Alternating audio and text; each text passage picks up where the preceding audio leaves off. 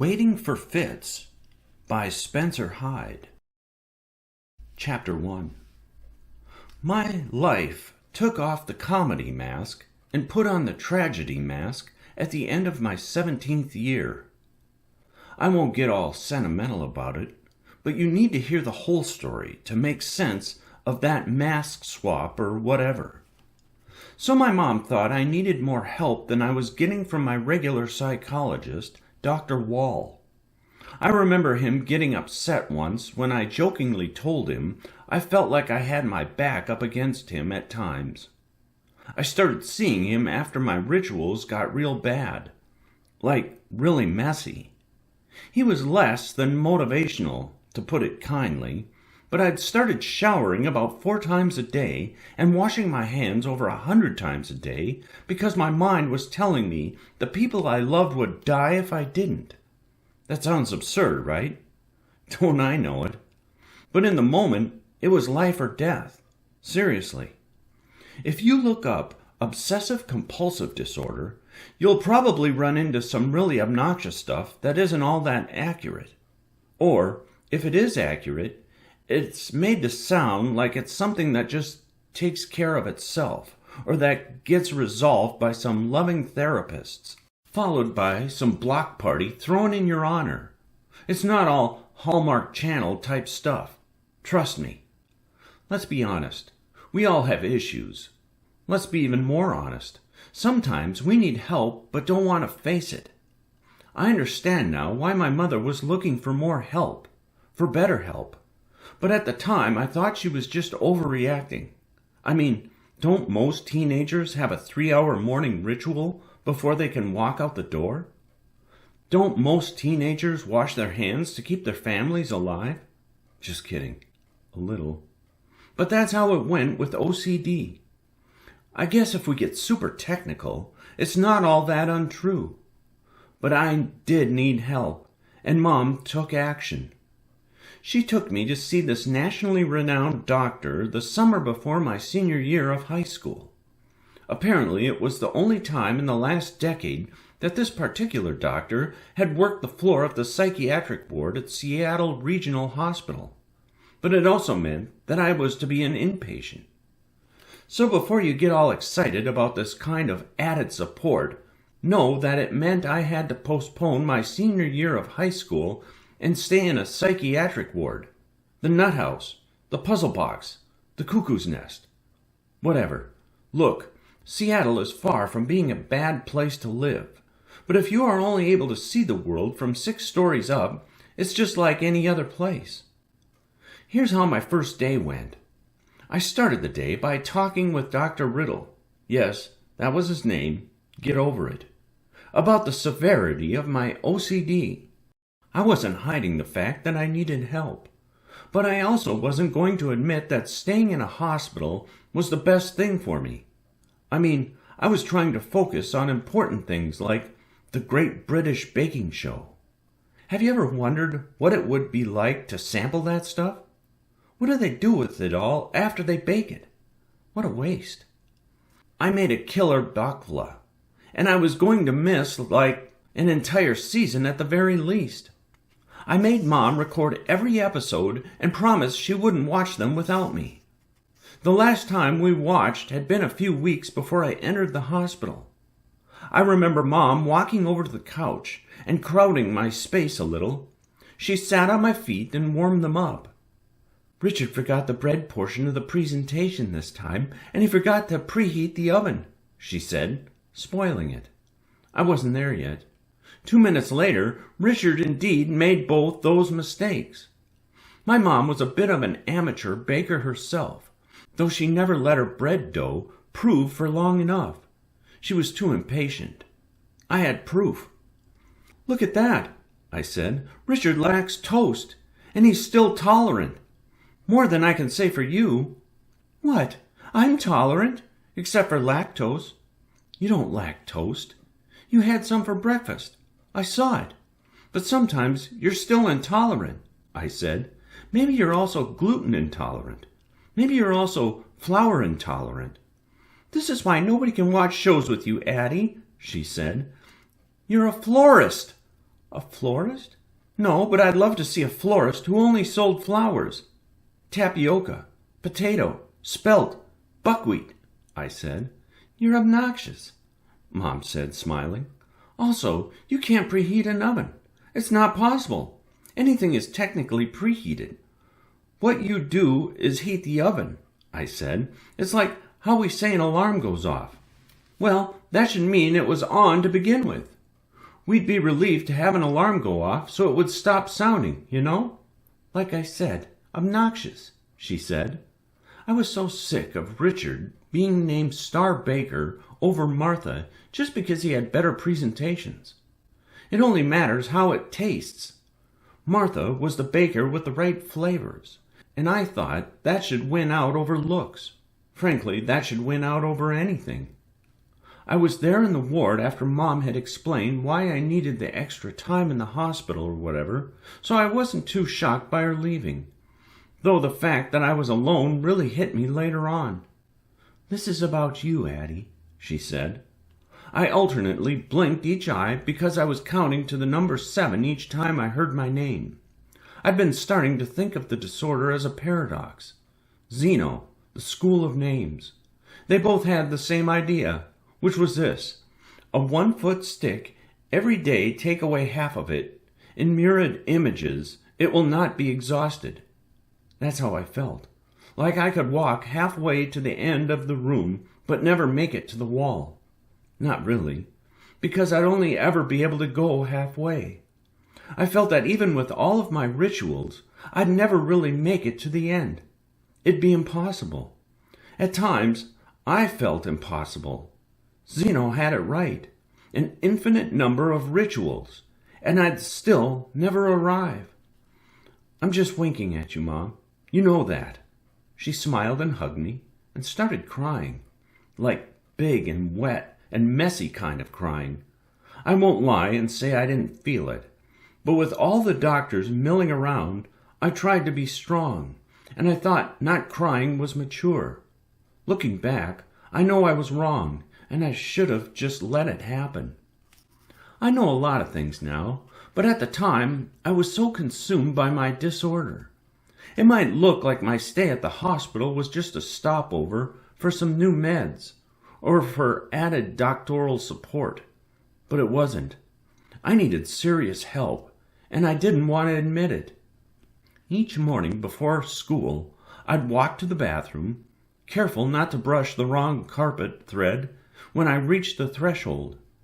I'd stand up and sit down 3 times before entering the bathroom. I'd sniff 2 times with each step while also counting the tiles beneath each foot. I'd make sure I blinked with my left eye before entering the shower. Counting each time I tapped on the shower wall, each tap on the faucet, and each throat clearing. I'd net 207. I'd do this 7 times before exiting the shower. Then I'd wash my hands 43 times.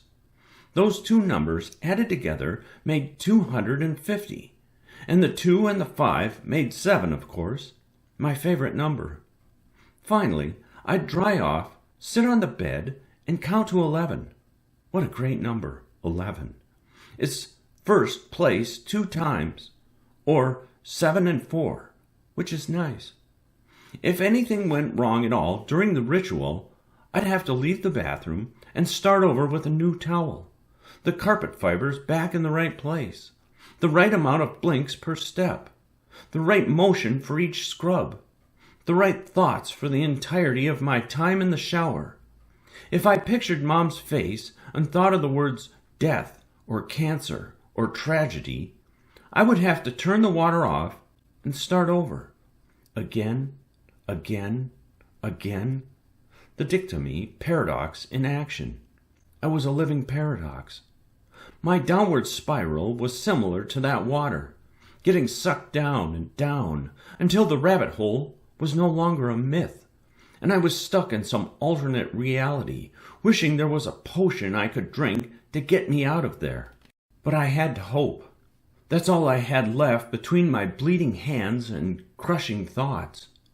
My rituals weren't just confined to the bathroom. They followed me everywhere. I'd have to flip the lights on and off 17 times before stepping on the stairs. I'd count each step, blinking 3 times with each left foot step, 4 with each right foot step. All the while, thoughts of death circling in my head. If I didn't tap the stair banister in the right increments, 3 times each, I was convinced that cancer would eat my mother from the inside out, turning her bones to dust. She'd watch me with large, sad, hopeless eyes as I'd back up the stairs and start over. Each number I counted was tied to the safety of my mother, of my dog, of anybody or anything close to me. One misstep, one ritual imperfectly observed, and I had to start over so my mom wouldn't get in a car wreck on her way to work, so the dog wouldn't get tumors in her legs and slowly crumple to the floor. Stupid, I know, but try telling my mind that it wasn't as real as the thumping machine in my chest, pulsing behind my rib cage. I felt embarrassed and ashamed in equal parts every morning. I hated taking so long, making my mother late for work, even as I knew that what I was doing was saving her, was keeping her alive. I know it sounds ridiculous, but if you had to face 3 hours of that kind of thinking every day just to shower, you'd know there had to be something more, some other kind of recourse, some other kind of help. And while the compulsions didn't stop after the shower, at least while I was able to go to school and lose myself in class lectures and books, in words, my only savior sometimes. We'd drive to school, and she'd tell me I might need to start getting up earlier, or she'd gently ask me if I'd like some lotion, while not mentioning the cracks in my hands where the cold was eating its way in, splitting my skin like veins rising to the surface, or the dry blood caked on my knuckles. She was always careful with her words, and she never talked about how hard it was for her to sit and listen to the light ticking on and off, to the shower handles getting tapped, to the water purling through the drain for hours. But I knew. Desperation skulked in the corners of my mind, in the shadows, snaking through my body and squeezing my heart. I counted each beat. I had to. Mom tried her best to keep me focused on other things. She was good at that. She even got a purple streak in her hair one day at the salon to remind me that things we do on the outside don't always determine the inside. But I still washed my hands that night. Whatever. She was trying. Make friends. Be nice to the doctors. Don't mock them. Don't be a smart aleck. But he's the best Baldwin brother. Stop it, she said. Come on, Mom. Give it a rest. I only joke with people I like. Making fun is not the same as joking, she said. Semantics. Addie, I want you to be able to go to school without worrying about your hands bleeding because you wash them too often, or worrying about your family, or never feeling clean. She started crying again. I looked down at my cracked hands and rubbed them together, then folded them under the sleeves of my sweater. I want that too, I said. I told you I wasn't going to get all sentimental, so don't think this was a regular interaction. I was the queen of avoiding emotions by putting on my comedy mask and acting like everything was fine. I made up stories about my life, about who I would be later, about who I was then, about who I was friends with, and about what I was destined for. Whatever. You would too if you had to live with the aching parasite of relentless obsessions. Comedy or tragedy, Addie? Mom said. It was a game we always played, but I wasn't in the mood. So I hugged her closer and cried on her shirt. Don't judge me. It was real. So Dr. Riddle threw me into the group talk the first day. I quickly learned that group talk was just an overly generalized name for spending an overly emotional, overly dramatic, and overly annoying hour and a half with 7 other people. We'd eat lunch after group.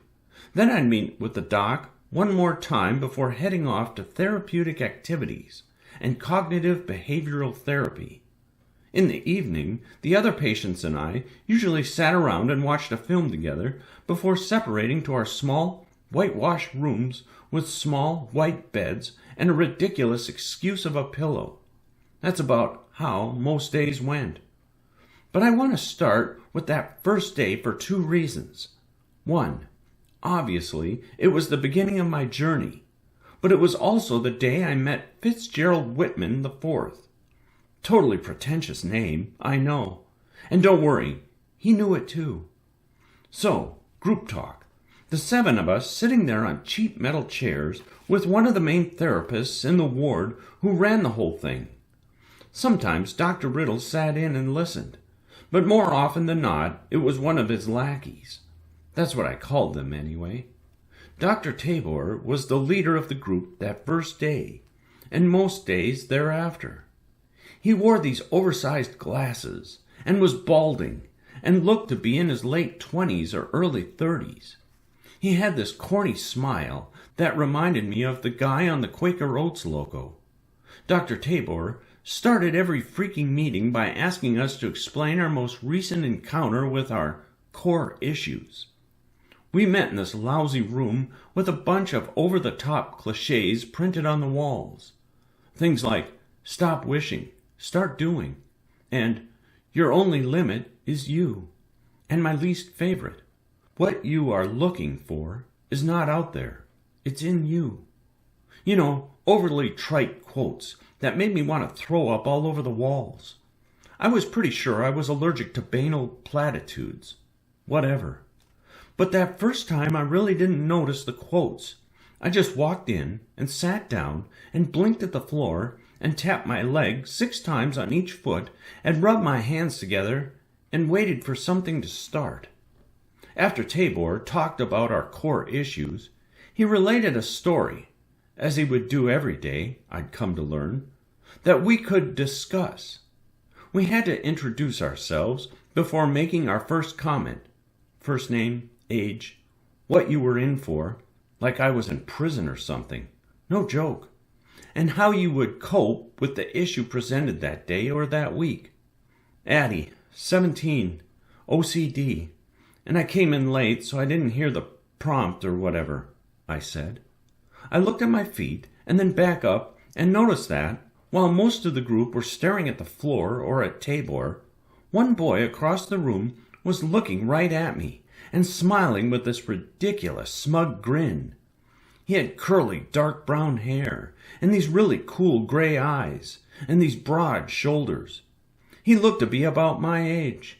He slouched in his chair and had his feet crossed and his arms folded over his sweats. He was wearing a tie-dyed bandana and a hoodie that said, "Om is where the heart is." "It's a really crummy situation," he said. "Thanks, Fitz. I'll fill her in," said Dr. 𝘍𝘍𝘪𝘬𝘕. "But first, I'd like you all to say hello to our newest member of the group, Addie." They all gave me a half-hearted waves, except Fitz, who just nodded his head like he was hip or something, or too cool to raise his hand. "I often start with current events, Addie. Then we gauge our reactions and discuss the emotions inherent in those reactions," he said, smiling and leaning forward and putting his hands on his knees. His massive white doctor coat fell over the chair and made it look like he was floating. I hated that coat. In the news this morning, there was a story about a man found dead in a giant dough mixer at a bakery on Beacon Hill. He left behind 2 dogs. His neighbors loved him. His family is seeking millions of dollars from the bakery for this accident. Now I want you to consider what you'd do as a family member, how you might react. What would be the best way to deal with the situation? How would you cope? Dr. 𝘍𝘍𝘪𝘬𝘕 opened up one of those stupid manila folders and prepared to write down my comments, I assumed. "Sounds like he really loafed on the job," I said. "Look, it's not like I was trying to get a laugh. In fact, it was way too easy. I like challenges for my comedic outbursts, but this one was meant to deflect, which is why I passed over all the great proving jokes available. I hated being put on the spot, and I hated talking about my emotions. so I pushed them away by being deadpan or whatever. Fitz sniggered, and Dr. Tabor ignored my comment, maybe hoping my comment was accidental in nature. Hint: nothing I say is accidental in nature, or in any other way. I'm kind of always acting, if you will, and you will. "What's that?" said Tabor. "I take it his family is suing because he just couldn't rise to the occasion?" I said, raising my eyebrows and feigning seriousness. Dr. Tabor didn't know me yet, so he was unsure how to respond. "I doubt his family is worried about how hard he worked, though I'm sure they are saddened by his passing. What would you do if you were his sister?" "I'd tell my parents that at least they still had me," I said, hurrying over the puns, so Tabor would think I was actually being honest. "That's good, Addie. Remind them that they still have things to look forward to, people to care for, and other fires of love to stoke." "Guess that's what happens when you stand a scone's throw from a mixer," said Fitz, smiling at me. "That'll be all, Fitz," Dr. Tabor said. "This is a real person." "A real person working on a recipe?" I paused. "For disaster?" I smiled. That one had been for Fitz. If I'm being honest, and I am, but then I was immediately aware of how inadequate I felt in the presence of so many people. I was talking like I was at home in a familiar setting. Maybe it was because that's how Fitz made me feel, because he kept the joke going. He smiled back, and I noticed he had this huge Julia Roberts-type smile, but with a big gap between his two front teeth. My look? I was in jeans and a sweatshirt, balling the sleeves up in my palms because that's what I did when I got nervous. My long brown hair was always twisted into a bun on my head, with a pen in it to keep it stable. I had dark brown eyes that I hid behind numbered blinks, and a chest that was smaller than I'd hoped, and legs shorter than I'd like. I was entirely average. But at that moment I realized my sweatshirt was, incredibly bland, and I felt super self-aware. Whatever. We are all in the same adolescent psych ward, and clothing options were limited. Dr. Tabor was explaining how our jokes were a typical avoidance tactic, but I was ignoring the doctor because I was watching Fitz. I thought the gap in his teeth was kind of handsome, especially when his gray eyes lit up his large features. I'm not trying to fixate on the fact that he was attractive. He was attractive. I just wasn't sure of anything else about him at that point. Well, I knew he was clever, but that was also partly based on basic assumptions. I decided I'd keep looking at him throughout the meeting to show him that I wasn't going anywhere. Maybe that's not a good way to put it. I mean, I wanted to be going somewhere. Read. Home. Anyway, he seemed very confident, not just based on posture, but the way he ignored Dr. Tabor and kept whispering to the people on either side of him. I'm surprised the doctor didn't ask him to stop talking. Next to me was Doug. He was 14, had Tourette's, and was a pathological liar. Like something beyond what you're thinking. Something serious. He was wearing this massive fur hat with the ear flaps poking out from either side of his head. I learned to really like Doug because he was totally arrogant, but had no idea that's how he was coming across. And he was kind. Across the room, next to Fitz, was Junior. That's the only name I ever heard him mention, anyway. He was a big 17-year-old who looked like an all-star athlete. But he had this crazy bad acne all over his face, and it made me feel sorry for him. I hate that sometimes we don't get to choose what our masks look like. At the same time, I guess that's what makes us turn on other parts of our personalities that otherwise would stay hidden. You know, like working a muscle that would otherwise atrophy or something. Fitz looked like an athlete too, but a little smaller, I guess. Anyway, Junior was in for anger issues and seizures. I know, a super weird combo. He often said, "It's just funny, that's all." And that's how we knew he was starting to get really angry and on the verge of completely exploding. He said when the seizures were on their way, He heard something like birds' wings rapidly beating in his ears, or the sound of cards shuffling. I liked Junior because he was the most honest of anybody in the group, meaning he didn't cover up his emotions by putting on a comic or even a tragic mask, or anything in between. What would that be anyway? A rom-com mask? A tragic comic mask? Come on, semantics. Dr. Tabor finally got around to Fitz, for real, and had him introduce himself. Fitzgerald Whitman IV, 17. Hold on, I'm getting some new information, he said, leaning sideways. He wasn't leaning into Junior next to him, but acting like he was listening to someone just behind Junior, some imaginary person. You sure? Fitz said, then waited as if for a response. Okay, I'll just roll with it, thanks. He turned his attention back to the group. Apparently, I'm in for schizophrenia, according to my friends over there. He pointed to an empty corner of the room near Dr. Tabor. Dr. Tabor immediately settled his face into, let's be serious, look. Lowering his eyebrows and looking at Fitz in that annoyingly doctorish way. A mix of disappointment and encouragement. Fitz looked at me and saw that I was smiling. I think because he smiled pretty big himself before turning back to Tabor. The hour and a half flew by, and I started looking forward to spending my mornings perpetually disappointing Tabor by not ever allowing true emotion to enter the room.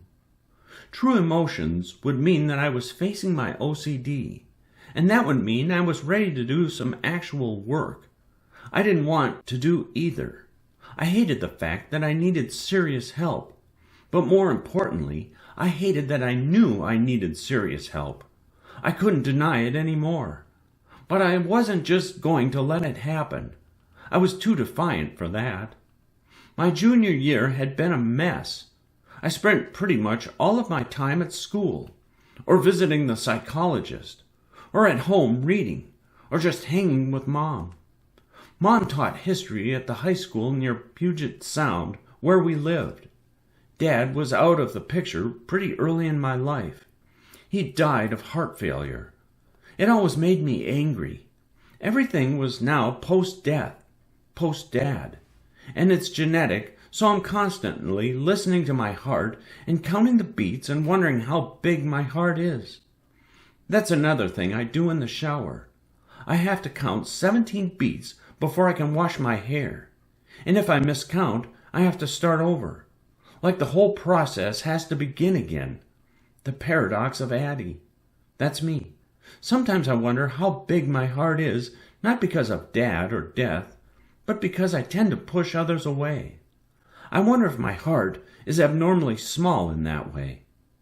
Mom was fun to talk with, and she kept me living outside of my disorder at the worst times, but I spent most of my time reading short stories or plays or screenplays of movies I really liked. Sometimes, if Mom wouldn't let me see a movie in the theater, I'd order the screenplay and read it anyway. Sounds nerdy, but nerds are cool. Get used to it. I wanted to be a playwright someday, so I was working on reading all the classics and studying story arcs and how they created emotions in the audience and how they built characters and all that. Everything from Shakespeare. I called him Mr. Shakes, but that might be inappropriate with Junior's seizure issue and all, right? To August Wilson. I wasn't a shy person or anything, but I also wasn't one to show off my, performative disorder. I didn't want to go to a friend's house and alternate eye blinking and hand washing and throat clearing in specific, numbered intervals, and have everyone be all uncomfortable and afraid of how to respond or how to avoid mentioning something that I was struggling with. It made me a selfish person, but I had no other options. My mind didn't allow me much time between washes. The hospital was different because they didn't allow me to wash, so I just got angry. Junior understood that world better than I did. How would you deal with this incident, Fitz? Said Tabor, drawing my attention back to the story of the man who died at the bakery. Well, he said, looking at me, then at Tabor, I'd make sure to check with my friends first. Fitz looked at the empty corner just behind Tabor, but then I'd approach any extended family and see if there was anything I could do to help. Very good, said Tabor. But that wouldn't work, I said, surprised at my own boldness and eagerness to engage in the conversation. Why not? Said Tabor. Because people don't do that. Nobody asks the family if they need anything, if they can help, and really means it. That's a pretty bleak perspective, Addie, said Tabor. But it's the truth. Nobody in this room is going to say anything that's true and completely unmediated. We all have masks we wear and games we play to try to portray the least vulnerable version of ourselves. We want to be looked at, but not really seen. It's all a performance. We might ask that family how we could help, sure, but we're doing it while wearing the mask of the helpful neighbor. We're doing what society expects of us, not something we truly want to do. Okay, said Tabor. I could see he was formulating a response, but he was too caught up in writing down notes in his stupid folder. In the end, we're all pretty selfish. We like the stage, and we like the lights on us, and we like hearing the crowd roar, but we don't really want anybody to know just how long we studied those lines, or worked on those facial expressions, or sweated and prayed to find some understanding of what it all means to be given a role in life, and how we are supposed to play it. We're all just comic figures, hiding the tragedy beneath. Or we've given up and accepted that our play ends in death, so why bother getting the makeup on, or even performing to begin with? We don't really want to help that family, especially when it's a family in need. Get it, Tabor? K-N-E-A-D. I couldn't help myself. I felt myself getting too serious, so I turned back to humor. I didn't like facing the serious side of myself. I get the first part, Addie, he said, and I think we should discuss the idea of vulnerability at our next group talk. I saw Fitz roll his eyes when the V word was mentioned. We should also discuss what she said about acting in masks, said Fitz. That was interesting. I hadn't thought of it like that. Shoot, maybe it's all just an act, Tabor. Maybe you feel like you're under the lights right now, and all you're doing is playing a part. Do you really want to help us?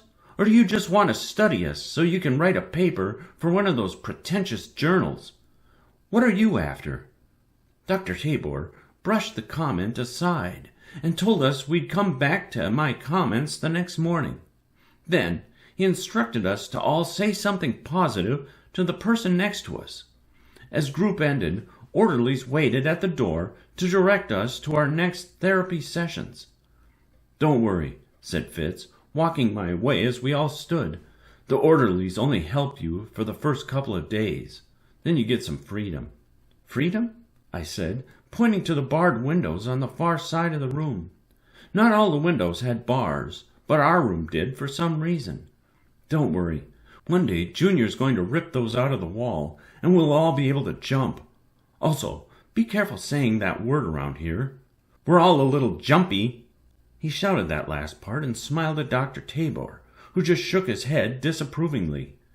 Quite the mask, Fitz said to me. What? The one you're wearing. It's gorgeous. And if it is really all an act, I want to see you take the stage, Addie. Front row seats, please. I'm jealous of you, I said. Oh, yeah? Why's that? Can't do a one-woman show? Or do you just like the handsome gap in my teeth? He smiled bigger and pointed at his mouth. I laughed. It's just that if I had you on the stage, I'd have a full cast. Do you have names for your invisible friends? I was worried I may have overstepped, but I tried to act confident in my comment. Fitz sidled up to me, leaning in and almost whispering. That's not a good way to introduce yourself, Addie. I mean, I can call them imaginary because we're so close, but when you say it like that, it makes them feel like you don't believe in them. It's okay, Toby, don't cry, he said, acting like he was putting an arm around someone's shoulder to console them. Big crocodile tears, he mouthed to me, as if shielding Toby from his words. I'd learned later that Fitz kept up this cheery facade so he didn't have to confront the shame of those insistent voices and their ever-present squeeze. But like I said, that came later. I coughed 3 times because 2 made me feel uncomfortable, and 4 was a number I equated with death. Sometimes. Sometimes 4 was nice. Whatever. Then I blinked, alternating eyes 7 times. Being this close to someone I found attractive made me nervous. And when I got nervous, I got anxious. And when I got anxious, my compulsions tended to skyrocket, like to an obnoxious level. Morse code isn't going to work either, he said, pointing at my blinking. But it does make those big brown eyes even prettier. If you want to get to know the whole gang, we should meet up for lunch. I know this great place. They have these awesome orange trays and this incredibly runny applesauce. It's so runny you could swim in it. Just imagine it. It's kind of beautiful, isn't it? I was kind of turned on by the way he stared at me with so much confidence. He had 0 apprehension, or so it seemed. You should sit next to me at lunch. First, I have to go find out which one of my imaginary friends tried to steal some meds from the pharmacy and a key card from an orderly. Probably Lyle. He's wily. I would love to meet Lyle. I'll see if he can make it, he said. We walked to the door and out into the hallway, sunlight pooling from windows that overlooked the Seattle skyline. The fiery leaves of September caught in branches like small embers, tipping onto the ground.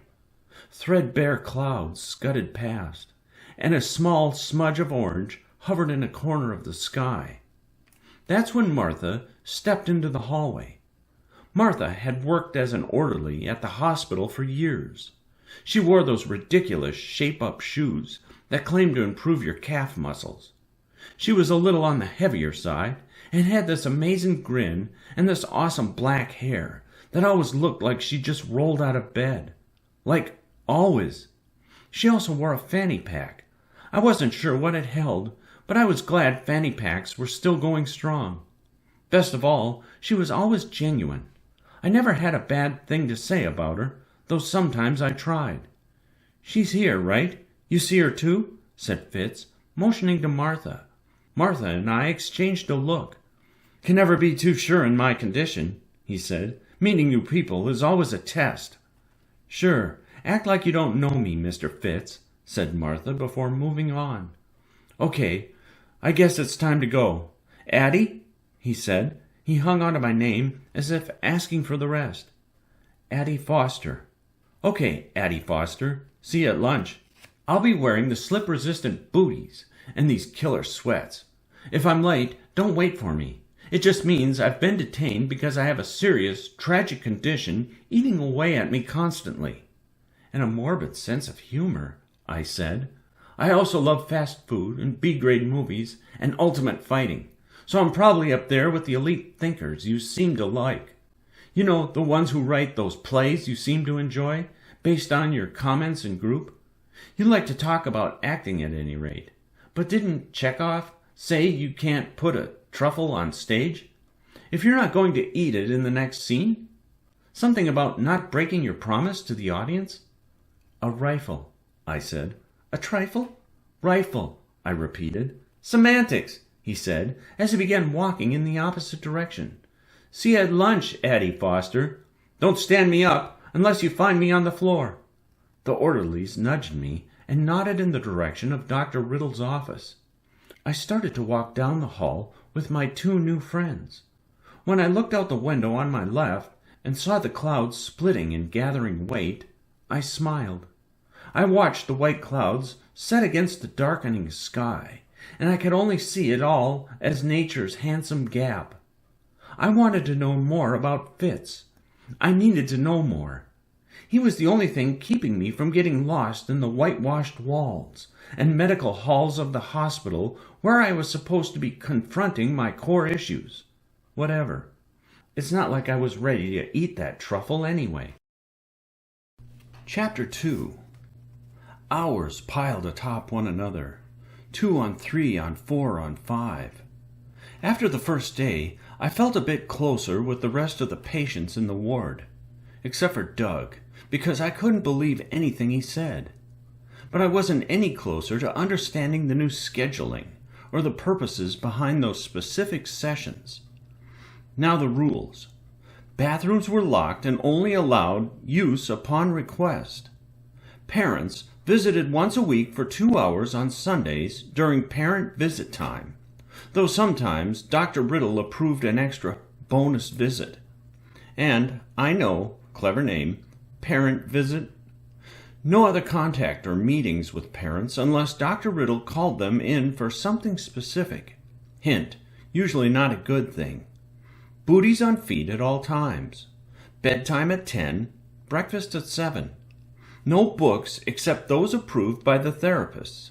No movies except those approved by the treatment team. Another clever title. And yes, I needed an entire team of doctors to help figure out why my OCD would not lay off my taxed mind. Dr. Wall had been giving me new medications every few months, and I was certain Dr. Riddle was already trying the same thing, but only with more resilience and speed. I hoped he'd have more luck. You're probably wondering about Fitz, too, like I was.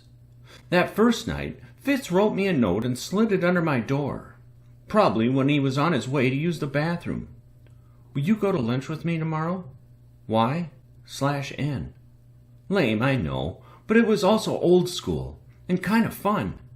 Childish, but charming.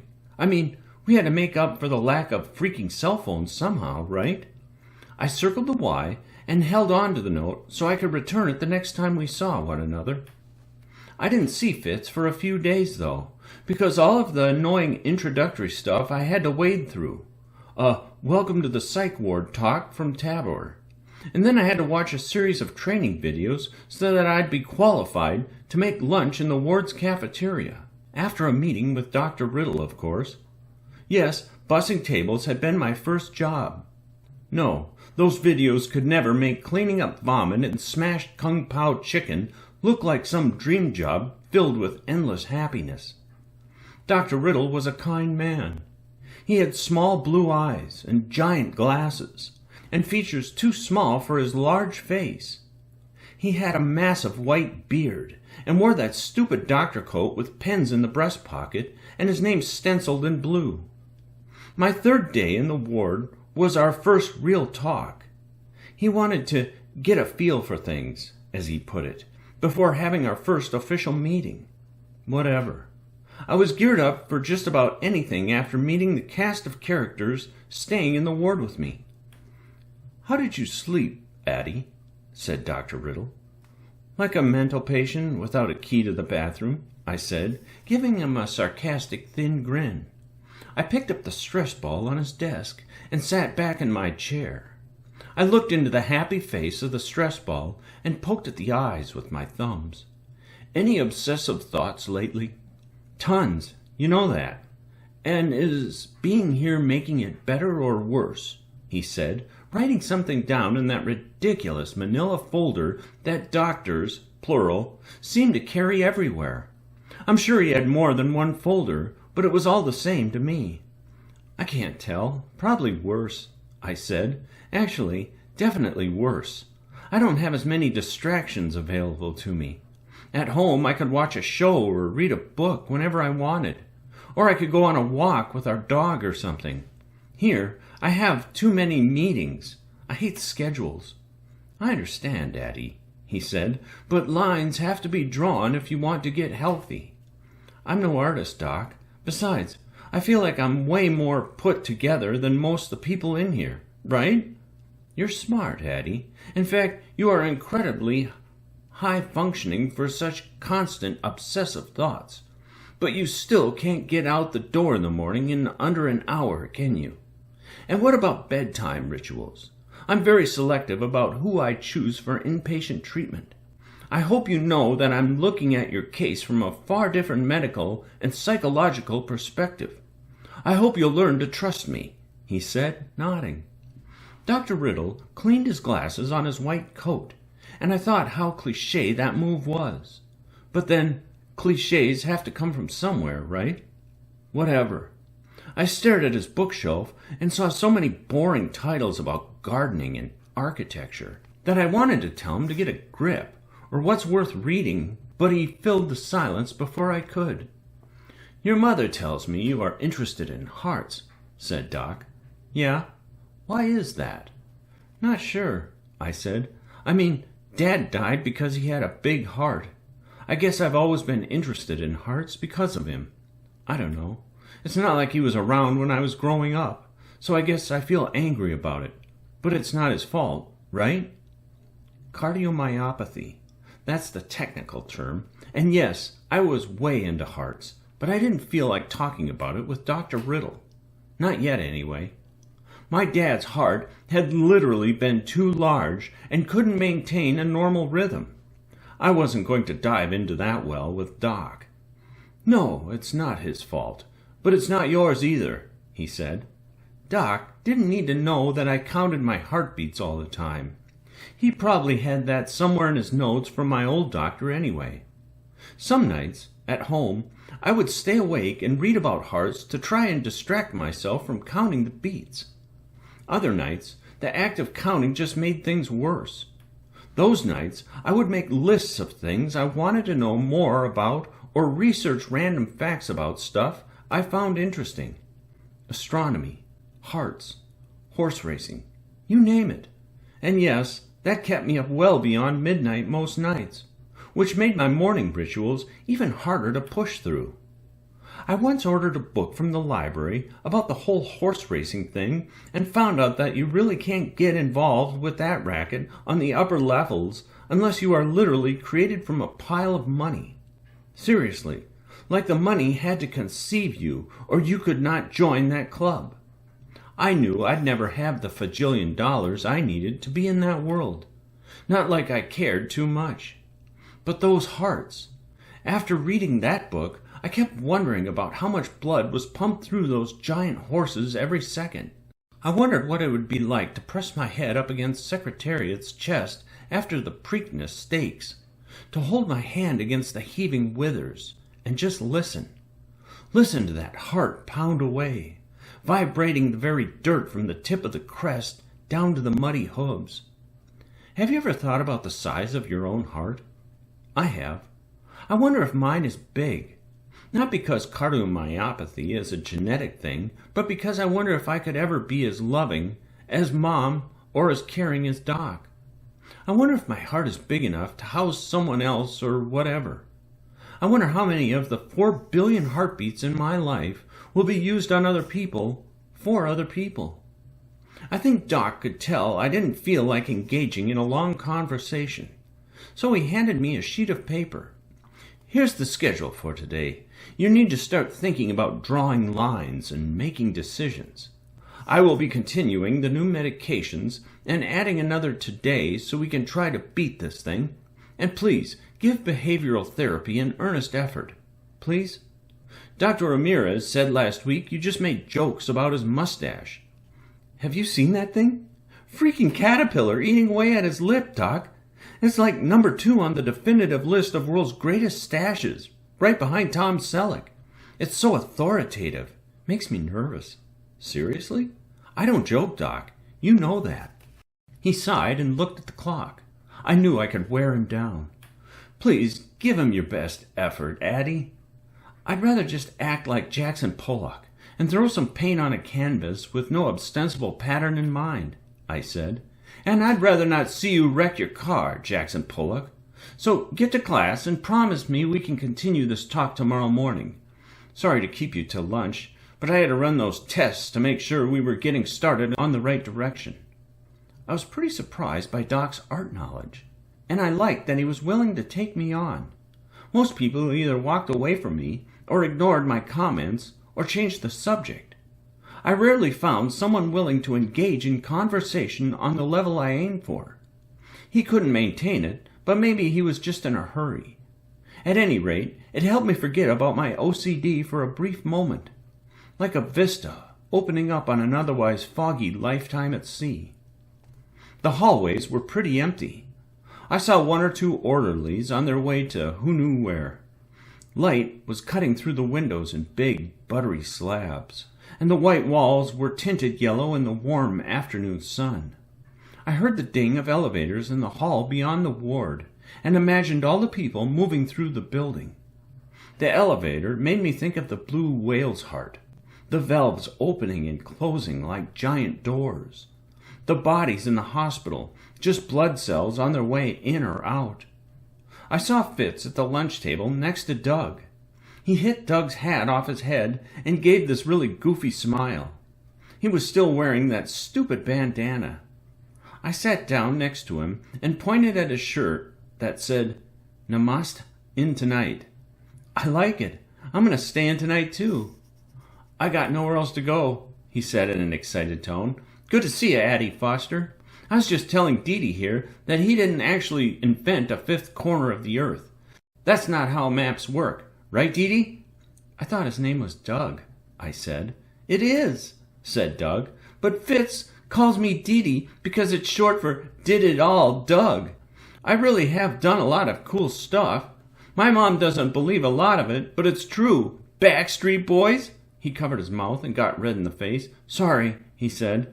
"Good job, 𝑊𝘪𝘵. That was one of your better ones," said Fitz. He turned to me. "𝑊𝘪𝘵 shouts things he's embarrassed about liking. My doctor says it'll train me to shout things that are acceptable instead of all the swears I used to scream. I hate it, but it is cleaner and all," said Doug. "It's okay," I said. "I get it.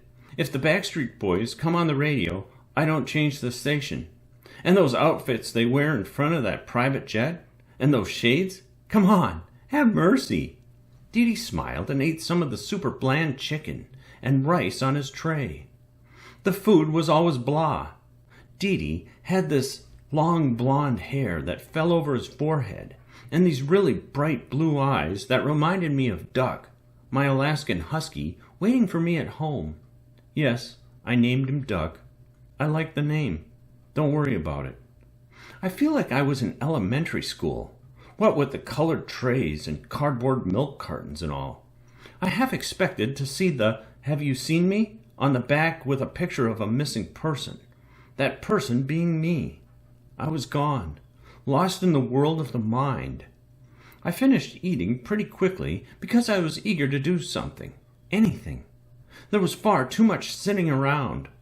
I stood to dump my tray in the trash and bumped into Junior. "Sorry," I said. "Don't apologize. Makes people think you're weak." "Oh," I said. "Don't worry, I got it," said Junior, bending to pick up the cartons I'd spilled. "Nice to meet you," I said. "You too," he said. "Nice to have a new face here." Then he nodded and walked off to clean his tray. He seemed nice enough, if a little unsure of his responses at times. "So, Addie," said Fitz, drawing my attention, "want to visit the game room so I can school you in Boggle? We have a free hour before behavioral work. I'm done in the lunchroom and done being a juice box hero." "It's juke." "I've heard it both ways," he said. "Just thought I'd give you the chance to lose to me." He smiled in a way that told me he was hopeful, then sighed in a way that told me he was also weary of the psych ward. I was aware he'd been there a few weeks longer than I had. At least, that's what I took from it. Of course I agreed. I wasn't a coward, and I had never lost in Boggle. Never. The game room was more of a small reading nook with some giant beanbag chairs and a few small tables. There were cupboards filled with games and a pathetic row of books to read if you were desperate. I worried I might become desperate, so made a mental note to let Mom know I needed her to get some books approved for me, like pronto. Fitz and I sat across from each other at one of the smaller tables and got out the game. He shook the cube, and the letters fell into place, clinking into their individual boxes. I looked in the box, then around the table, then under the table. "What in the dickens?" I said. "No timer?" "Dickens," said Fitz. "Something my mom says every now and then. Get over it." "Some kid broke the timer and ate the insides," he said matter-of-fact-like. "What?" "I'd say it's depressing that he was trying to harm himself, but it kind of makes me laugh. The stuff in a timer? Really? That's why we don't have anything around with batteries in it?" "I have to ask," I said. "No, you don't," said Fitz, "but I'd like you to. Go ahead." "You're an obnoxious mansplainer," I can figure things out on my own, thank you." He laughed and put his piece of paper over the letters. He raised his eyebrows and gave me a look to let me know he was doing it so I wouldn't cheat. I realized I hadn't been blinking as much since I bumped into him, and then I immediately felt self-conscious. The second I realized that my obsessive thoughts had quieted, I started in on them again. I started tapping my leg in sets of 3, and thinking about finding a bathroom to wash my hands and count my heartbeats. It made me angry. "Why are you still here?" I said. "I mean, you seem incredibly alert and normal and functioning well, except for your name, but otherwise, how long have you been here?"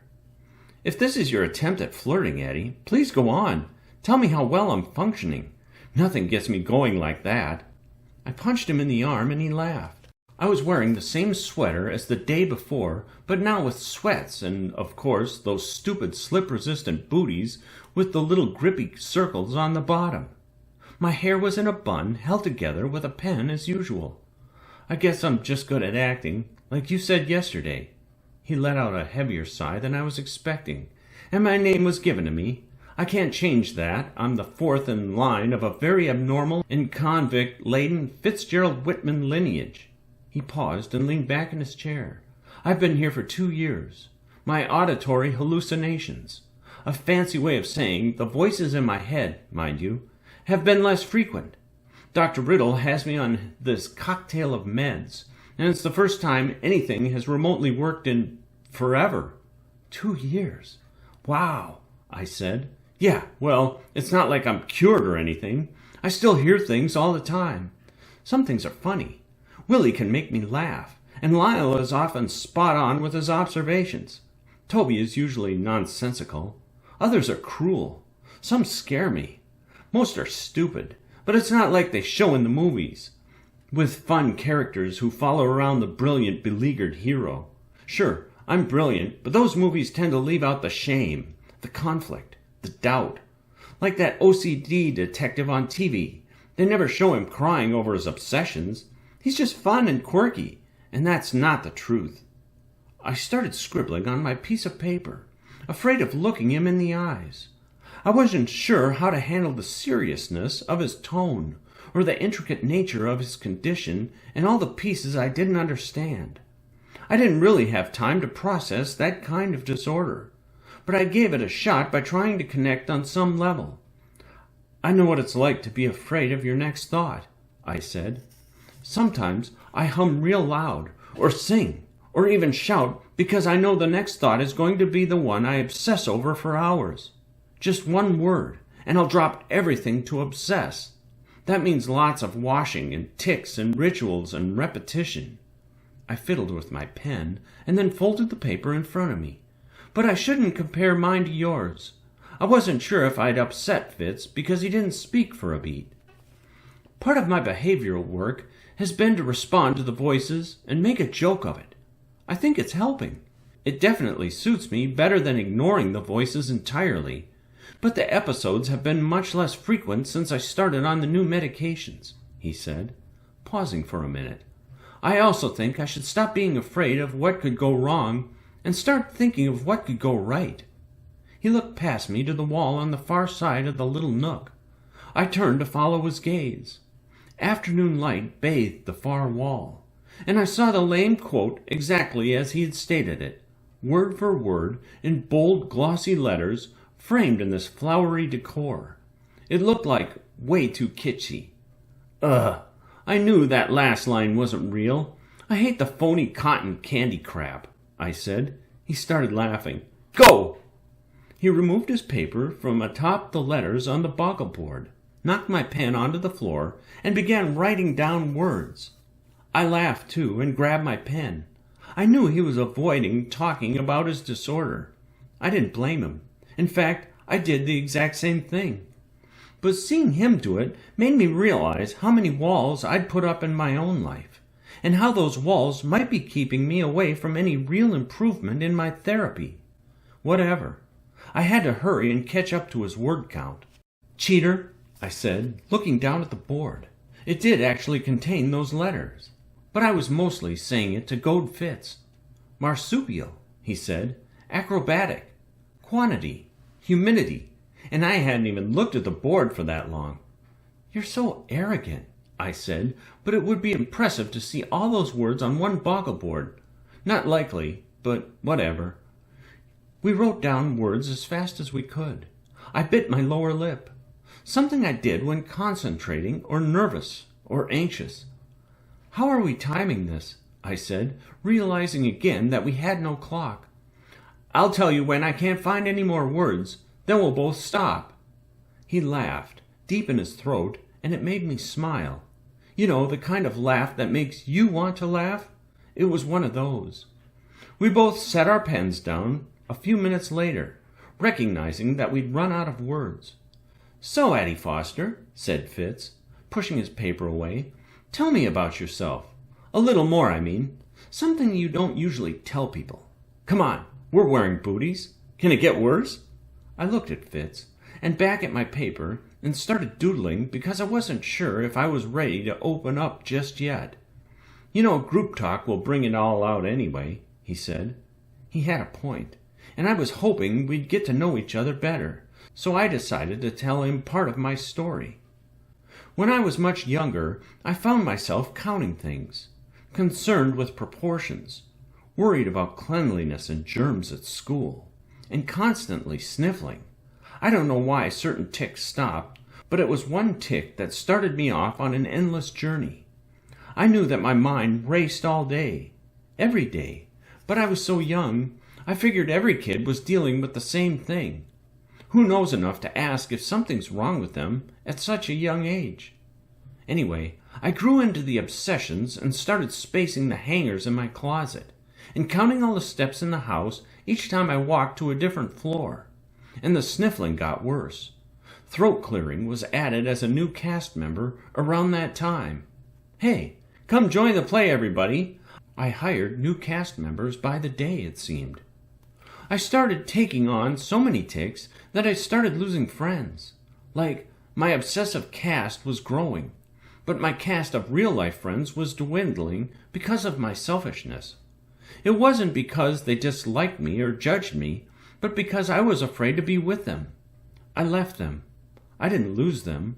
I replaced them with obsessions, compulsions, thoughts, tics, rituals, worries.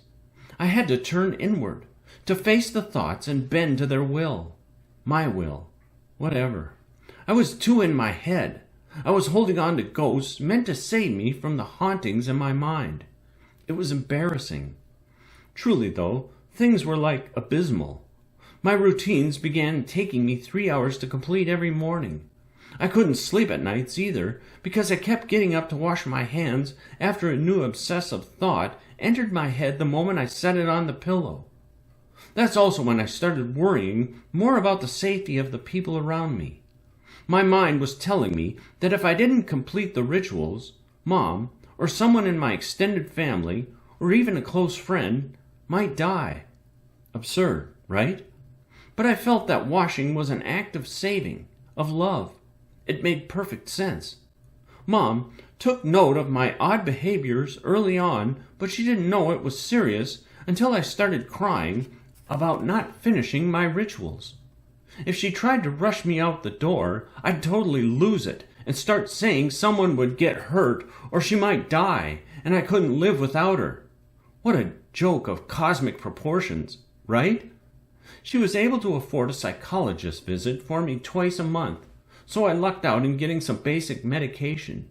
However, that medication only slightly lessened the obsessions and made me incredibly tired. I hated it. I started cutting the pills in half, or not taking them at all because they changed me so much. It was like my brain had to act as some traffic controller, and the pills slowed down the flow of the planes or cars or whatever. Then the real godsend came.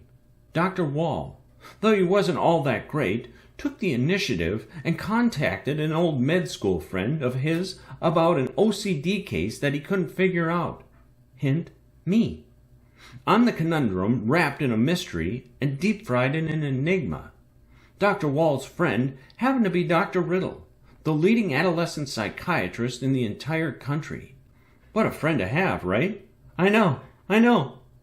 Telling Fitz all this made me like him a bit more. I mean, he was a great listener, and I could tell his walls were not as high or as impenetrable as I first believed them to be. But maybe I was wrong. It was just a facial and body language read anyway. I left out all the depressing nights and long talks with Mom where I could hear the hopelessness and the worry and the sadness in her voice, like gravel, the rocks turning and her voice losing the soft edge, the vowels elongating and wandering. But come on, I was talking to a guy. I wasn't kind of digging. He didn't need all the facts at that point. Fitz nodded as I spoke, smiling in a wistful way. It's pretty amazing what our brains can do to us, you know. Like, here's this thing sitting in this dark room that is just lighting up our world and making us do things we find absolutely off the wall. But we do them. We listen. "Shut up, Willie!" he yelled, interrupting himself, his eyebrows lowering. I was surprised at his anger, but he quickly softened. "Willie?" Just another voice. Sorry about that. He kept making jokes while I was trying to listen. I patted Fitz on the arm. "So far I know of Lyle and Willie and Toby. You got something you need to tell me, cowboy?" Fitz tilted his head back and laughed, a real sardonic grin on his face. I couldn't get past those amazing gray eyes. Maybe it's weird that I notice eyes first and last in between whenever I meet someone. Maybe that's how I get such a good read on people. I gave them all names of country singers so I wouldn't feel so bad about yelling at them. I hate country music. Willie Nelson is always telling dirty jokes. I laughed and watched as he shifted in his beanbag chair, showing me that handsome gap. "That sounds like Willie," I said. "What you should really go for are his pigtails, braided pigtails, super studly." The sunlight was spangling the wall where there was a bunch of artwork hanging, mostly stuffy quotes and overly decorated garbage. But there were also some paintings of boats that I didn't mind too much. One in particular was called The Boat Graveyard, and showed these two washed-up boats totally falling apart on the shores of a Scottish isle. The colors had faded to the point where they blended almost perfectly with the landscape. Maybe that's what I wanted, to lose the extremes of my disorder and blend in, to be normal, to change my colors. Fitz looked at his list of words. I could tell that he wasn't all that interested in discussing those voices, but he was also pretty open with me emotionally. He was incredibly hard to figure out, but those kind are the most fun, in my opinion.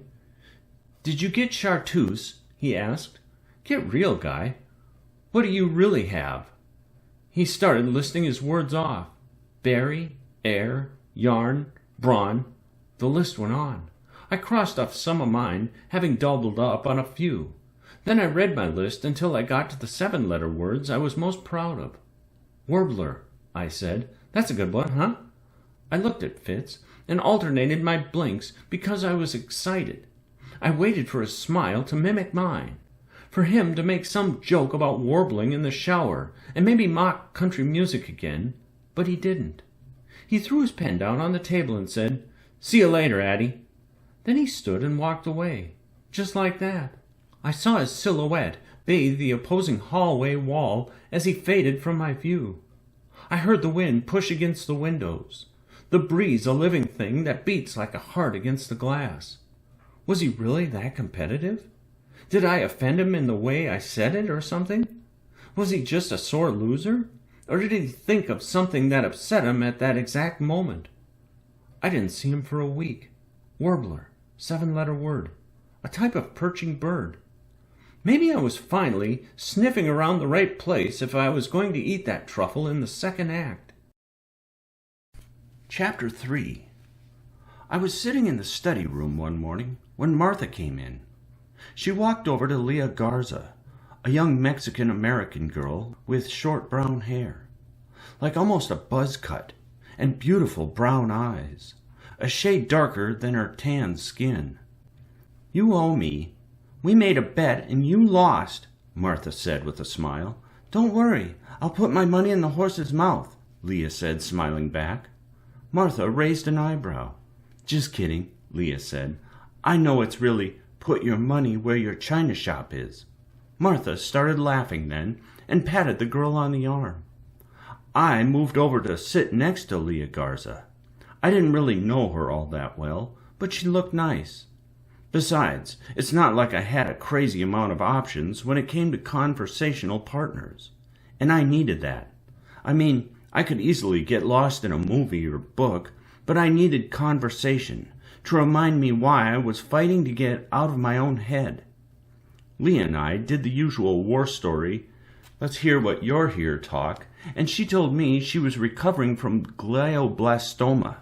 She said it super loud and slow, like I was a foreigner and didn't speak English. She said it was basically like having a constellation of tumors in her brain, and I could think of it like, "Glee, maybe this isn't so bad," then, "Oh blast, it really is that bad," then an "oh man" at the end. I have had to add the end to make it work, she said. I liked her sense of humor and the way she was able to laugh, but I figured it was another case of doing so in order not to cry. It was weird having a 12-year-old in the psych ward because she seemed so young. But I guess I was only 5 years her senior. Whatever. I told her I didn't know the psychiatric ward was for that kind of sickness, but she said it was for the depression she couldn't kick. I moved closer to her and put my arm around her. She was a quiet girl, small yet so strong. I could see it in the way she carried herself. She often talked about her mother at home, and how she lit multiple candles each day for Leah's recovery. I thought of Mr. Shakes and A Midsummer Night's Dream. Leah was little, sure, but she was fierce. The study room held 2 tables and a few chairs and some posters that were trying to sound inspirational but just ended up sounding corny. You know the drill, same as every other room there. But these posters were more focused on hard work and learning and determination. The one hanging closest to where we were sitting was of this massive bald eagle, and below the picture it said, "Your attitude, not your aptitude, determines your altitude." What a cheeseball of a poster. I hated that crap. "What are you working on, Addie?" said Leah, closing the book she'd been reading. It looked like a fun sci-fi series for children and had a spaceship on the cover with a warrior holding some sort of weird neon weapon. "Trying to ignore the beautiful alteration of that poster," I said, pointing at the eagle. I realized Leah maybe wasn't old enough to get the joke, so I quickly adjusted my mannerisms and my delivery, as well as my tone. "Sorry, I'm working on some English homework. I'm trying to get at least some credits, so I'm not too far behind for graduation. I want to go to college when I get out of here." "That's cool," she said, looking back at her book. "I hope I can go to college." I kept reading because I didn't know what to say. I mean, how do you deal with a head full of tumors when you're so small and just getting a grasp on things? I felt awful, but the doctor said they'd gotten all her tumors, so she would definitely be okay. Right? "You definitely go," I said, giving her a half-baked smile that I could tell was overly showy. Stupid. I felt stupid. I could tell that she wasn't done asking questions because she kept glancing over at me and then at my book like kids do, waiting for you to notice them. Yes, I was still taking classes, mostly AP English Lit from my favorite teacher, Dr. Morris.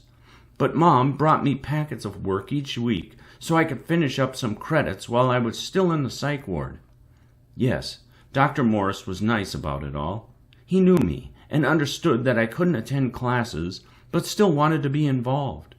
He knew that words were the thing that saved me from getting lost in my obsessive thinking.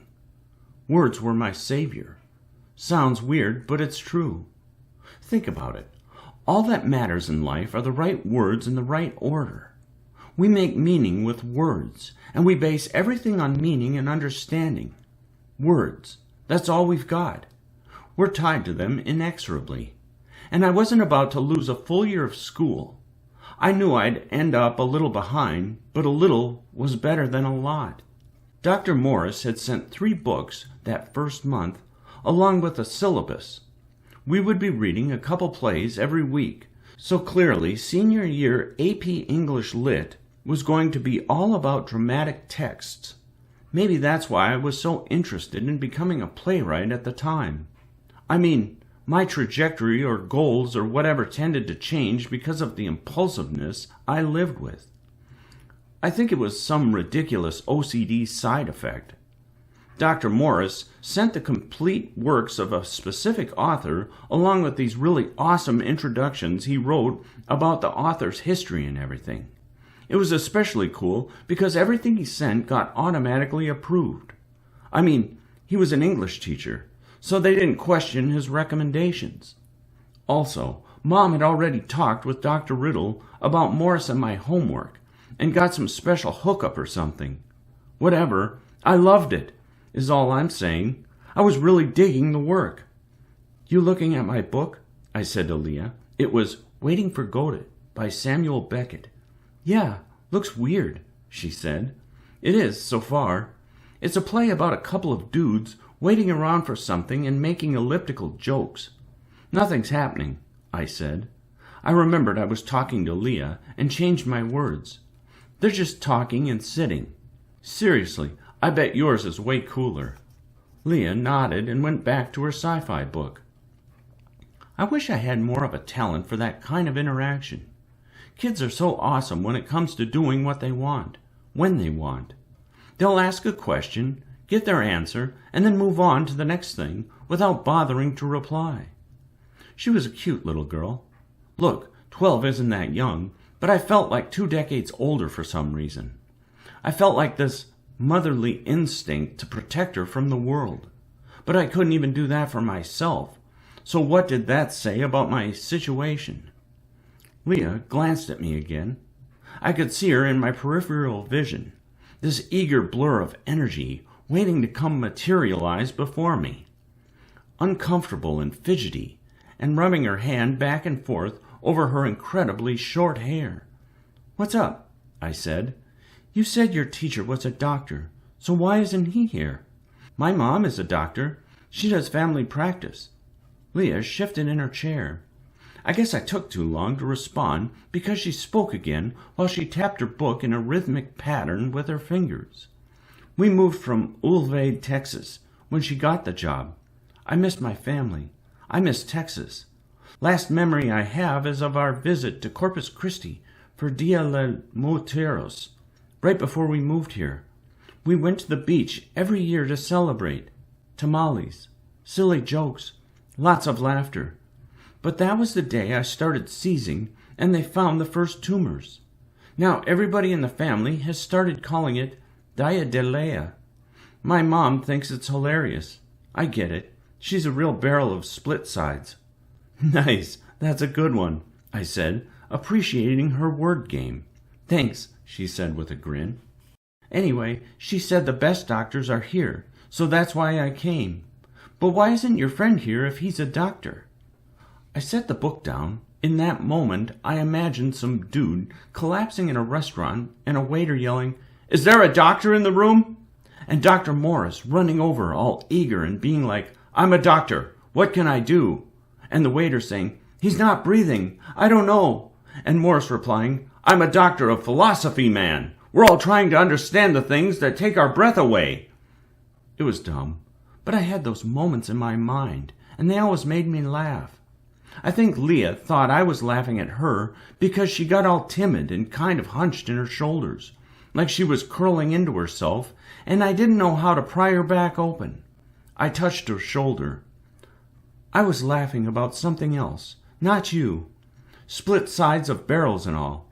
My teacher is a doctor of school stuff only. He studied books. He doesn't do medical stuff like the doctors here, or like your mom. Oh, okay, thanks, she said. She turned back to her book. I turned back to my own homework and looked through Morris's lesson plan. Apparently, the play was like Samuel Beckett's big breakthrough. Beckett was trying to say less with more, so there are these long procedurals where nothing much happens, but it all happens with the sense of something. Kind of cool, really. Maybe that's all I was doing in the hospital. I read on. I had to.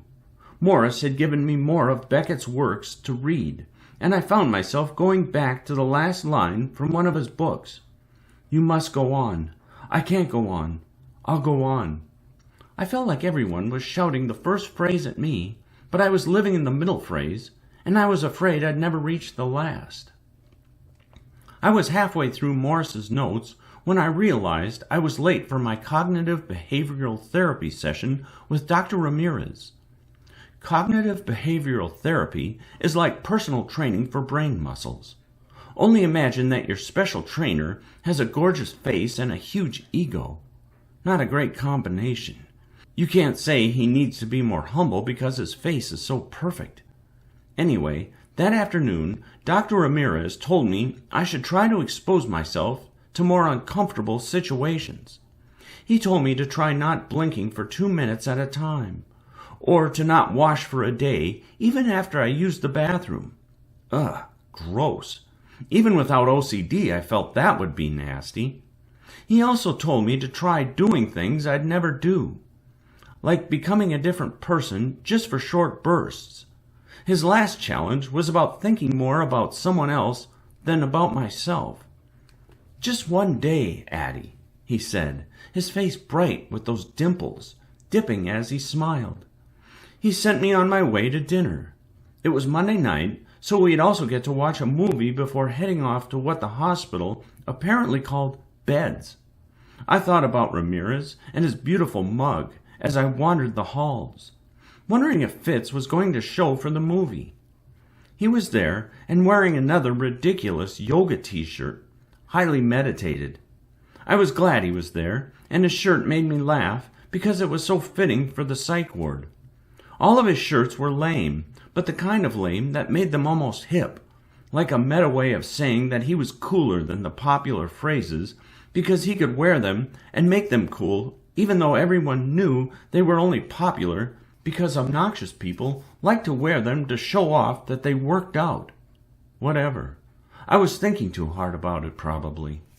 I almost sat next to Leah because she had her head bent over her food and looked sad.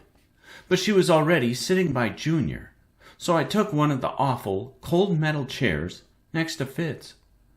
Martha was up front giving us the usual reminders about movie rules. No touching other patients. Whisper if you need to communicate something. Ask Jenkins at the door if you need to leave to the restroom. I wasn't sure if Fitz would talk to me or what he'd say if he did, because I was still confused about how he'd left me after playing Boggle. I'd been replaying that scene for days, wondering if I'd offended him in some way. I wanted to let him know I was sorry for whatever had happened, but I didn't have the chance. I'm sorry, he said first, bumping me with his shoulder. He stared intently at me and gave me a half smile. Why do you have such ridiculous shirts? Did you buy all your shirts at the same yoga store or something? The orderlies were in the room, so I whispered, but they usually ignored things until it got to a low roar. They were just as lazy as everybody else. That's exactly what I did, he said. Such a guy thing to do.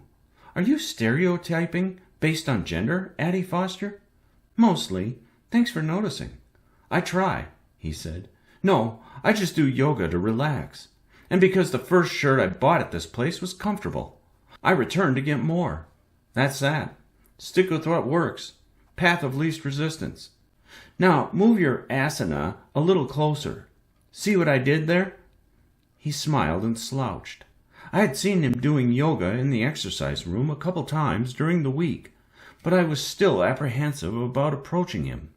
I figured he'd come see me when he was ready. Is that why you ran off on me after Boggle? Path of least resistance? He sighed heavily and sat up again, then put his hands on his knees. I have to make it quick. This is one of my favorite movies. By all means, I said. I can't use all means, Addie. I can use words, though. Smart Alec. He smiled and took off his bandana, winding it around his hands. I could tell he didn't feel like talking about it, and I tried not to be angry about his silence. I mean, we were in a psych ward, so I should not have expected any straightforward answers, or relationships for that matter. Still, it was frustrating and kind of annoying. "It's about San Juan Island," he said quietly. "I made a promise to someone, and the anniversary is this fall, and I'm in here, and the island is out there. I have to be there. I have to." He clenched his fists around his stupid bandana. "And yes, to answer your question, path of least resistance." "That's lazy," I said. "This place makes me tired." "I'm not this place. I'm in this place, but it's not me," I said. "You're right. I'm just not in the right place to be talking about it, is all." He seemed sincere, and I didn't want him to get into something too heavy if it wasn't a good time. I looked up to see two orderlies sitting on either side of the TV. Martha was my favorite orderly. She wore scrubs every day and a smile that always said that life was hitting her just as hard as the rest of us, if not harder.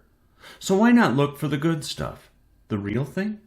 She often talked with us about our treatment, and it seemed like she used those moments to try to improve her own situation, whatever that was. She was sincere and kind, and I appreciated her candor. I could tell she didn't love the job, but her sarcastic commentary made it enjoyable to be around her.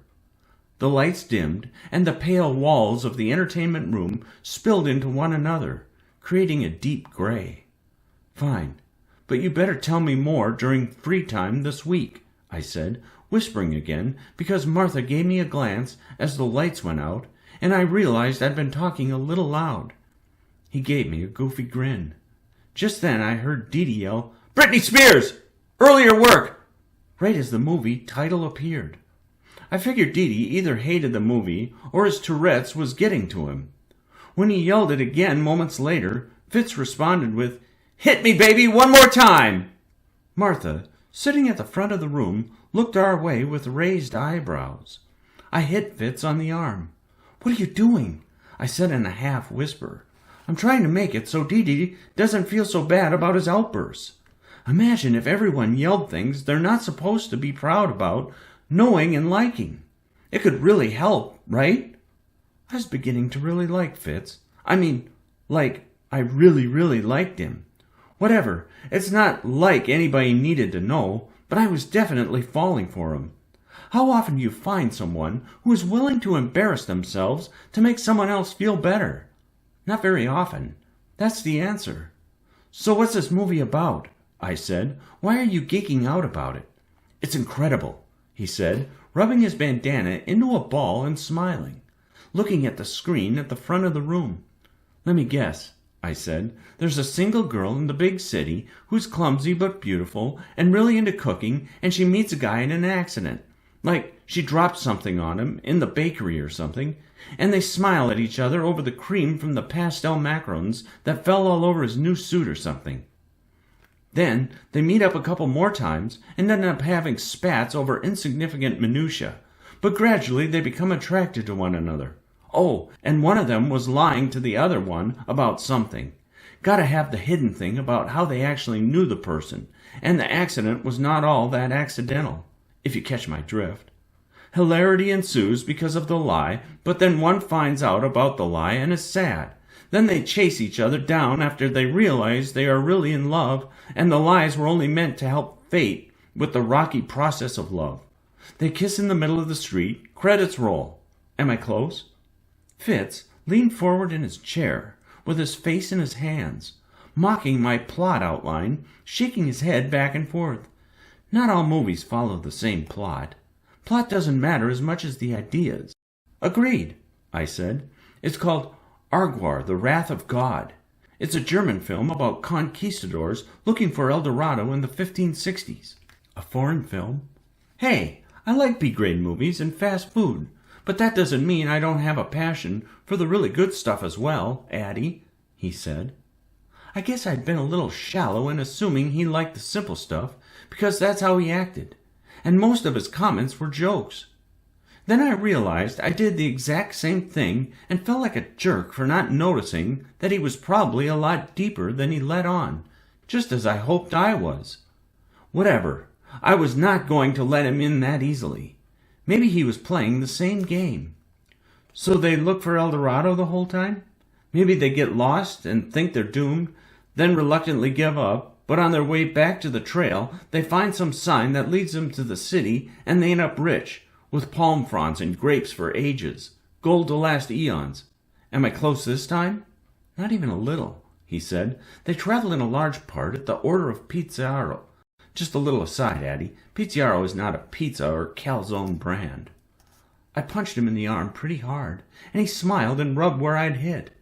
Just then, Wolf shushed us. I'd met him right after Mom dropped me off that first afternoon. He had been standing against a wall by the fake plants and staring out the hospital entrance saying, "I want my horse," on repeat. Wolf was so earnest and calm. I liked him. Apparently, though, he was enjoying the movie. We quieted down again. It was tough regulating the volume.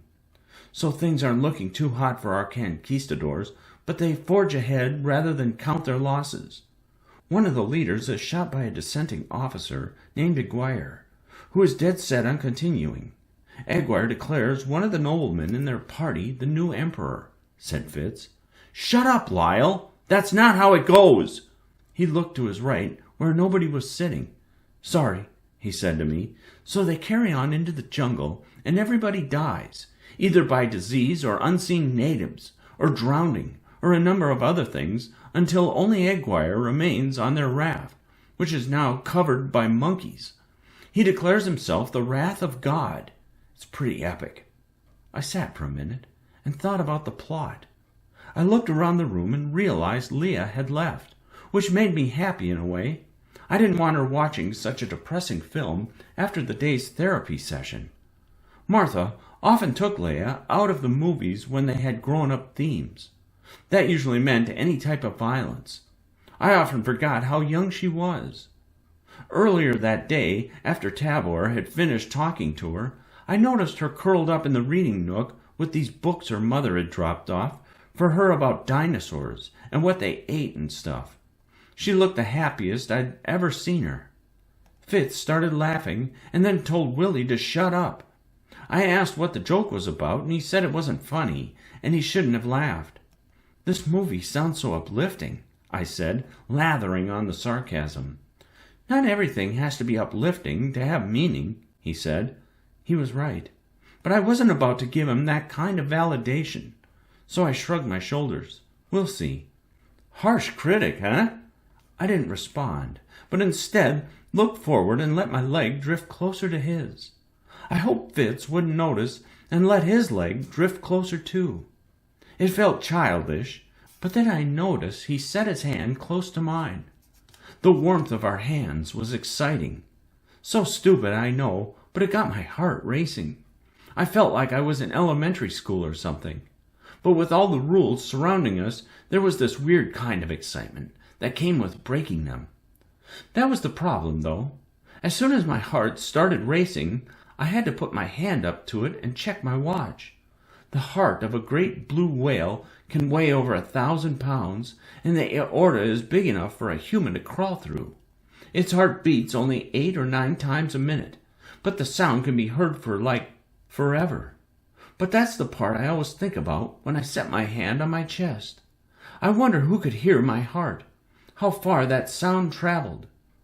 The movie was actually pretty good. It felt like found footage, very surreal at times. At one point, Fitz nudged me.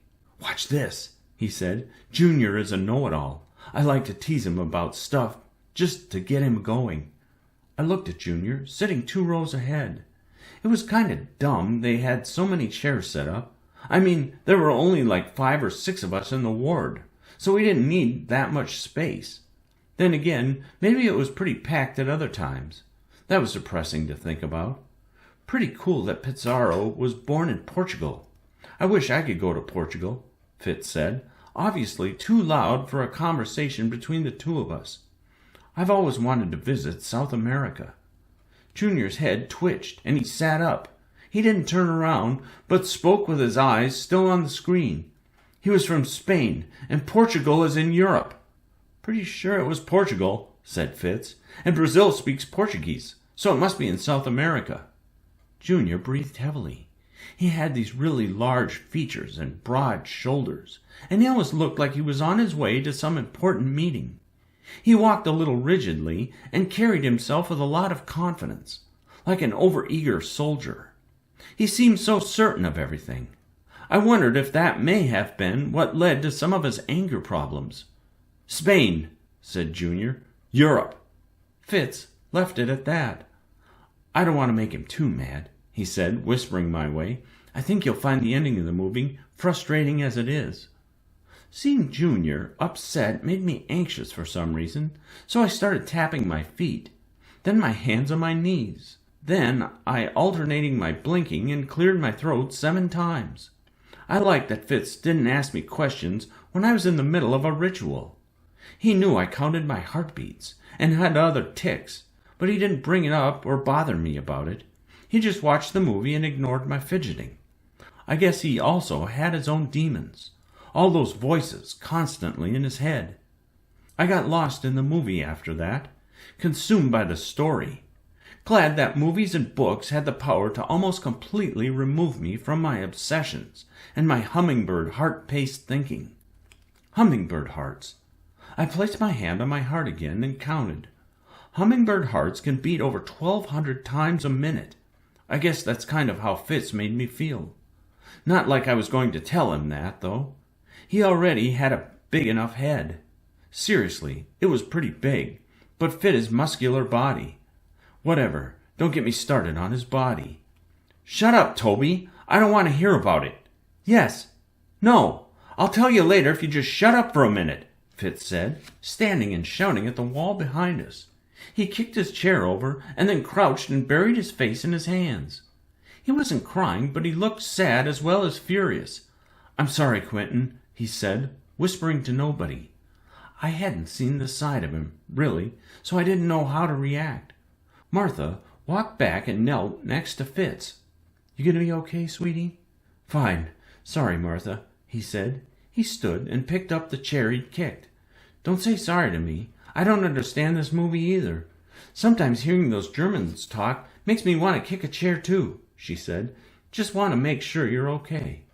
I'm good. Sorry for the outburst." "Quit apologizing," she said. "Just sit down and enjoy the movie if you can. Maybe I'll sneak you guys some candy next time. Shame we can't eat more here. Stupid rules," she said, turning to go back to her chair at the front of the room. Fitz sat down, and I could tell he was uncomfortable. "It's whatever," he said. He sighed and blew out a long breath in a way that seemed to calm him. Toby tries to tell me lies about my past, or lies about myself, and who I am, and I don't like it. Sorry about that." "It's fine. I thought you were supposed to joke with them," I said, worried I was overstepping a bit too soon. Toby's a jerk. He likes to tell lies, and some of them are kind of funny, but ultimately they tick me off, because I don't want to think like that. You didn't hear anybody make a joke, did you?" "Nope. I've never met a Toby I liked," I said. Fitz smiled, told me he didn't want to talk about Toby. "Who's Quentin?" I said. "What?" "You apologized to Quentin after you got mad at Toby." Fitz looked uneasy. "He's just another voice." I didn't feel like he was telling the truth. I didn't know of any country singers with the first or last name of Quentin. I turned back to the movie, but pulled my hand back to my lap because I was feeling a bit uneasy. We let the movie fill the space between us. I was able to allow myself time away from my mind, time I could devote to getting lost in the movie. That rarely happened. As the movie neared its end, I rubbed my stomach and leaned forward. Doc had me on these new pills that were already making me sick, and only a few weeks in. Oh, and hungry. I'd already gained 3 pounds at least. Doc wouldn't weigh me or let me weigh myself, but I felt heavier, plumper, more bloated and large. Just because I had a good reason for my plumpness didn't mean I was excited about it. Whatever. I wasn't getting all that big, but I didn't like that my body was hanging on to everything I ate. When the movie ended, Fitz leaned into me and whispered, "Not your typical movie, huh?" "Not even close," I said. He waited a beat before speaking again. "So what masks are we wearing, Addie?" Are we tragic characters or comic characters? What does our journey look like? Maybe you're the protagonist, and I'm the anti-guy. You mean antagonist? Whatever, he said. What does our story look like? We're all just acting, right? I don't know where the line is anymore, I said. What line? Between the authentic me and the acting me. Maybe it doesn't exist. Maybe it's all acting. Maybe it's just a successive line of masks that we put on and take off as we enter or exit the various stages of life. Pun intended. Where do I fit in your story arc? Maybe you should just let me write it. I'm kind of an expert at anything I set my mind to, said Fitz. I'm not sure, I said, but based on your arrogance, I'd say you're exhibiting classic signs of the tragic character. It will be your downfall, you know. Aristotle made that pretty clear. The credits rolled. Fitz looked like he had something else to say to me, but just then Martha ushered us out the door, each of us to our own room for the evening. I was overjoyed with the early bedtime because the pills I was on made me sleepy. I was gaining weight and needed more sleep. What a wonderful journey! Who doesn't love gaining weight and on hospital food to boot? Whatever. Laugh so you don't cry. That was probably some stupid quote hanging somewhere in those halls, although it wasn't all that inspirational. I stared up at the ceiling after turning out my light. Moonlight hit the wall by my bed with laddered light. I was lucky enough to have a small window in the corner of my room overlooking the city.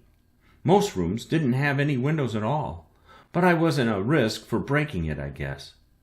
I thought about Fitz and asked myself why I found him so intriguing, and why I'd even imagined that a relationship with him was possible. We were in a psychiatric ward of all places, and even if and when we did get out, how stable would the relationship be? I'd be dating numerous people at once. I liked a challenge, but that seemed a bit much. And who was I to claim stability? I could barely keep both eyes open or my thoughts focused on one thing for any extended period of time. My heart sped up, and I looked at my watch and spent the next hour counting the beats in sets of 7.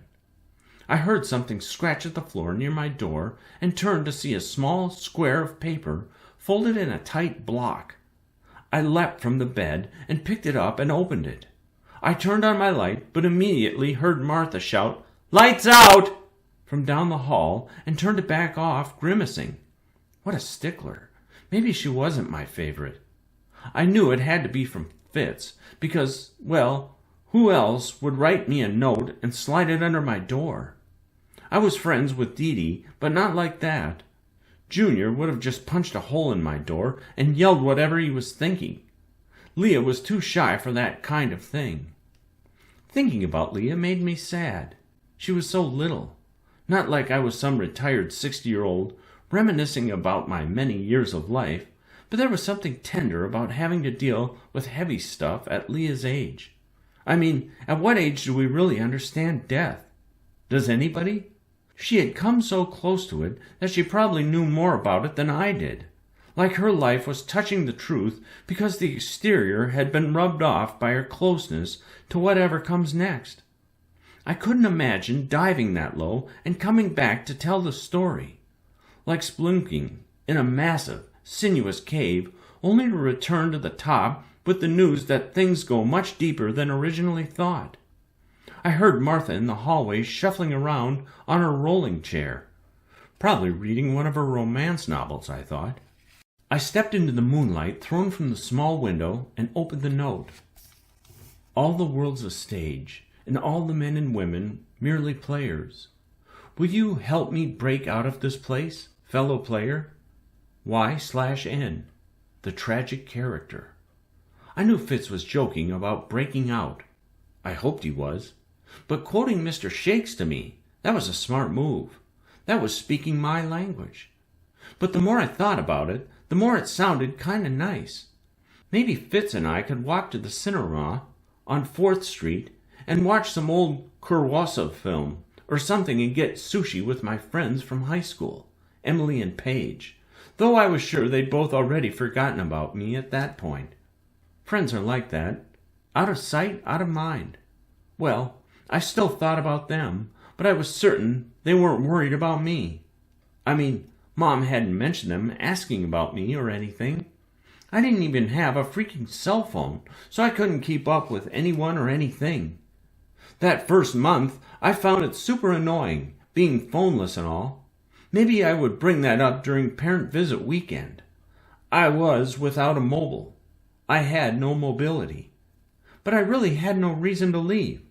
I mean, Mom visited every week, and the doctors were trying to help me. Why would I want to leave? Maybe Fitz was tired of being confined in such a hopeless place for 2 years. I wasn't sure. I guess if it came down to happiness, then it made sense. I mean, if he wasn't happy, there would be no point to anything. Life is about finding and keeping happiness. Or it should be. For some reason, that made me think of Ulysses and his bag of winds, and how, like, Fitz was maybe waiting on 𝘠𝘪𝘬𝘦, and the only wind not in the bag was the one that would carry him home. Anyway, it took me 2 more hours to fall asleep. I kept thinking what 2 years in this place would do to my mind, to my hope, to my own bag of winds. Maybe I'd be totally cured. Maybe I'd get worse.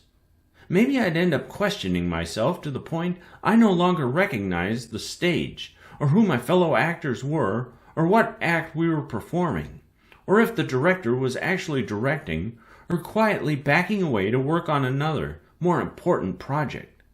Maybe I'd do anything to get out. I used the bathroom 3 more times, and then Martha wouldn't allow me out anymore, so I had to count my heartbeats for an entire hour. I also counted the number of times I cleared my throat and tapped my fingers on the cold rail of the bed frame. Despite the niggling urge to get more 7s and fewer 3s, I eventually stopped. I imagined myself a great blue whale, but not because I was gaining weight. Come on, that's messed up. But as I counted and listened, I wonder if anybody could hear my heartbeat outside of my room. The valves opening and closing inside my chest like little doors of possibility. Chapter 4. I saw the stack of new plays on Riddle's desk and broke into a big smile. I think Doc thought it was for him. I didn't mind, though, because Doc was a good guy, far as I could tell. I was excited at the prospect of new reading material, so I began blinking rapidly. I hated when the tics manifested in Doc's presence, but I couldn't help it. And it's not like I needed another reason for tics. My mind had been racing since I woke because of Fitz's note. I had it in the pocket of my sweatpants, and I kept turning it over in my palm. It was all sweaty and gross, and the edges were bending in on themselves, but I kept turning it and counting the turns. Was Doc aware I had the note? No, nobody knew. "Seems like we're having a good morning," he said, "and it seems like our tics are still present." Doctors have this really annoying way of using the first-person plural, the royal we, making it sound like they are a part of the journey in the same way as every patient. It's so bogus. They say things like, "How are we doing this week?" I hope that annoying habit carried over into Doc's life. Like, I hope he talked to his dog and was like, "We really do need a bath, don't we?" Or, "Boy, we really made a mess on the lawn, didn't we, little guy?" "That's well put, Doc," I said. "How are we doing with our tics? We seem to be working on them, but we also seem to be gaining some weight because of our pills, don't we?" I said, grabbing my stomach and slouching into the chair. I flashed Doc a hard, sardonic half grin, and then saw the smiley-faced stress ball on the desk near my knees. It was a good break from turning the note in my pocket. I wiped my sweaty palm on my sweatshirt before grabbing the stress ball. I started gouging the eyes as usual, the squishy material molding around my fingers and slowly indenting and refilling as my fingers moved. I really wanted to wash my hands because of the note, but I convinced myself that I was transferring that bad energy to the stress ball, and it worked, at least for a while. Doc just looked at me over his horn-rimmed glasses. They must issue those at med school graduation to every person picking up a certificate. It was such a doctorish look. He even opened my file at the same time, not even needing to look down anymore. It's like the papers were attached to his hands. He probably slept with his files near his bed, under his pillow, stacked and used as a bedside table. The files had become an extension of his body, like completely. In that moment, I imagined myself some kind of hero breaking out from the now somewhat familiar world of the hospital, grabbing a sword or something on the way out, and fighting the evil in my life that towered over me like some monster. I'd be a total badass and do it all on my own. Every good story needs adventure, right? And there has to be some sort of goal, something the main character wants. That's what Dr. Morris's lessons were saying anyway. But what did I want? Maybe my dilemma was the fact that I had no idea what I wanted. I wasn't sure how to resolve that kind of paradox. Anyway, I had just finished Waiting for Godot, so getting new reading material was perfect timing. Parent visit was also later that week, and I was pretty excited to see Mom. I had to have things to look forward to, or else I got totally lost in the monotony of the psych ward. I thought of hurrying Doc along by ignoring his questions, but that never worked. So I relaxed into my chair and got ready for his annoying questions. He had good intentions, of course, but they were still annoying. How would you say your obsessions have been this past week, Addie? Doc awaited my answer with bated breath, pen in hand. I wondered again if he knew about the note. Maybe it was just a regular question that he honestly wanted to know the answer to. But that morning it felt directed at something specific. Whatever. I was paranoid. Average, I said, but worse when I'm nervous or excited. So pretty much the same, I guess. Well, I don't have to wash my hands as often. Or maybe it's because I have to ask permission to do it now. I don't know, but I think it's better. My morning rituals are significantly less, at least. I'm just playing it by ear. By ear? Just making sure you're still listening, Doc, I said, motioning at his files. It's like Pascal's wager. Go on. So this Pascal guy, this philosopher, says that if you believe in God and God exists, the result is goodness or heaven or whatever. If you believe and he doesn't exist, no harm done. If you disbelieve and he doesn't exist, again, it doesn't matter. But if you don't believe and God does exist, that's bad news for you. We're all just wagering on what to believe. Doc was writing away, scribbling down everything I said. And what does this wager have to do with you? What does it have to do with today? It has everything to do with me, Doc, I said. If it turns out that my rituals indeed do save my mother, or Duck, or even you from death, then it's worth the time and pain and grueling slog, right? That's how I wager. I'm a betting girl. I have to be. Doc continued to write. I wondered how often he went back and read his notes, or if it was just to prove he was doing something in his office each day when his boss asked for proof he hadn't just been playing covert warfare all day or something. The gaming console hidden under his desk, and a headset stashed in a desk drawer next to the Cheetos and Mountain Dew. I bet Doc loved video games. I figured he was a deadeye with a steady hand. He certainly had the beard for it. I imagined him staying up late and playing online with Dr. Tabor, or yelling into his headset stuff like, "Dang it, Tabor! I ran right over that stupid landmine you put down. Tell me where you placed them so I don't blow myself up every freaking time I respawn," while brushing leftover Cheetos dust from his beard, and Tabor responding, "Riddle, our lives are filled with those mines. You must always be looking for them. In the end, didn't you do that to yourself? Was it really my fault? Or is it easier for you to pass the blame? Are you not just projecting onto me? And didn't you want to respawn so you could try again? So you could start over and imagine the past never happened? And then Riddle just losing it and throwing his controller into the screen. Tabber was such a snob. But back to reality. Pascal was speaking of God, yes? Yes, but how can I know OCD from God if my mind is only aware of one set of rules? Exactly. Let's change the terms you've set for yourself. The rest of the visit went as I expected. Doc brought up the side effects of the medication I was taking, and then asked how I was feeling using one of those stupid charts with the smiley faces. I hate that crap. Can you really sum up your feelings using a cartoon image? Not a chance. What a joke. And you've been getting along well with the others in the ward, it seems, he said. What do you mean? He looked up from the folder.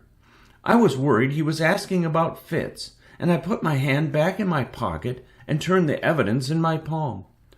Just that you haven't complained about your fellow inpatients, so I'm assuming things are going well in that regard. I nodded yes, and he looked back at the folder. I felt nervous, like maybe I was giving something away I shouldn't. Like maybe I was letting on that I was liking them too much or whatever. I didn't want to be the reason the plan fell apart, even though it wasn't like there was even a plan yet, and even if there was, I hadn't agreed to help. I just had the note. That always happens in movies, when the amateurs try to join the crew and show them what she's made of, right? The rookie always outs the whole crew at the worst possible time because she can't keep her emotions in check. Whatever. That wouldn't be me. I was sure of it. Doc glanced at the clock on the wall behind me. Well, I don't want to keep you any longer. You have group talk with Dr. Tabor right after breakfast. Don't be late. Or at least don't be too late.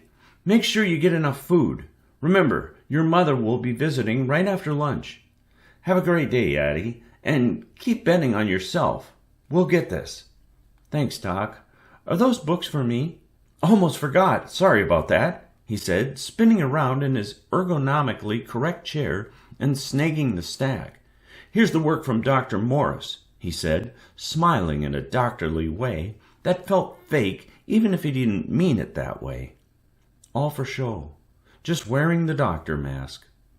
I was aware of Fitz's note in my sweatpants as I stood to leave Doc's office with my books in hand. I shuffled to another bland breakfast of oatmeal and yogurt and bran muffins. I ate it all because my appetite was monstrous. I was a monster. I still felt hungry, though. My new medication was really working on my appetite. I looked over at Dee Dee's plate, and he kind of pulled it away like, hey, this is my food. Fitz must have already eaten because I didn't see him anywhere. At one point, Dee Dee yelled the name of a soap opera I'd never heard of, and Junior threw his tray into the wall.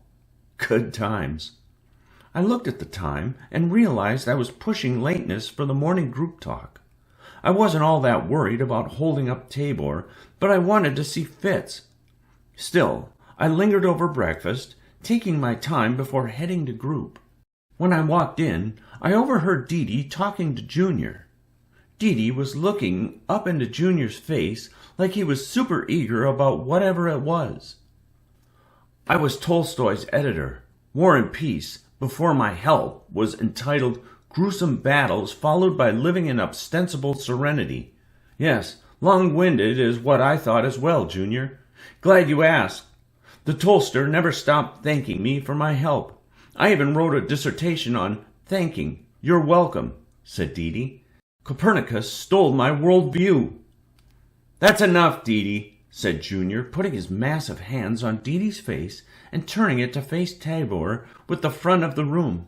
And I didn't ask, he said. Dee Dee still, always, had on that ridiculous fur hat with the catawampus ear flaps. Tabor started the meeting with only a few of the chairs filled. Leah gave me a small wave and shy smile, so I returned the wave and sat next to her. Feeling okay? I asked her, unsure of what else to say. I guess, she said, rubbing her hand over her buzzed hair. I dig the haircut. I said. "It's like way more in fashion than mine, and you totally pull it off." "Really? I guess a bird in the hand is worth greener grass on the other side." "You can't see the woods for the bees. I get it. Seriously, Leah, you look like a total rock star," I said. Tabor cleared his throat in an obnoxious let's get started type of way. Leah mumbled a thanks under her breath, and I saw, for the briefest moment, a genuine smile creep onto her face as she kept brushing her hand over her buzz. That made all of those moments worth it for me. All the moments I questioned what I would say to her and how I should act around her. Turns out, most people just want to feel loved, and like they belong somewhere, like they have friends, and a place to go, and someone waiting for them. I don't know why I was always thinking it had to be something grand. Cancel that. Love is grand. Fitz walked in late, and I felt a tightness in my chest, a kind of excitement at seeing him again at the start of a new day, but also a worry about agreeing to his escape plan. I turned the note in my pocket and wiped the sweat off right after. Did he really mean it? Tabor was talking about some headline he'd read that morning. Apparently, 2 siblings had been reunited after years of not knowing the other one even existed. It was like one of those boring stories you see on 60 Minutes where identical twins meet up after forever and realize they both used the same brand of toothpaste their entire lives without realizing they shared that intense personal detail. Like they also enjoy drinking water after a long workout session because they're so incredibly unique. Whatever. Tabor wanted us to talk about how those 2 would get along and why that reunion might be difficult. Fitz plopped down next to me. He was wearing another ridiculous yoga shirt. It said, "I have nothing to wear. All my yoga pants are dirty." He seriously didn't run out of those things. I imagined his closet as something sponsored by a yoga store in Seattle. He still had on that ridiculous tie-dyed bandana as well. "Were you waiting for me?" he said, smiling. "Only existentially," I said. Addie Foster, taking an existentialism before lunch. That might be more than I can stomach. "Can you tell us what you'd feel, perhaps, Addie?" said Tabor, obviously upset that we were talking instead of listening to him. I hated that move, where the teacher calls on the person talking. I bet my conversation with Fitz was more interesting than Tabor going on about a lost sibling or whatever. "I don't think they'd get very far," I said. "Care to elaborate?" "Not really," I said, "but I will." I cleared my throat and slouched in my chair. The door to the group talk room was open, so there were these awesome rays of sun cutting through the dusty air, and I could see all the little particles swirling in the beams.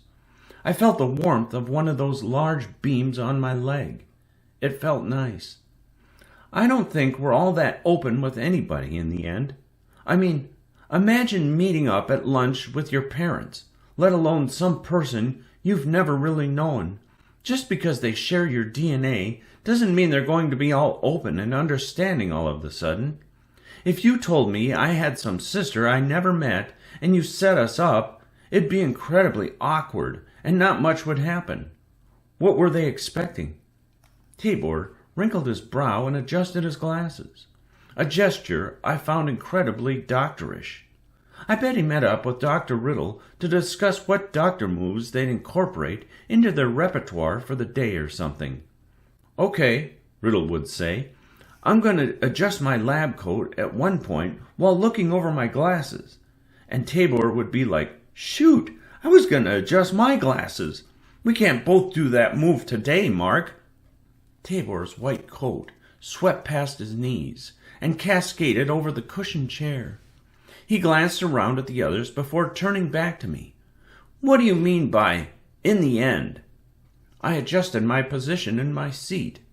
Fitz, in my periphery, held his hand next to his face so Tabor couldn't see his expression, and he was giving me this annoyingly large smile, mocking me, while I was trying to stay serious. I smiled, but controlled the laughter. I like to think of it as the walls of the heart, Tabor. I don't care to get all sentimental, though. Every day we talk about being vulnerable, and I'm kind of exhausted. I saw Fitz cringe when I said the V word. That's okay, said Tabor. That's okay. I understand that dealing with these emotions at this level can be difficult. In fact, I'm impressed you all are so gracious about it at all, he said, opening his hands and motioning to the entire circle. That's right, all 6 of us. Me, Fitz, Junior, Leah, Dee, Wolf. I hadn't talked to Wolf much. His real name was Ralph, but Fitz said every time he tried to say his name, it came out sounding like Wolf. So that's what everybody called him. He was 15, maybe, and was short with these really dark eyes and long hair and a big stomach. Nobody knew what Wolf was in for or how long he'd been there. But every morning Wolf would go to the doors of the yard where the orderlies buzzed people in, and he would just repeat, "I want my horse. Give me my horse." Just like he was saying the day I was admitted. Fitz said he'd ask Riddle and Tabor about it, but the only thing they ever said was that Wolf had a promise to him broken years ago, coupled with a lot of other mental issues and trauma. That's all we ever heard about it anyway. But Wolf said that phrase at the door every day until the orderlies took him back to therapy or group meetings or whatever. Then he'd keep repeating that phrase to anybody who would listen. Or not listen. He just talked, like always. Anyway, I couldn't just leave what I'd said on that note, though. I knew I could be a know-it-all. I tended to think my opinion was the correct one. All the time. Just a thing I did. You know the type, I'm sure. Me, that's right. You know me. We've built up these big walls around our heart, I said, brick by brick, layer by layer. We churn our own mortar and slap on giant chunks of it between bricks, and we reinforce those walls every chance we get because we're all afraid someone might see through one of those cracks. So we remodel every day, and we add layers, and retreat into ourselves. Nobody can penetrate walls that thick, layers that deep. It's a lost cause. I wonder what groups like this are really achieving because nobody here is letting their walls down. They might tell you they are, I said. I could tell Tabor was about to step in because he leaned forward in his chair, so I finished quickly. Shoot, they might even knock down an outer support to prove they're trying, but you're not really glimpsing the heart. Just a sculpture in the form of the heart, a facsimile. The real thing is never on display. If it is, it's dressed up to look like something else. It's wearing a mask, just like we all do. The real thing is hidden deep behind those walls, boxed up tight in some impenetrable case and tucked away, buried beneath hundreds of layers of rock. The tectonic plates always in motion, the most intimate knowledge being removed to a place even deeper, even harder to get to. Tabor crossed his legs and started writing in a folder. That ticked me off, and I was angry I'd said what I did. That was a way of chipping away at the mortar, and I realized I'd knocked at one of my own walls unintentionally, pieces of brick chipping and falling at my feet. I needed to put the comedy mask back on and stop being so serious. "I don't know if I agree," said Fitz, leaning on his knees after nudging me in a way that told me he got it, or at least that he appreciated what I was after in my comment. "I like what Addie said, and I agree that we build up those walls. But I also think those walls can crumble in an instant." Fitz looked at me and held my gaze, because it happened to me. I waited. We all waited. You just have to hear someone say they have something important to say, something like, "It's about your brother," or even just hearing the sound of screeching tires, or an ambulance siren. And I think those walls disappear. The moment someone says the right thing, or you get a second glance from that girl, or someone calls early one morning with news, those masks come off, those walls come down. I think those walls are softer and more fragile than any of us let on. "Dang it! Willie, not now! Yes, I think that's pretty funny, but I don't think I can share it. No, I can't, Fitz said, catching himself at the end and turning back to the group. He looked upset when he finished. He gave a half smile, but his heart wasn't in it, I could tell. He slouched back in his chair and didn't talk for the rest of the meeting. He kept whispering in my direction, but I could tell it wasn't meant for me. He was in his own world, the world of the mind, and he wasn't accepting visitors. I recognized myself in his defeated slouch, looking totally lost to everything and everyone around him. I recognized myself in that hopeless moment, that moment when my tics and rituals won out over my own thinking, over my own desires and comments and attempts at meaning. I wanted to talk to Fitz after the meeting, but he hurried away before I could get past Tabor and his incessant questions. Tabor was going to meet with me later that day anyway, so I wasn't sure why he was so eager to discuss my comments right at that moment.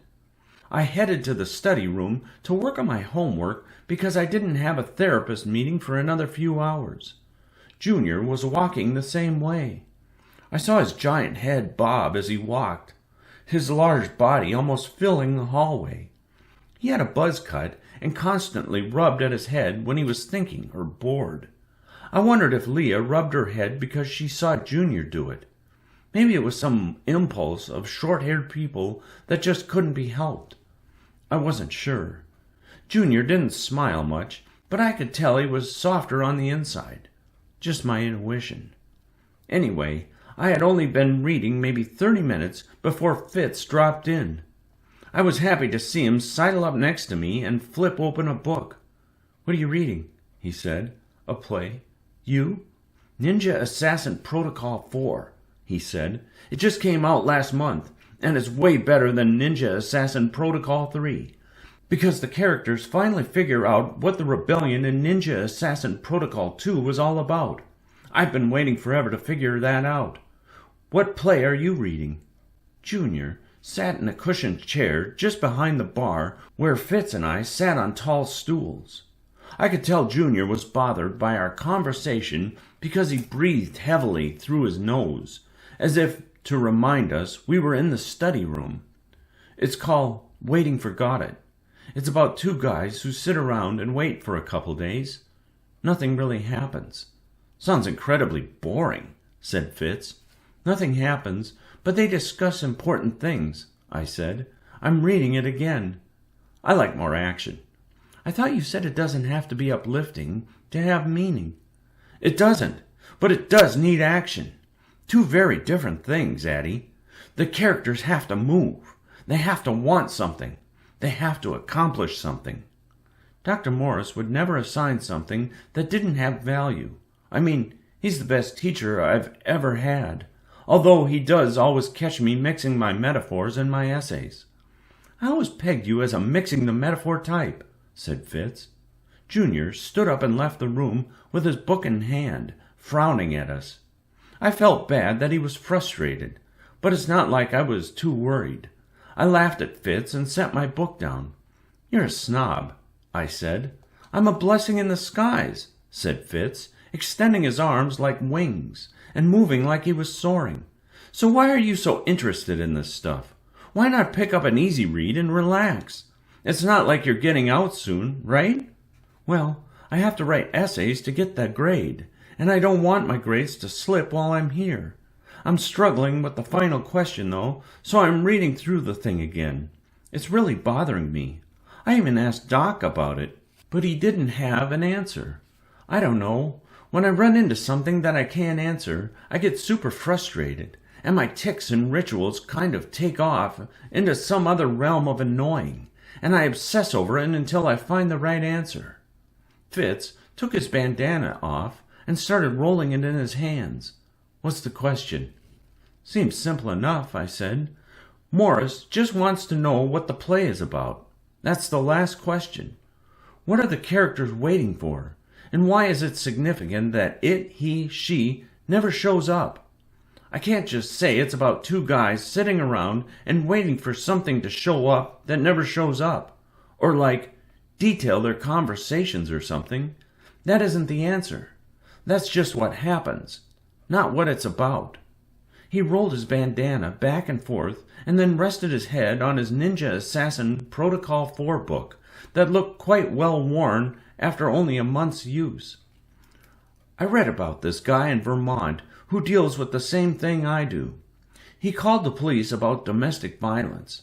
The cops showed up, but it was just him sitting in an old recliner shouting. Apparently, 2 non-existent people in his head had married without telling him, and they started fighting. That's what happened, but it's not what that guy's life was really about. I get it. What I really like is that this author wrote about damaged individuals. He wrote of the travails of these characters who were trying to make sense of a world that would not accommodate them. I love that, I said. He lifted his head to look from his book to me. He was listening to me for sure, so I went on. I mean, look at us. We're not really being accommodated, are we? But that's not the answer for the final essay question either. Just something I found pretty awesome about the writer. His stuff really seems to emphasize repetition as the engine of silliness. So the play is about damaged people being silly? Still doesn't sound very interesting, and they just sit around the whole time? They're waiting for 𝘠𝘪𝘵 to show up, I said, realizing that my answer didn't offer any new evidence. I'm sick of waiting, said Fitz, and yet we wait. He dropped his head back onto his book and hit his fists on the wood table a couple of times before sitting up and sighing. He looked at me closely, fully, and I could tell he was sincere because there was this softness I'd never seen before in his gray eyes, or at least I'd never noticed it before. I can't wait any longer, Addie. I need to take action. I need to go out and find that thing, 𝘠𝘪𝘵, whatever it is, whoever it is, and I need to do it soon. I'm going to lose it if I stay here any longer. I have to keep my promise. A promise? Like you want your horse? I could tell Fitz was trying not to laugh, but even mentioning Wolf's dilemma made me feel sad for him, though I respected that he wasn't going to give up until he got that horse. Then I got sidetracked by thinking of the characters in the play as if they were in the present day. 𝘠𝘪𝘵 texting them and saying he's on his way, but never actually showing, and the 2 guys waiting, sending him multiple pins from the Maps app and wondering why he was taking so long. I need to go to San Juan Island, Fitz said. It means a lot to me, and I'm running out of time. He balled up the bandana and moved to the cushioned seat where Junior had been sitting. We need money. I've already got the plan pretty much figured out. I mean, there are a few wrinkles I still need to iron out or whatever, but I need your help. I can't do this without you. You're being serious? I gave you that note, didn't I? This isn't Toby's idea or something. He's not setting us up with a lie. It's the real thing, Addie, he said. I didn't know what to say. I mean, I wanted to help him because I felt like he was really yearning for that thing, whatever it was, whoever it was, as he said. But I also was aware that things were going well for me. Sure, I was gaining a little weight, and I didn't feel awesome all the time, but my tics and rituals and the intensity behind my obsessions had decreased little by little, and only after a few weeks. It was some kind of miracle, and I didn't want to mess with that. But I also didn't want to let Fitz down. I mean, he was right.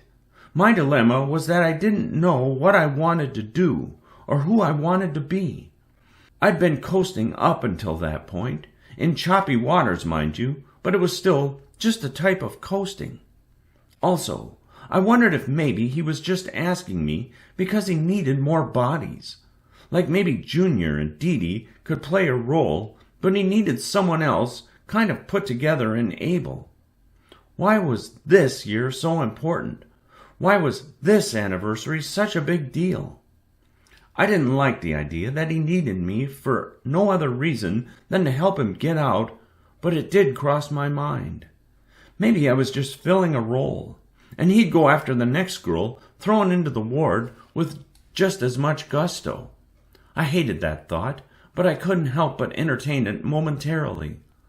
"Let me think about it," I said. "What's to think about?" "Why haven't you tried before now?" I said. "I have," he said, slouching. "We almost made it, too." "What happened?"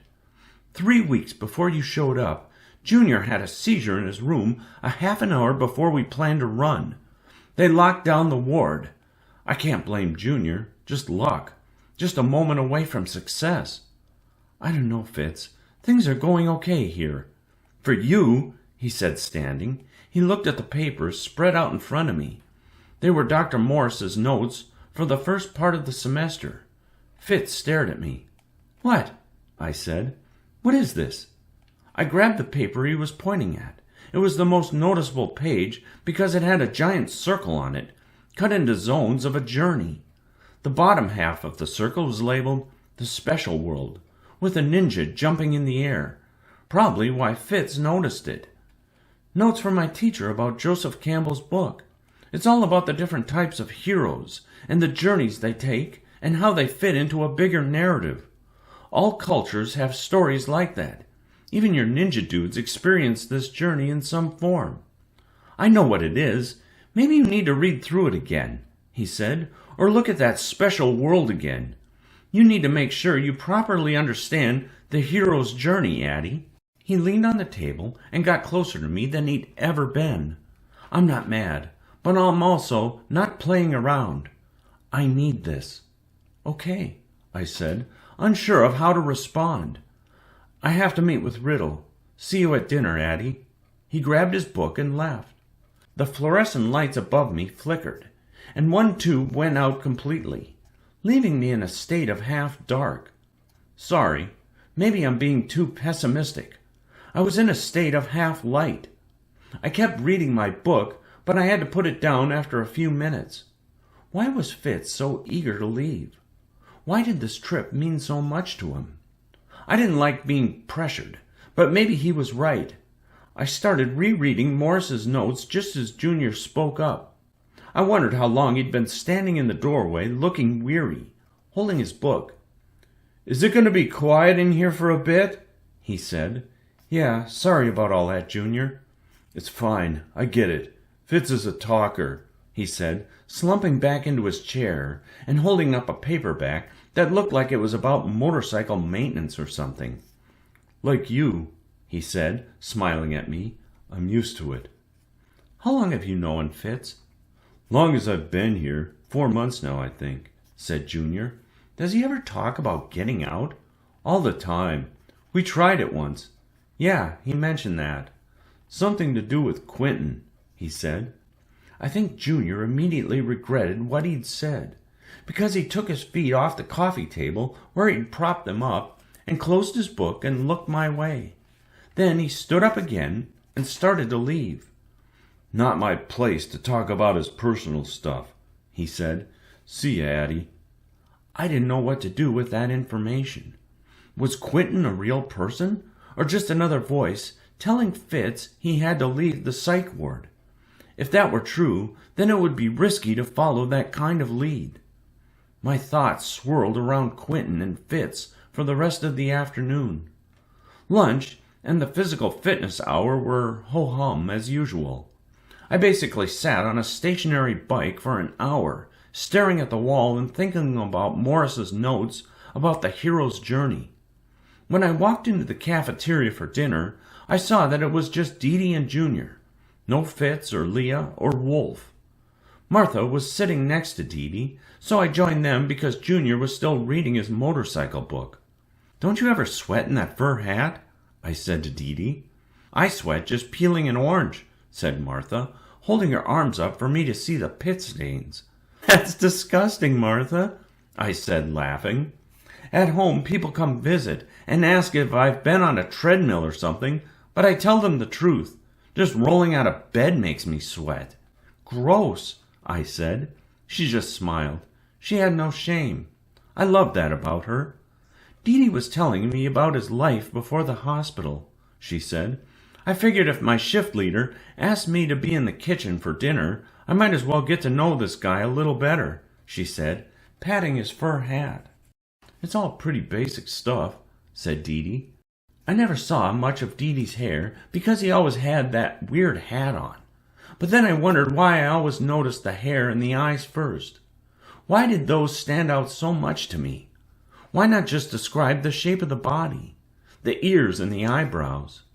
Then I thought about being in a detective show, like where I'm constantly asked to vet the perps in the room with that two-way mirror, and after I spend hours grilling a suspect, the captain says, "So Foster, is this our man?" And I respond with, "Hair and eyes, they give it away every time." And then there's the sound of a gavel and loud music like on Law and Order, and they cut to the title of the detective show as the camera zooms in on my eyes, and a small gust of wind blows my hair from my face, and then the screen lights up with "Fostering Justice." So stupid. But that's how my mind was working before Dee's hat grabbed my attention and pulled me back to the present. "All news to me," I said. I smiled at Martha and set my tray of food down next to her. Sweet potatoes and bland chicken fingers. I wasn't nervous, and I didn't notice any tics, but Martha still had to walk me to the restroom so I could do a small pre-dinner ritual washing of my hands and face. I noticed the cracks in my hands were gone, leaving just smooth skin, and it made me smile. When we returned to the cafeteria, we resumed our places next to Dee. "What are you thinking about, Dee?" said Martha. "Why do you have that big grin like you're hiding something under your hat?" "Tomorrow we have parent visit, Martha," he said. "I'm just excited to tell my mom of my newest exploits." "Wolf Blitzer!" Martha looked at me, and I looked at her. Junior didn't even blink to put down his book, but just kept reading. "That's how I feel about the chicken fingers, Dee," I said. "They've been around a long time, but they know how to manage a room. We all want that." Martha laughed and rested her giant chest on the table. "Sorry," he said. "Don't apologize," said Martha. "No shame there. Just tell Addie what you were telling me." Dee sighed, acting like he was above recounting his grand adventures again, but I could tell he was excited to talk. I'd never really given Dee the time to just relax and talk, because I'd been too caught up in my own therapy those first few weeks. Dr. Ramirez kept telling me to worry about others more, but to also focus on my own treatment. I didn't know how to live within that paradox. But maybe Dr. Ramirez was wrong. Maybe I needed to get it lost in others and do the opposite of what he said in order to leave my mind. Maybe not focusing on my treatment at all would help. Whatever. As for my own therapy, I was starting to relax into the routine a little, and my blinking was a little less obnoxious, as were the washing and the rituals. "It's all pretty boring, really," Dee said. "I mean, I did most of it before I got in this place. I think people were scared I was doing too much too fast." "Then bore me," I said. "Well, I've written dissertations on pretty much everything you can imagine. I wrote a dissertation on imagination, actually. I came up with the term _no-holds-barred entertainment that critics so often use." "Wow," I said. "Oh, he ain't done, honey," said Martha. "I am the embodiment of success, Addie. In fact, I invented the word success because I needed a new word to define my lifestyle. If you want an in life, talk to me. I know it all because I've done it all. I've been to every popular tourist site, and by so doing, made it even more must-see. I don't sleep or take naps because I don't need them." "But you have to be in your room at night, so what do?" I said. "I remind myself how I let old Benny Boy Franklin discover electricity because he needed more street cred. I already had more than enough. I wrote the first draft of the Declaration of Independence when I was taking a break from creating a de facto U.S. national government and forming the Continental Army. I helped end the Safavid dynasty by siding with the Afghans. Why? I was bored. I founded the New York Stock Exchange Board at the same time I was involved in convincing Upper Canada to end slavery. I invented the Spinning Sally, but realized my friend Hargreaves needed an income boost, so I let him name it the Spinning Jenny and take all the credit. I wrote a dissertation on taking the credit. I carved the Rosetta Stone. I wrote a song called Incredible Grace, though obviously someone stole my idea. I blackmailed Russia so the U.S. could have Alaska. What can I say? I'm a sucker for salmon. I'm also clearly a sucker for astronomy because I gave Tycho Brahe his golden nose. Detachable? Yes. Why? Because I care. How old are you, Dee-Dee? I said, but Martha shushed me, and Dee-Dee kept talking. Before I came along, Einstein only had a theory of relativity. I made it special. I gave Orion a belt because, hey, even hunters are fashion conscious. That's cute, said Martha. Hadn't heard that bit. Agreed, I said. Quite an impressive past. I also found out where the wild things were and gave the idea to an unknown writer. I wrote a dissertation on giving and gave the resultant money away. No surprise, I show Monet the pond with the lilies. Please, you can't expect a guy like that to find water lilies by himself. I rolled my eyes at Martha, but was actually too impressed by the sheer range of lies to stop listening. I saw Junior put his book down and lean on the table to get a better ear on the conversation. Well, more of the diatribe or monologue or whatever Dee wanted to call it, who apparently was much older than I'd originally suspected. I came up with surfing because I knew the participants would provide numerous slang terms for eternal use. I wrote a dissertation on slang, and it was epically rad. Junior laughed and walked over to our table to sit next to Dee-Dee. Dee-Dee didn't flinch. He just kept talking. The Constitution of the United States of America was my idea, but I wanted our fathers to have some feeling of founding. They say history is written by the winners, but please, don't make that word plural, he said, putting his hand on mine. I wrote history. Miley Cyrus! Sorry. Michelangelo painted the Sistine Chapel using a paint-by-number scheme that I created, and Raphael was a witness if you need proof. I wrote a dissertation on proof. By this point, Martha was grabbing at her stomach and totally losing it. I thought it was all pretty funny, but I was more intrigued by the fact that Dee-Dee could lie to himself in such grand ways. It was mesmerizing. Did Newton get hit in the head with the apple? Yes. Did that apple fall from a tree above him? No. Hall & Oates! Sorry. Don't be ashamed of Hall & Oates, sweetie, said Martha, but Dee-Dee just kept going. I threw the apple at him because he fell asleep during my lecture on something I had recently discovered. Gravity. Deductive logic was my idea. That reminds me, Doyle owes me for Holmes, he said, pointing to the heavens. The only reason Cooper had a popular book is me. I found that Mohican while I was hiking Everest barefoot, and I shared the story with Jim. I told Frost to take the road less traveled. Come on, Frosty, be original. I wrote a dissertation on originality for all the boring people. Hey, boring people, read it! He yelled that last bit. I laughed, and I saw that Junior was too. Martha leaned close to me and said, Most of this is new. I just heard the first piece, I guess.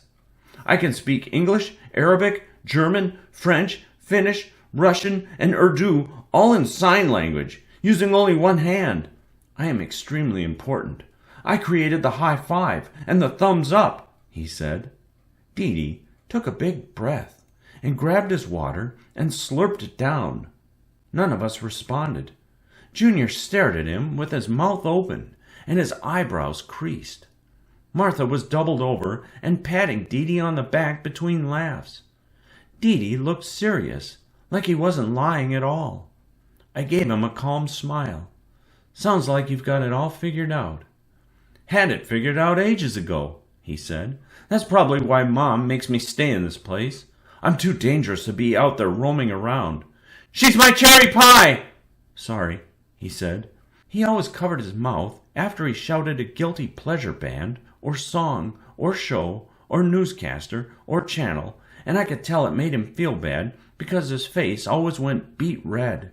But it didn't make anybody upset, so I didn't know why he was so embarrassed. You got 5 minutes till the movie, said Martha, wiping tears from her eyes. "I'm going to swap with Jenkins and get it started for you. It's the one you requested a week ago, Addie. That Hamlet comedy, something or other. Hey, Dee, you mind if I record you saying all that stuff sometime for me?" "Wouldn't be the first time," he said, confident. "Son, you've got a mind on you like nothing I've seen," she said. Martha disappeared around the corner, and we all stood to empty our trays and head to the movie room. I figured Martha probably shouldn't tease Dee like that, but he didn't seem to mind. It made me wonder what kind of training the orderlies got before joining the ward. I was ecstatic when I heard that the movie I requested was going to be the film that night. There was so much to look forward to, what with the movie and then a parent visit the next morning. I walked next to Dee with a big smile on my face. "You're going to tell your mother all of that? Won't she feel overwhelmed?" Dee looked down at his feet with a smug little side smile. "She'll be proud." "Who wouldn't be?" "Thanks, Addie," he said. At that moment, I realized he was at least partially aware of the grandiose nature of his comments. Therapy must have been hard for him initially, maybe even consistently. I'm excited to see everybody's parents. Or parents. It's always fun to see what features people get from their parents, or how they have similar mannerisms or whatever. Kind of fun. Parents' visits are nice, but they also make me feel bad for Fitz, said Dee. "Why?" I said. Junior hit his book against the palm of his hand and sighed. "Fitz's mom has never visited." "Never?" "Not once," said Dee. Chapter 5. I was almost late to the movie because I stopped to look out the big bay windows in the hallway leading to the entertainment area. Birds dotted the sky like some type of Morse code. Small specks in the fading blue. Short, short, short. Long, long, long, long, long. Seattle had these gorgeous clouds, chattering to one another all over the darkening sky. The trees looked like little spikes dotting the landscape. The mountains rising out of distant waters. The landscape beginning to blur. I was caught up in the view and thinking about the essay question on Morris's exam. Why did Beckett write in such an absurd manner? Why have two characters sitting around, waiting for something to come along? I couldn't figure it out. Why all the rituals? Why not leave instead of sitting there and waiting for days? Why trade hats instead of skipping town? "Did you reread those notes like I told you to?" said Fitz, when I saw him in the movie room. He gave me that goofy smile with his handsome gap. He looked calm and casual. At least he was consistent about that. But maybe that was his way of hiding all the inconsistencies inside. His hair was curlier than usual, some strands falling over his eyes. I was aware I didn't look all that presentable. Red t-shirt with sweats and my hair in a bun. How exciting, I know. Martha waved at me and I returned her kindness. She had this semi-smile that was more than I was used to getting from an orderly or even a doctor. I liked it because her smile seemed genuine. I liked Martha a lot more than any of the other orderlies. Martha dimmed the lights, and I sat next to Fitz. Dee and Junior and Leah were in the first row. I hated front row seats at movies, but I was glad Leah had people next to her. Wolf was sitting 2 seats away. He had this massive head of curly hair that was never combed, and big bushy eyebrows. I think his eyes were brown, but I never really saw them closely through all that hair. My notes were a mess, I said to Fitz. "What did you want me to read?" "That thing about the hero's journey. Looked like you needed to give it some more thought," he said with a mocking smile. I knew he was half teasing, but I also knew the other half was seriousness and an eagerness to hear my thoughts. Like when people are sarcastic, only it's funny because there's some truth in it, right? "That journey is not realistic, Fitz," I said. "Real life is right here in the psych ward. Real life is therapy. Real life is the truth. Most drives don't end up on the fairway. Most meat is tough. Most people grow up to be just people and nothing more. Most people leave here and only recover some small portion of their identity. Most people struggle to find real love. Most people struggle to find real happiness. Fitz didn't respond for a minute. Then he said, "Wow, that's super depressing." "It's true," I said, feeling bad that I'd mentioned anything. "But it's how I felt sometimes, and I thought he should know." The introduction to the movie was playing. I was excited to see the movie I'd picked, but I was also interested in my discussion with Fitz. "What if you could try, though, just once? What if you tried the journey just once, Addie Foster?" he said, taking off his bandana and rolling it in his hands. "What if you tried for real happiness? Wouldn't that help answer your essay question?" "I don't know," I said. "You're too good for this world, Addie. You won't break the rules, even if it's to answer an essay question for a grade in school." "It's not about the grade," I said. "Then what's it about?" "It's about figuring out what Beckett was trying to say by telling such absurd stories, filled with ridiculous rituals. I have rituals. We all have rituals.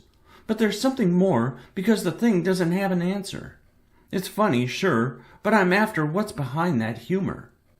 "Okay, so take off the mask," Fitz said. "Whatever, let's just watch the movie. I love this film." It's true that the essay question was starting to consume my thoughts. My obsessive tendencies were taking over in a big way, compounded by the fact I was forced to stay in my room. I was only allowed a certain number of bathroom visits per day because of my washing. It seemed like my obsessions wound back to the same starting point the more I thought about that question on Morris's exam. Reading more about the time period and other writers and other works wasn't helping me as much as I thought and hoped it would. I needed to change the rules. Maybe I needed to see the world from a different perspective, like one filled with country singers' voices, or something like that. Maybe Fitz was right. Maybe I needed to leave a safe place and go against everything I thought I needed in order to find out what I wanted to know. It was all so confusing. "Wait, is this rom-com or something?" said Fitz. "I want my horse!" shouted Wolf. "Somebody, get this man his horse!" shouted Fitz, pointing to Wolf. Martha told us to be quiet, and Jenkins came back to check on Wolf. "You're so obnoxious," I said. "He should have his horse," said Fitz. "I agree." Jenkins helped Wolf calm back down, though he continued to mutter about his horse under his breath as the movie rolled on. "I like those movies sometimes, but no, this movie is not a rom-com, but a tragicomedy," I said. "A what?" "Tragicomedy. It is a tragedy because, well, I don't want to give it away, but it's mostly about the comedy. It's both. Whatever. Just watch," I said. We watched for about 15 minutes before Fitz spoke up. I swear, he couldn't keep his mouth shut for very long. In fact, I'm sure he set some sort of record that night. "So it's a parody," said Fitz. "I like Hamlet. Dude was crazy, but at least he made it entertaining." "It's absurd." "Most parodies are," said Fitz. "No, I mean it was written during the time of the theater of the absurd, just like the play I'm reading." Fitz sighed heavily. "If it's about waiting, I don't care to watch. But I like comedy. I prefer comedy, I should say." "Yeah, you should say that," I said. He nudged my leg with his leg. I like playing the literal game with him. "And based on your favorite movie so far, you like comedy too," said Fitz. "I like it when writers pay attention to language. I like this movie because of the writing." Fitz laughed quietly into his lame sweater. "You might be the only person I've ever met who said they like a movie because of the writing." He leaned forward on his elbows. "Tom Stoppard said that words deserve respect, and the right ones in the right order might nudge the word a little," I said.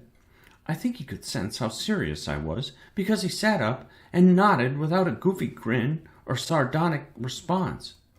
It was easy to explain to others why I enjoyed writers like Stoppard.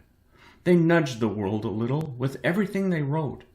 And because I was stuck in obsessions and rituals and tics and washing and thinking and blinking and coughing and sniffling and retreating into my captive mind, I needed to feel those little nudges. To me, Those nudges were more like earthquakes. They woke me from my stupor of thought, my haze of obsessive thinking, and led me to a clearing in the fog. Words saved me from myself. That might sound corny, but it's true. Without good writing, I'd be so far down the rabbit hole that I wouldn't even find my way back home. I knew that, and because I knew that, I was aware that if I held on to that kind of writing, that kind of thinking and hoping and believing, then one day I'd emerge from that hole and live a life on the top of the world, and not somewhere buried in my disorder. And maybe, even if I could move the world someday, just nudge it a little, maybe I could wear happiness, not as a mask, but as a part of myself, the real thing. Good writing takes me out of myself. I know that sounds weird, but whatever. It doesn't sound weird, Addie Foster. It's beautiful, he said. He sat back up and stared at the screen. I'd really like to show you something beautiful, too. Yeah? But it's not in the psych ward, said Fitz. Don't define yourself by where you are. That would be a mistake, I said. The pace of my heart increased rapidly. I placed my hand on my chest and started counting, and I think it bothered Fitz. But then he started laughing, loudly, and he rolled off his chair and onto the tiled floor. What? I said, worried. What did I say? He kept laughing until he was crying. Martha heard the noise and walked over with Jenkins. I didn't like Jenkins. He was an older male orderly with a paunch and these really big, nasty, peppered lamb chop sideburns that took up half his face. And he had horrible breath. Such horrible breath. What's going on? Said Martha. Everything okay here? Said Jenkins, looking just at me. Fitz gained some control and sat up quickly, probably afraid of being sent to the isolated part of the ward where they kept patients who were on suicide watch, or in some other type of special state that required a close eye and more bodies to observe, or guide, or care, or whatever. Junior turned to Fitz, looking really annoyed. I'm fine, he said. Just two cuckoo birds talking about living in the cuckoo's nest. He flashed a massive, sarcastic grin at Martha and Jenkins. We're okay, I said, assuring Martha. She didn't look like she fully bought it, but she walked away with Jenkins and left us alone. Martha unpaused the movie, and the room was quiet again. What on earth was that? I said, leaning into Fitz. It's funny. It's not funny, I said. When you showed up after our failed escape attempt, I took all the anger I had, all the frustration, all the shadows following me around these halls, all the voices talking behind my back, and all that mess up here, he said, pointing to his head. And I was able to direct it and control it like I never thought possible. I took all that and put it on you. It's not fair, but it's what I did. I shouldn't have, but it seemed to work for a while. I didn't know that, I said. I know, and here I am trying to talk to you about getting out, about something that matters to me, and you stop to count your heartbeats. That's not fair, I said. I cannot control it sometimes. You can't control the voices, can you? You're right. I guess I was just counting on you. But nobody in here is reliable. I'm not. I'd already told Junior and Dee Dee that we were going to try to bust out of here again, but we can't count on each other. You were right. In the end, we're open with nobody. The walls are too high, too deep. Nobody is set up to climb something like that. We just don't have the skill set or the right equipment. You're not just asking me because I'm another capable body? I said, feeling sheepish at making that comment after it's about breaking down walls. For being so bright, you sure don't recognize when someone has a real crush on you, do you? Fitz sighed and sat back in his chair and looked at the ceiling, placing his bandana over his face. I thought about what he'd said. Crush. I was about to count my heartbeats again, but I stayed my hand. Crush. It consumed my thoughts. Crush.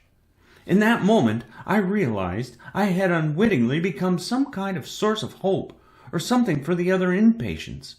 Fitz had planned on me for another escape attempt, and he wanted me to go with him because he liked me, not because he needed me. Well, maybe he needed me, but in a romantic way. Whatever. Get over it. I never thought there would be any reason for me to escape because the ward held my redemption. I'd never considered the fact that doing something for the others was a way, or could be a way, of finding answers for myself. Maybe Fitz was right. Maybe putting my faith in other people would stop me from focusing on my own heartbeat. Maybe I could hold my hand on someone else's chest and listen to that instead. Maybe my heart was figuratively small because I didn't put it in touch with other hearts often enough. I reached out my hand and placed it on Fitz's chest. He didn't move. He breathed lightly, and the bandana softly lifted, then fell back over the contours of his face. He took the bandana off and looked at me with all this hope. I didn't know what to do with it. It was consuming. We both turned to the movie and let it fill in the space between us, fill in the part between the seconds. When the movie ended, I looked at Fitz. Amazing, right?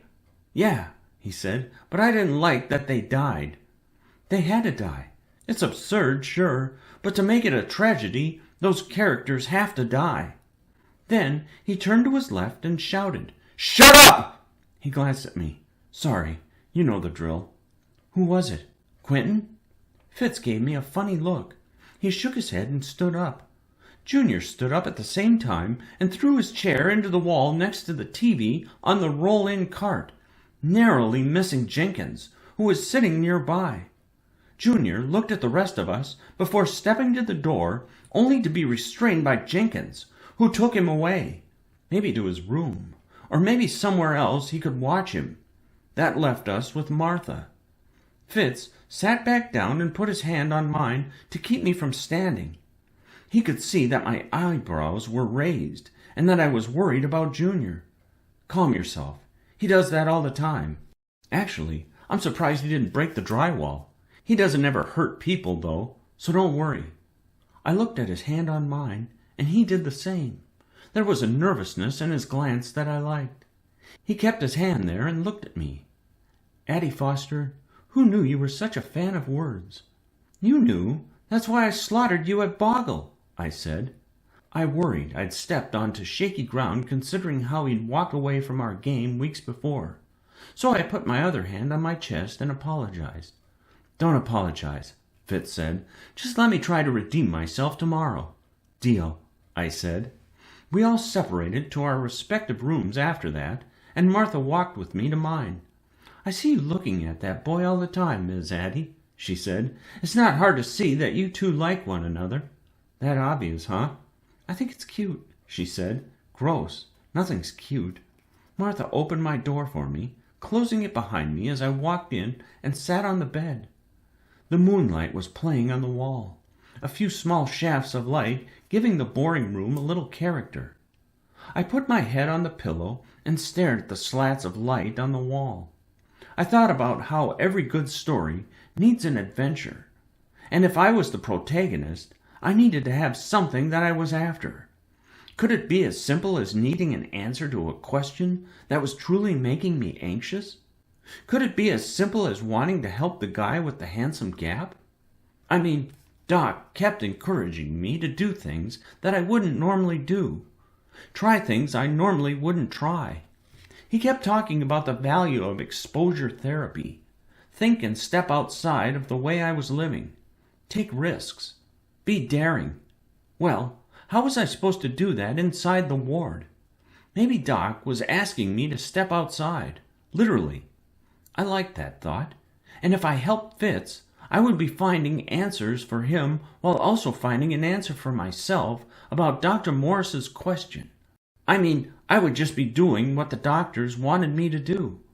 Maybe not in the way they meant it, but it's all semantics, right? After another hour of thinking it through, I knocked on my door. Thought you were asleep, said Martha. Just need to pee real quick, I said.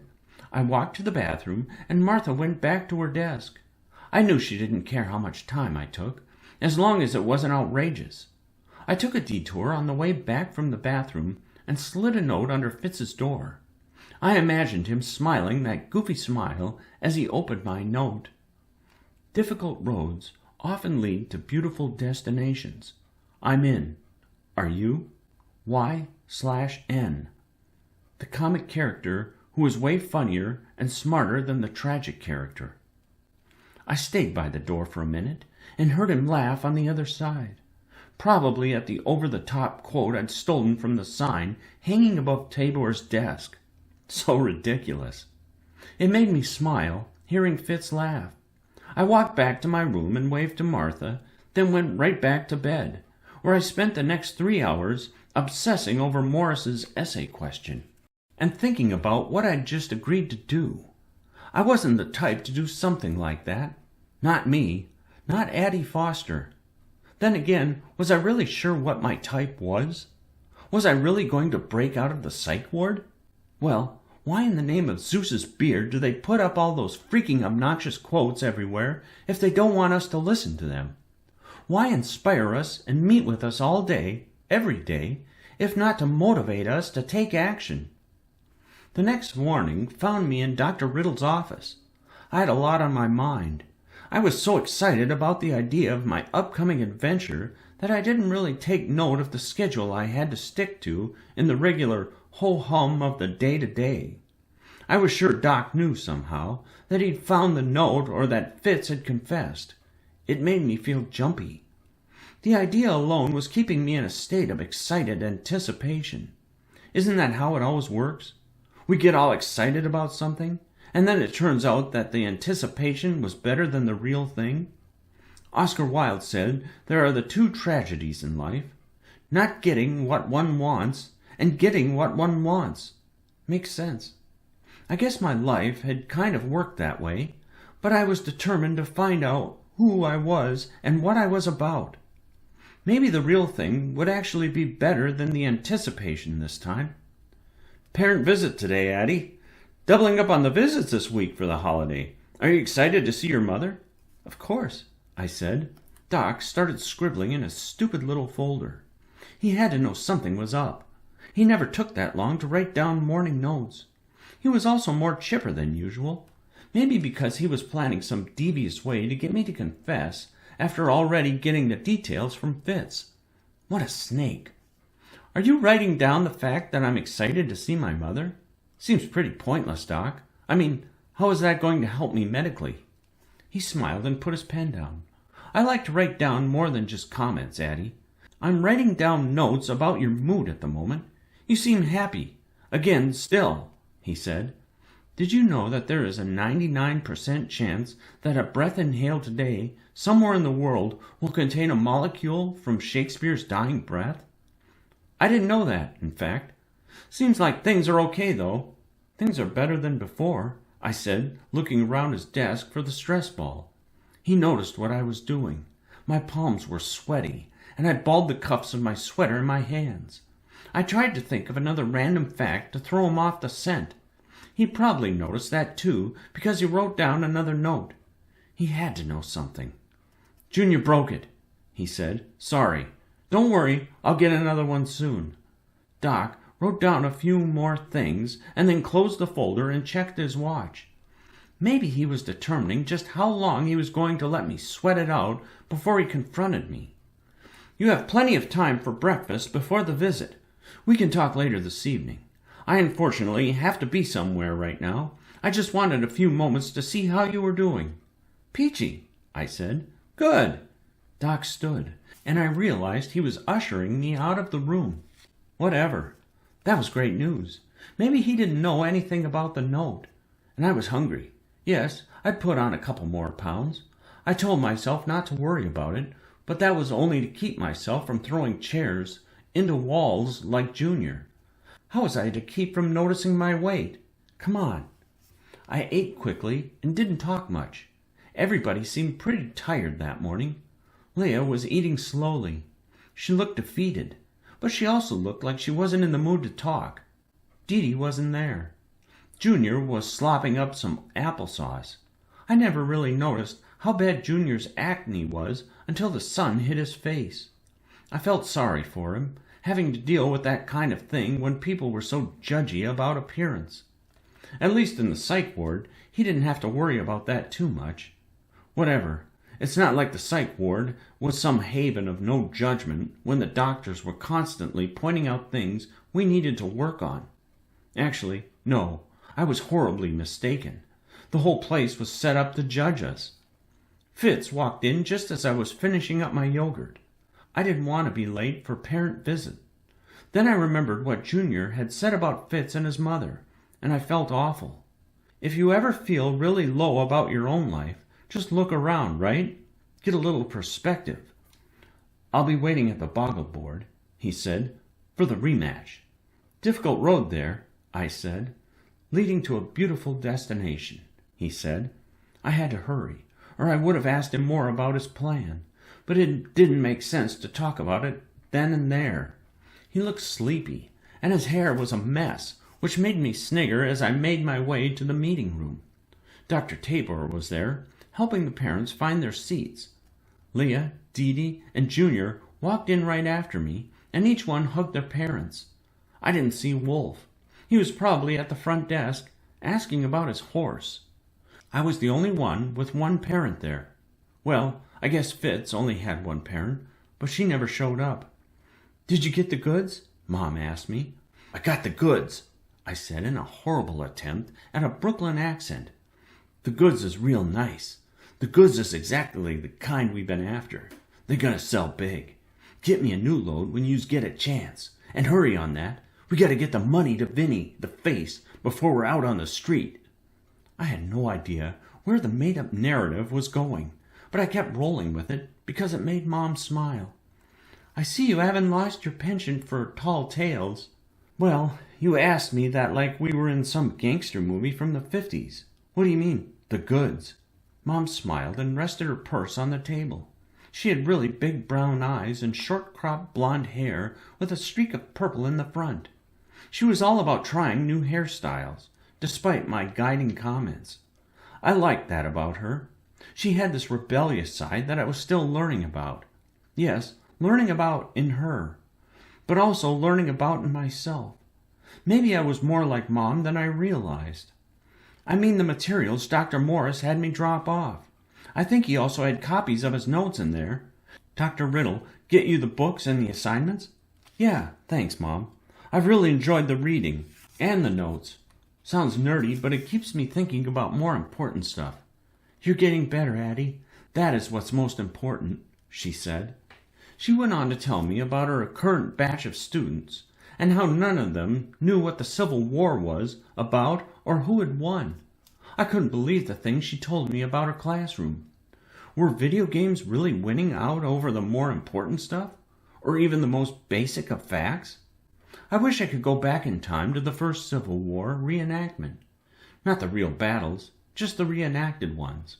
I know it sounds odd, but it would be way better than the real thing because the recreation would have all the dedication and commitment and none of the death. Then I started thinking about those late-night infomercials and imagined one of those reenactment types. The commercial would open on someone tripping over an Enfield rifle musket and cursing. Then the screen would go to black and white, and a giant red X would cover everything, and a voice would say, "Tired of having nowhere to store your Civil War memorabilia? Tired of tripping over reenactment weapons and enlisted shell jackets?" Then it would come back into color and show a guy happily sitting in a study with a shelf behind him and all these prearranged hooks for his Civil War gear. Those days are over with the new Civil War shelfmate, made with military-grade steel. The ad would have gone on if Mom's face hadn't pulled me from my ridiculous thoughts. Maybe I really was an outlier, in that I preferred reading to watching movies or playing video games. But I didn't want to assume that. It felt too depressing. Whatever. Mom had me recount the previous week and what I'd discussed in my various therapeutic sessions. What a snooze fest. "Does it look like I'm gaining any weight?" I said, nervous. I needed to know if she saw it. She was the only one honest enough to tell me. "You look wonderful," said Mom. "She says lying," I said. "You used your mom voice when you said that, which parents only use when they're trying to protect the child. I get it. You're nice. Whatever. Thanks. Honestly, "Please," I said. "Well, I knew you'd be growing up in here," said Mom, leaning back from the table and looking down at my stomach. "I just didn't expect that you'd be growing out." We both started laughing. Only Mom could say that to me and not totally throw me for one. I wiped tears away from my face, and we held hands on the table. "Thank you for your honesty. It's not much. You'll lose the weight in a beat once you're back at it. Either way, it doesn't matter. Don't dwell on it. You still look wonderful. And I mean that," she said, honestly. "Would you mind grabbing another play for me?" I said, wanting to change the subject so I would stop focusing on my appearance. "I think it will help with what I'm doing for Dr. Morris." "Sure. What is it called?"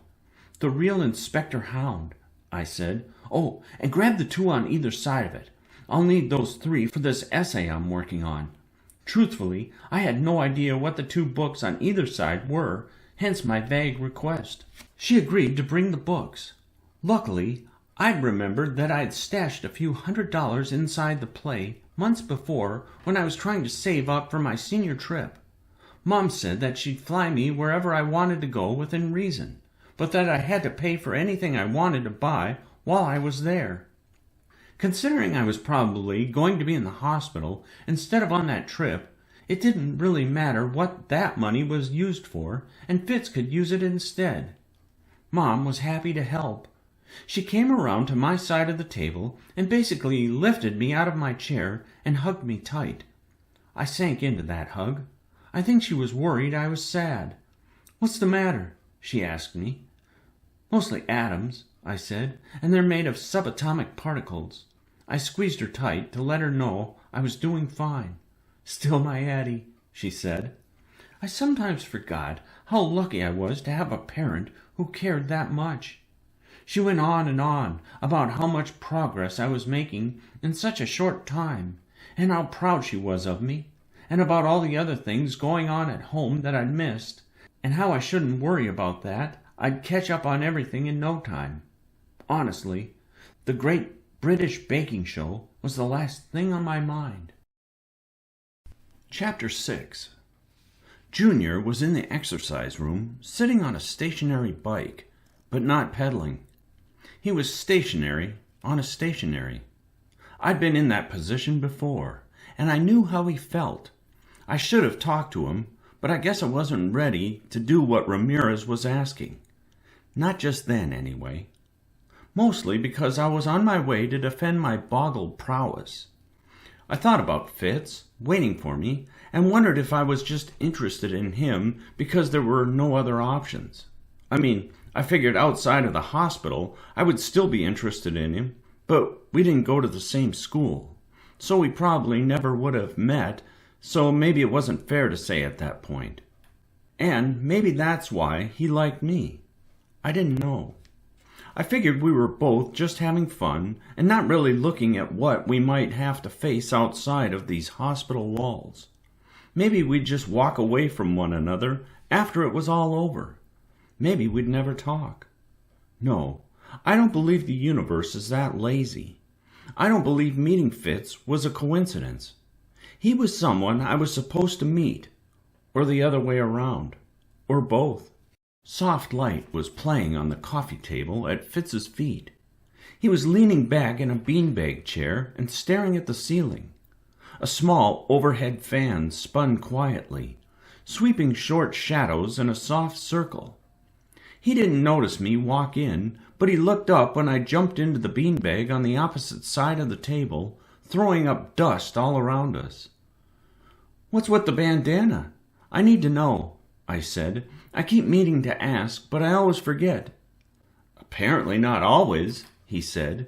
"I mean, I can get by with the yoga t-shirts because they're funny, sort of, but I don't understand the tie-dyed bandana.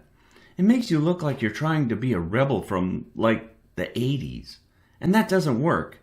Then again, you don't own a fanny pack. If you did, I don't think we could be friends." Fitz smiled and sat up. "Addie Foster, so superficial." He toyed with the fabric of the beanbag, avoiding eye contact with me for some reason. "It's something I had on the day I was admitted. I guess I wear it because it's kind of like a security blanket. I feel weird not wearing it. Stupid, but it's true. I sat for a minute, thinking about security guards walking around with giant blankets. Stupid. Whatever. I didn't know what to say, and the silence was awkward. You know, we have tons to talk about, Addie, he said, shifting in his seat and looking more spirited. I already asked Dr. Riddle for a day in the chapel this Sunday. He was surprised, but the docs, plural, are never here on Sundays, and it'll give us time away from the orderlies and everybody else. Chapel? Yeah, said Fitz. Pastor Michaels offers a sermon in the hospital chapel every single week, even though we always turn it down. I told Doc I wanted to go this week to figure out the cosmos or whatever. Why can't we just talk at lunch? I said. Orderlies. Word of this gets out and it won't work, he said. I don't think Martha would care. She might, and it's not Martha I'm worried about, he said. Jenkins almost caught us the first time because we blabbed in public instead of somewhere quiet. He has his eye on us at all times. True, I said. Fitz grabbed the boggle square and shook the blocks around in the small, encased, plastic box like he was playing the maracas. Dance won't help you beat me, I said. The rhythm will only increase my prowess. Addie Foster, I can tell I'm in your head. Your palms are sweaty. You're shaking in your slip-resistant booties. I'm going to redeem myself. The letters fell into place, and he tore the sheet from the top, and we started writing. I hesitated before writing my first words. Spring. Taylor. Sailed. I didn't want to upset Fitz, and I still wasn't sure if it was his competitive nature that made him split the first time, or if I had done something wrong. He said warbler was just a word, but I believe in the power of one word. I let it slide and kept writing. Time! I yelled, shaking the blocks so he couldn't keep writing. Methinks the lady doth end the game too soon, said Fitz, writing down protest as his final word. He set his pencil aside and sat back in the beanbag chair. I figured we would compare words, though I could tell by the amount of words alone I'd whooped him, which made me not want to say anything. Fitz was too caught up in the plan to care about the score, and I was too caught up in Fitz to care about much else. So Pastor Michael leaves a half hour at the end of the sermon for people to pray. I also heard that he leaves the room, though he's not supposed to allow for the best spiritual experience or something. I don't know. Sounds like the perfect place to talk, right? If we all say we want to go to the sermon, we can discuss the plan without fear of word getting out. Leah can make sure we sound legitimate. She knows the scriptures. I leaned back and watched the fan spin for a moment before responding. I had always been impulsive, but I'd never gone that far off the path in life. I mean, I watched baking shows with my mom for fun. Maybe that was sad. Maybe it was safe. Or maybe it was just perfect. I couldn't say. I don't want to guilt you into this, Addie, he said. Then he started laughing. That's disgusting. What? Shut up! He yelled. It was right, leaning away from me. I'm sorry, he said. Not you. You know how Willie gets. Such a jerk sometimes, trying to distract me from the real thing. Right here, right now. It's okay, I said. I started blinking in an alternating pattern because my anxiety was through the roof at the thought of going to a chapel and lying to a pastor about why we needed prayer time over whatever. Lying to a pastor. Come on. My mind felt like an unsettled boggle board. I kept looking for words. Church, prayer, cheat, legality, sin. I tapped my fingers on my knees and counted, but quickly pushed those thoughts aside and tried to focus on the moment with Fitz. A great pleasure in life is doing what people say you cannot do, I said. Fitz looked over his shoulder, like I was reading directly from one of those annoying quotes posted below the big windows in the hallway. It's not from a sign, I said. I was going to say, he said. I mean, it sounded way better than something on the walls in here. That's because it's from an essayist, and it's a thing I've never experienced. I guess it's time to start living the words instead of just reading them. I was surprised by my own desire to rebel, to run, to seek beyond the walls of the hospital. I was surprised by how much I wanted it. I thought of Mom and the purple streak in her hair and figured I was just allowing my genes to work their way into my soul. That double helix of DNA spiraling through my chest and curling its way around and through my heart. One thing you don't know about me is that my OCD makes me incredibly compulsive, I said. Fitz stared at me, waiting. So I know this is all going to happen, whether it works out or not. It's part of the name, Addie, he said. Obsessive-compulsive disorder. Well, it's not like it's about the obsessions. Not just that. I'm compulsive about everything. If I say I'm going to do it, I always follow through. Tell me where to sign. What? Sounded cooler in my head, said Fitz. Like one of those things they say in the movies when things seem to be working out and you want to say something that supports what is being talked about, but in a cool way. Very far from cool, I said. Yeah, he shrugged. Worth a shot. Nope. Addie Foster, he said. Why such a conversation czar? Cut me some slack. I'm the epitome of cool, I said. That sounds more like a 𝘠𝘠 comment, said Fitz. True. Where is 𝘠𝘠? I picked up the boggle board and turned it in my hand. After shaking it a few times, I set it down and looked at Fitz. I held my hand over the pieces, thinking about Junior sitting on the stationary bike in the exercise room, all alone.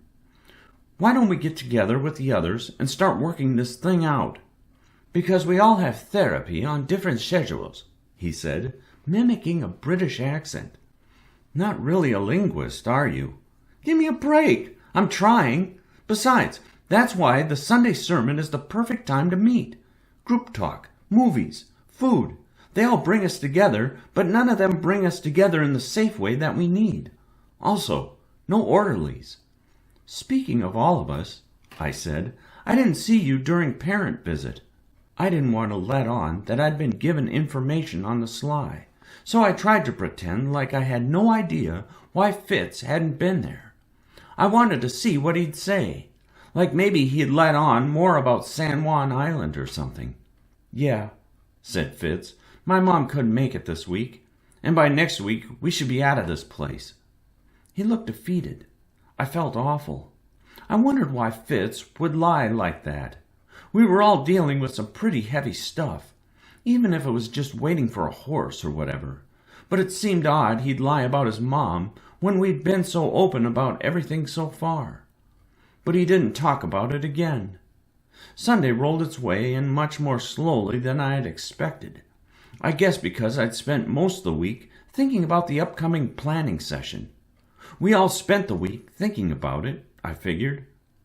Group meetings that week with Tabor were stagnant because we kept looking at each other in furtive glances, fiddling with things, trying not to let on that anything was amiss. I knew Doc wasn't aware of our plan, but he still wrote a bunch of notes in that stupid folder, probably about how I seemed closed off or something. I read way too much into everything we did and heard, into every visit with Doc. He'd ask how things were going, and I'd curl the cuffs of my sweater in my palms and wonder if he knew. Of course he knew. My anxiety sloshed around in my mind endlessly. Ramirez just kept telling me the same things. I needed to expose myself to uncomfortable situations and learn how to deal with the aftermath.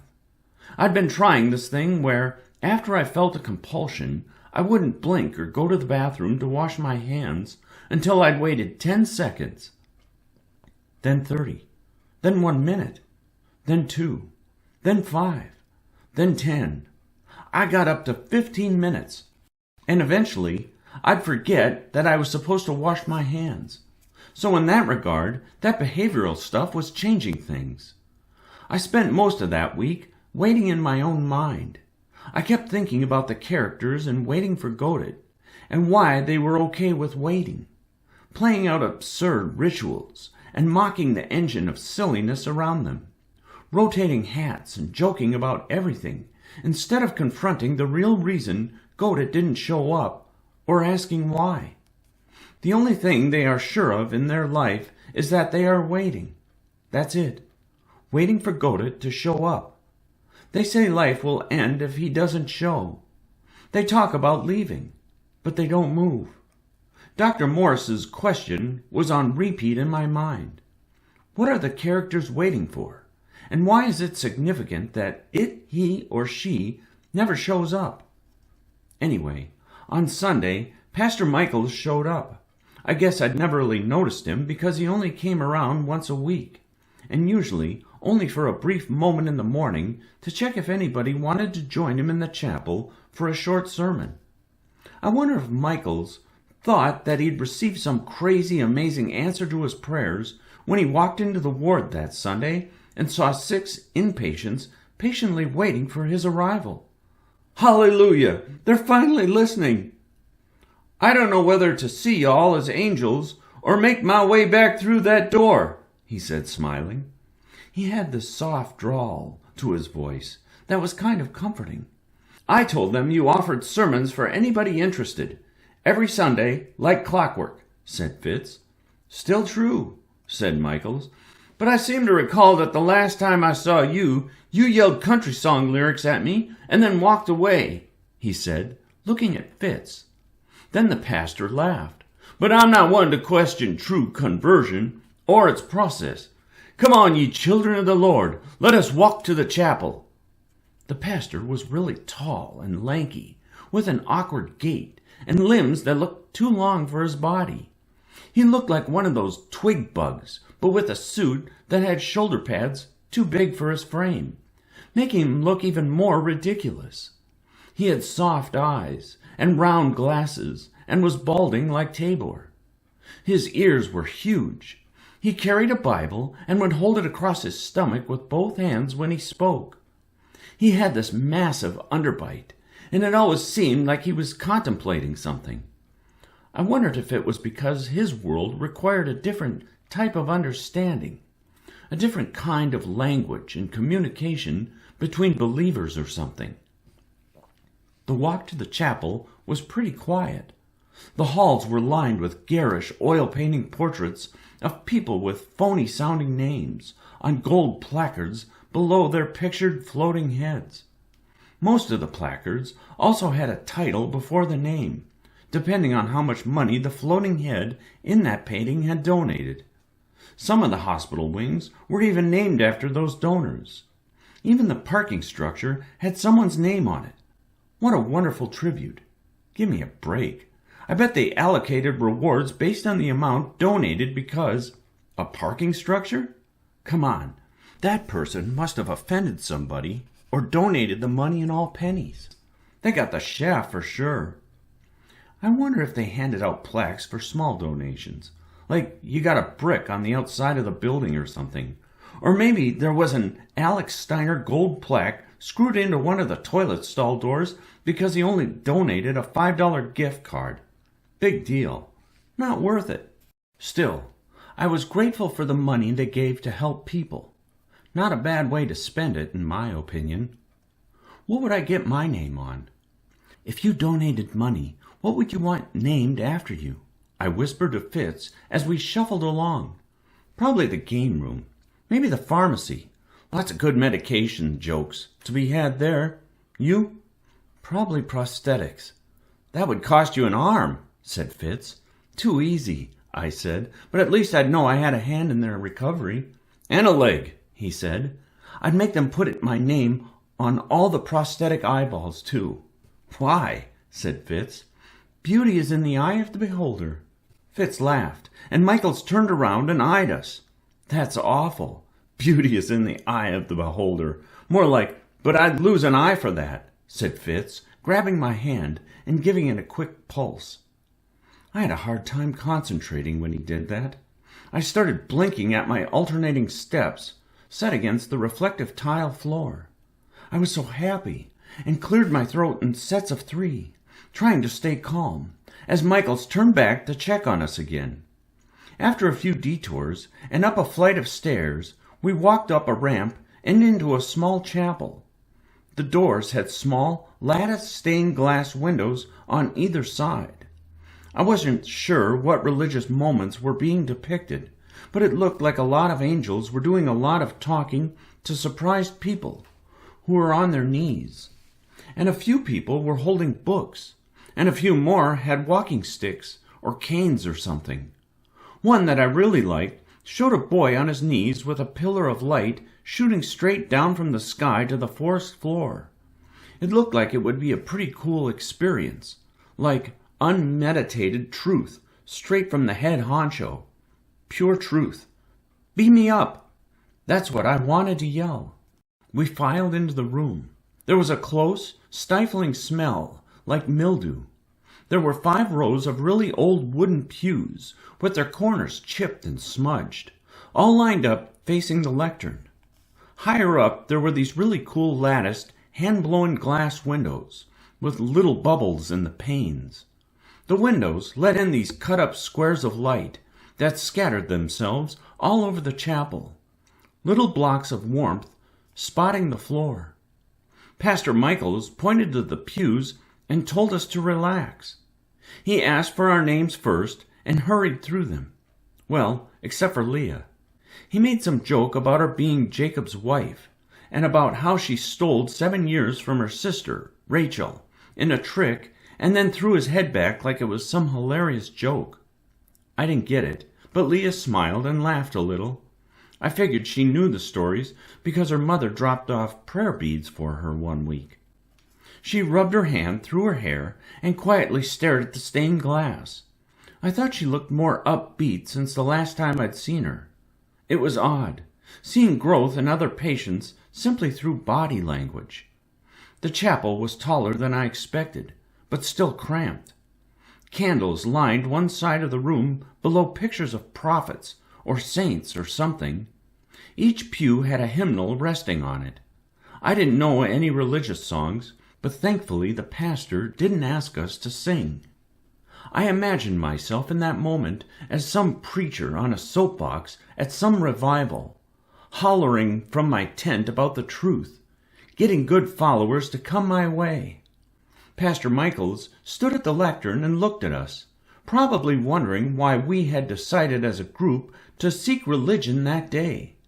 But I think he was more eager for an audience than he would ever let on, so he spoke after a beat. I honestly didn't plan a sermon because I never get a response from your group, even though I set aside an hour every week for the adolescent psych ward. Sorry, he said, realizing he was talking to us and not thinking about these things to himself. I've been reading about Job lately. Y'all heard much of Job? I think his faith and determination and love in the wake of such incredible trials is something we can discuss and learn from. He's the guy that got, buried in crap, said Junior, right? I saw the pastor wince at the horrible word choice, but also kind of smile, because it was such a colorful way of describing the situation. Junior didn't seem to notice or care. I've never heard it put that way, but yes, Job was buried in misfortunes brought on by a loving God. I know it doesn't seem loving, but look at the way Job responds. It's beautiful. He lost everything, and still he praised his Lord. Quite a shakedown, said Fitz. Am I right? I sniggered and covered my mouth, and tried to look away, or like I was praying by dipping my head behind the pew. Pastor Michaels coughed, but it seemed like a fake cough designed to fill the awkward moment after Fitz's comment. He opened his Bible and was about to read when Dee Dee yelled, "The Fresh Prince of Bel-Air! Gilmore Girls!" The pastor looked shocked, so I quickly explained to him what Dee Dee was dealing with. "Pretty good choice there on the first one, Dee Dee," said Fitz, under his breath. "I can't comment on the latter because I've never seen it." I saw Dee Dee smile at Fitz. After that, the sermon was pretty uneventful, and felt more like Michaels was reading straight from the Bible rather than actually discussing the doctrine or teachings or whatever with us. He didn't seem to mind that Leah was already praying near the candles in one corner, ignoring his sermon. Fitz was responding quietly to remarks from Lyle or Toby or Willie, or whoever for a while before going quiet. I looked up at the hand-blown glass windows and watched the light play off the small bubbles.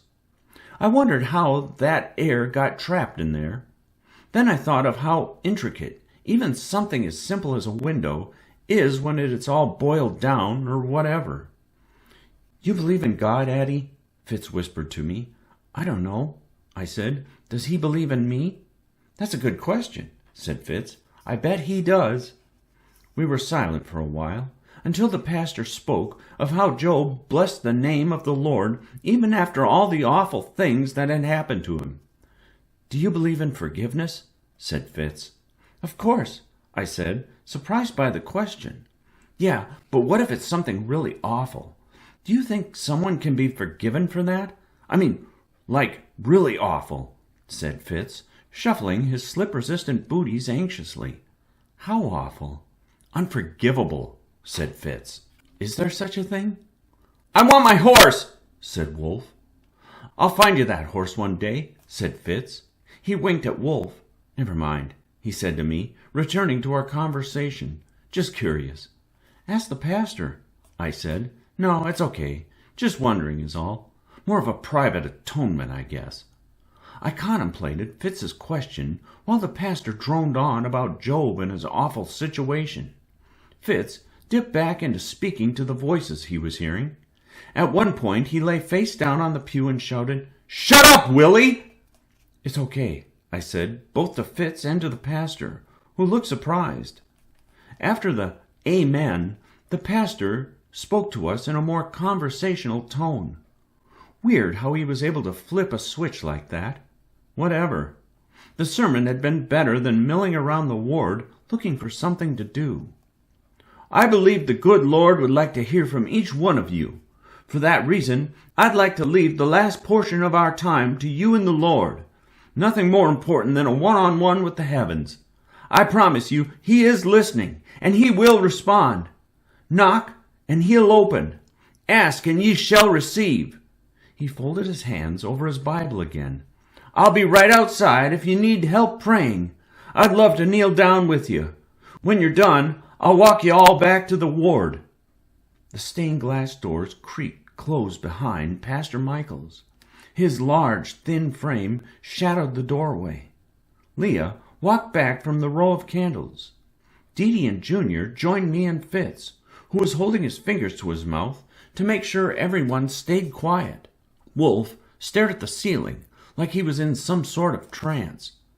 "All right, everybody," Fitz said, rubbing his hands together. "Let's get things moving and soon. I'm thinking that we can get out a week from tomorrow. The Monday movie will provide us the perfect opportunity. We only need a couple things. But first, I need a count of who is planning on exiting. Addie's in," he said, smiling at me. "And you all know I'm halfway out the door already." "I'm in," said Dee. I'll help, but I don't feel like leaving." "Yeah, I'll help," said Junior. "I want to see the looks on the faces of the doctors and orderlies when they figure it out. That's all I need. But I don't want the same assignment as before, because I don't want to mess it up again." "Wasn't your fault," said Fitz. "I'll help if I can," said Leah. "Actions speak louder than crossing a bridge when you come to it." Wolf didn't say anything, so he had our numbers. Honestly, I was kind of hoping Junior would join us on the outside, because he was a big guy, and pretty stable, as far as psych ward inpatients go anyway. "Perfect," said Fitz. "Okay, it'll be similar to last time, but I've added a couple things that should help. First, we'll need somebody to volunteer themselves for suicide watch." Fitz stopped. "Wow, that sounds awful." "Yeah, that doesn't sound like a good part to any plan," I said. "That's not what I mean, or that's not what we need. Well, we need it, but—" "Spit it out," said Junior. "If we have someone on suicide watch, that person gets 2 orderlies to watch them. That way, when Addie and I break out later that night, we will only have to slip past 1 orderly." "Smart," said Dee. "Thanks," said Fitz, "but we still need a volunteer." Junior smiled. I didn't know how much about the big guy, but I could tell he was enjoying the idea of a breakout. I think it made everybody pretty giddy. There's something about doing what we're not supposed to do. Like the essayist said, that packs an adrenaline punch, like a cocktail of happiness and eagerness and hope. I realized I hadn't really thought about what we were going to do once we were on the other side of the hospital walls. I knew Fitz wanted to go to San Juan Island, so I guess we'd start there. "I'll do it," said Junior. "Just let me pick the movie for next Monday. Unless someone has another movie they already got approved." Junior looked around, but no one spoke. The floor was his. "I have one in mind. I know it will make me angry. I need to be angry if the suicide watch thing is to be believable. I don't think they're ever worried about me killing myself, but I know they get scared. I'm going to hurt someone else, is all." "Excellent," said Fitz. "Well, not excellent that you would hurt someone, but excellent that we have our guy for the job." I laughed at this new version of Fitz. This man planning what seemed like some incredible heist, when it really just amounted to surprising a few orderlies and outwitting some doctors who had never prepared for a breakout because most psych ward inpatients have nowhere to go, right? And if they do have somewhere to go, they're either not capable of getting out or don't have the nerve. I guess a number of factors were at play. Fitz started in again, still rubbing his hands together. He looked a little sweaty, and I saw the hairs on the back of his neck curl in that wet shine. "Okay, we also need somebody to swipe a key card from an orderly," he said. "This is the trickiest part. We'll need to swipe it as we are led back to our rooms. The shorter the time the orderly is without their card, the better. Otherwise, they'll notice it's missing. Since they only need it to get in and out of the pharmacy and the ward itself, we have to make sure we don't take the key from the orderly who is on pill duty that night. Who is it? Anybody know?" "It's Jenkins," said Leah. "He's on pills every Monday." I hugged Leah close to me, and she had this big grin on her face. I think we all felt a little giddy, but didn't know how to express it. It was like some odd feeling of community among the most random assortment of people ever. That's how it felt, anyway. Hey, I figured the pastor would appreciate the fact that we were getting along so nicely during our prayer time. "Okay, so somebody needs to swipe a card from either Potts or Martha," said Fitz. "I can help with Martha," I said, surprised by my own eagerness to help. "I'll need your help, though, Dee. You'll need to distract her." Dee grinned and started flapping the ears of his fur hat up and down rapidly. "This kind of distraction?" Leah laughed at Dee's ridiculous motions. Wolf even looked our way to see what was going on.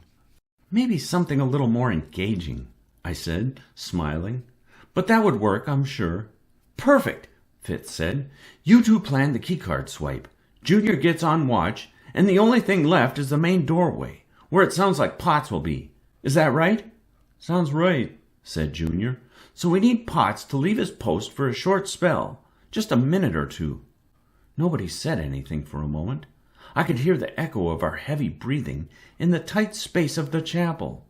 The air smelled of sweat and anticipation. "I can do it," said Leah. "I already lit a candle for us. No te preocupes, estamos listos. Trust me, we're good. Los Santos are with us." "You don't have to do anything," I said to Leah, but she made a stern face and looked at Fitz. "Let me do it," she said. "What do you have planned for Potts?" "Well, it's mostly watching the clock. Addie and I will leave our rooms at exactly 11:45. We'll both say we need to use the restroom. Martha is super flexible about that stuff. Anyway, Addie will use the restroom and grab her stuff. We'll have to hide our clothes for the outside behind the toilet during the movie at some point, and then she will tell Martha she forgot to take her pill and needs to check with Jenkins. I'll use the bathroom and then tell Martha I need to check with Jenkins about Riddle's request for my morning pill, or something more specific. I'll think of something better. And that's all false, of course, but Martha won't care enough to stop me. Then, Leah, you need to make your move. You'll need to get Martha to open your door. Say something that surprises her or makes her worry, and then just take off. If you head to the bathrooms, you'll pass right by Potts. He won't know Martha is behind you because she's slow, so he'll take off after you. That will give me and Addie the minute or two we need. You'll just dead end in the game room, and Martha and Potts will walk you back to your room. Now, I still haven't figured out what you should say to Martha. I don't want a second person on suicide watch, or they'll have to bring in the on-call nurse." Fitz sighed, his chest lifting and lowering like a giant bellows. I could tell he was nervous about things working out correctly. "What if Potts doesn't chase me?" said Leah. "Then I'll have to distract him, and we'll run away from him anyway. Not ideal, because then they'd know and we'd lose ourselves a couple hours head start, but it would have to do," said Fitz. I started worrying about the night after the escape. I mean, it didn't sound like he'd thought of where to sleep when we got out. I made a mental note to talk to him after our chapel visit. I thought I had enough money for a hotel, or a motel, or something, assuming Mom brought the books I'd requested on her next visit. And it's not like Fitz and I had sat down and done a breakout budget by the hour or whatever. It made me think again of one of those corny late-night ads. "Need to break out of your friendly neighborhood psychiatric ward?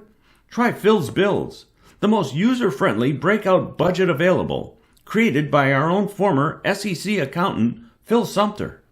It will help you dole out your money each day for street meds and low-cost beds. But wait, order now and get Phil's Dills, a whole jar of his homemade pickles, canned and seasoned in Aubrey, Texas. All garlic, no brine. And if you order by midnight, you can even get Phil's Skills, a guide on how to budget once you're on the outside and free of that pesky hospital gown." Leah brought me back to the present. "Martha won't put me on watch," she said. "I know how to tease her, but I'll make it seem serious at first." It seemed like we were putting a lot of faith in Leah, but there really wasn't another option, and I knew she had the gumption to make it happen.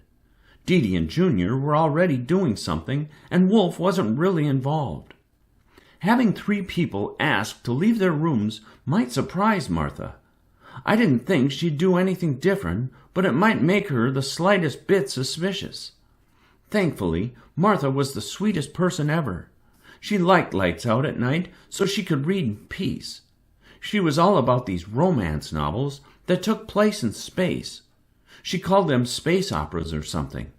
It made me imagine alien-robot hybrids singing opera songs to one another on some distant planet. So weird. Anyway, if you had to use the restroom, she usually just waved her hand and kept her nose in whatever book she was reading at the time. If you asked to use the bathroom more than a few times, it bugged her, and she'd say no. But that was only because it would cut into her reading time. She was selfish in that way, but we're all selfish in our own ways, I guess. Martha hated being on suicide watch because she wasn't allowed a book. There was a strict policy about all eyes on the patient or something. But because Martha was the most senior orderly, she was always able to claim her standard position on night watch near the rooms. That way, she didn't have to deal with the main door and any visitors, or be stationed at the pharmacy logging doses and taking notes each night for the morning staff. "Looks like we're all set," said Fitz. He got another goofy smile on his face and looked at me from beneath his curly hair that poked out from beneath his bandana. "I want my horse," said Wolf, bowing his head.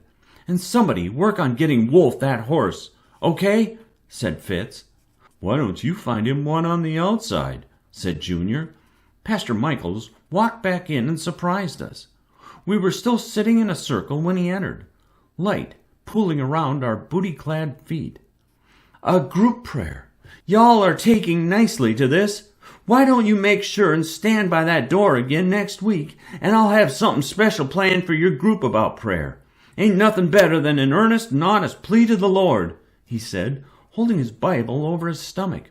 "Let me walk you back now." He gestured with his right arm, motioning us to rise and leave. I watched as Leah whispered something to the candle she had lit earlier. Then she joined our group. Behind her, a few candles burned low in their cups of wax, and I wondered what my life would be like. Would I get blown out, or flicker and come back stronger? We all flicker. It just depends on how willing we are to emerge again, and with how much light. As we neared the door, I stalled and dropped back in the shifting group of people to find myself next to Fitz, near the back. He stood close to me as we walked the hallway. The hallway was crowded with other doctors and people visiting their friends, or family, or whatever, which, it turns out, is exactly what we needed. That way the pastor didn't keep a close eye on us. I felt Fitz's warm hand touch mine. My heart raced. I think he saw me glance at my watch because he squeezed my hand again. "Don't count the beats," he said, smiling. "Wasn't going to," I said, squeezing his hand back. Chapter 7. The next morning the sky was bouncing with rows of bright clouds, cruising through the blue, like some race to the horizon. There were these small rays of sunlight trailing down the hospital windows that turned as the clouds drifted past. Wolf was standing near the entrance to the psych ward and quietly repeating, "I want my horse." I considered talking to him, but realized it might only lead to more anxiety. I understood routines all too well. Rituals, the absurd nature of their repetition. As I made my way to Doc's office, I saw Leah curled up with a book near the fake plants in the study room, but it didn't look like she was all that interested in her book.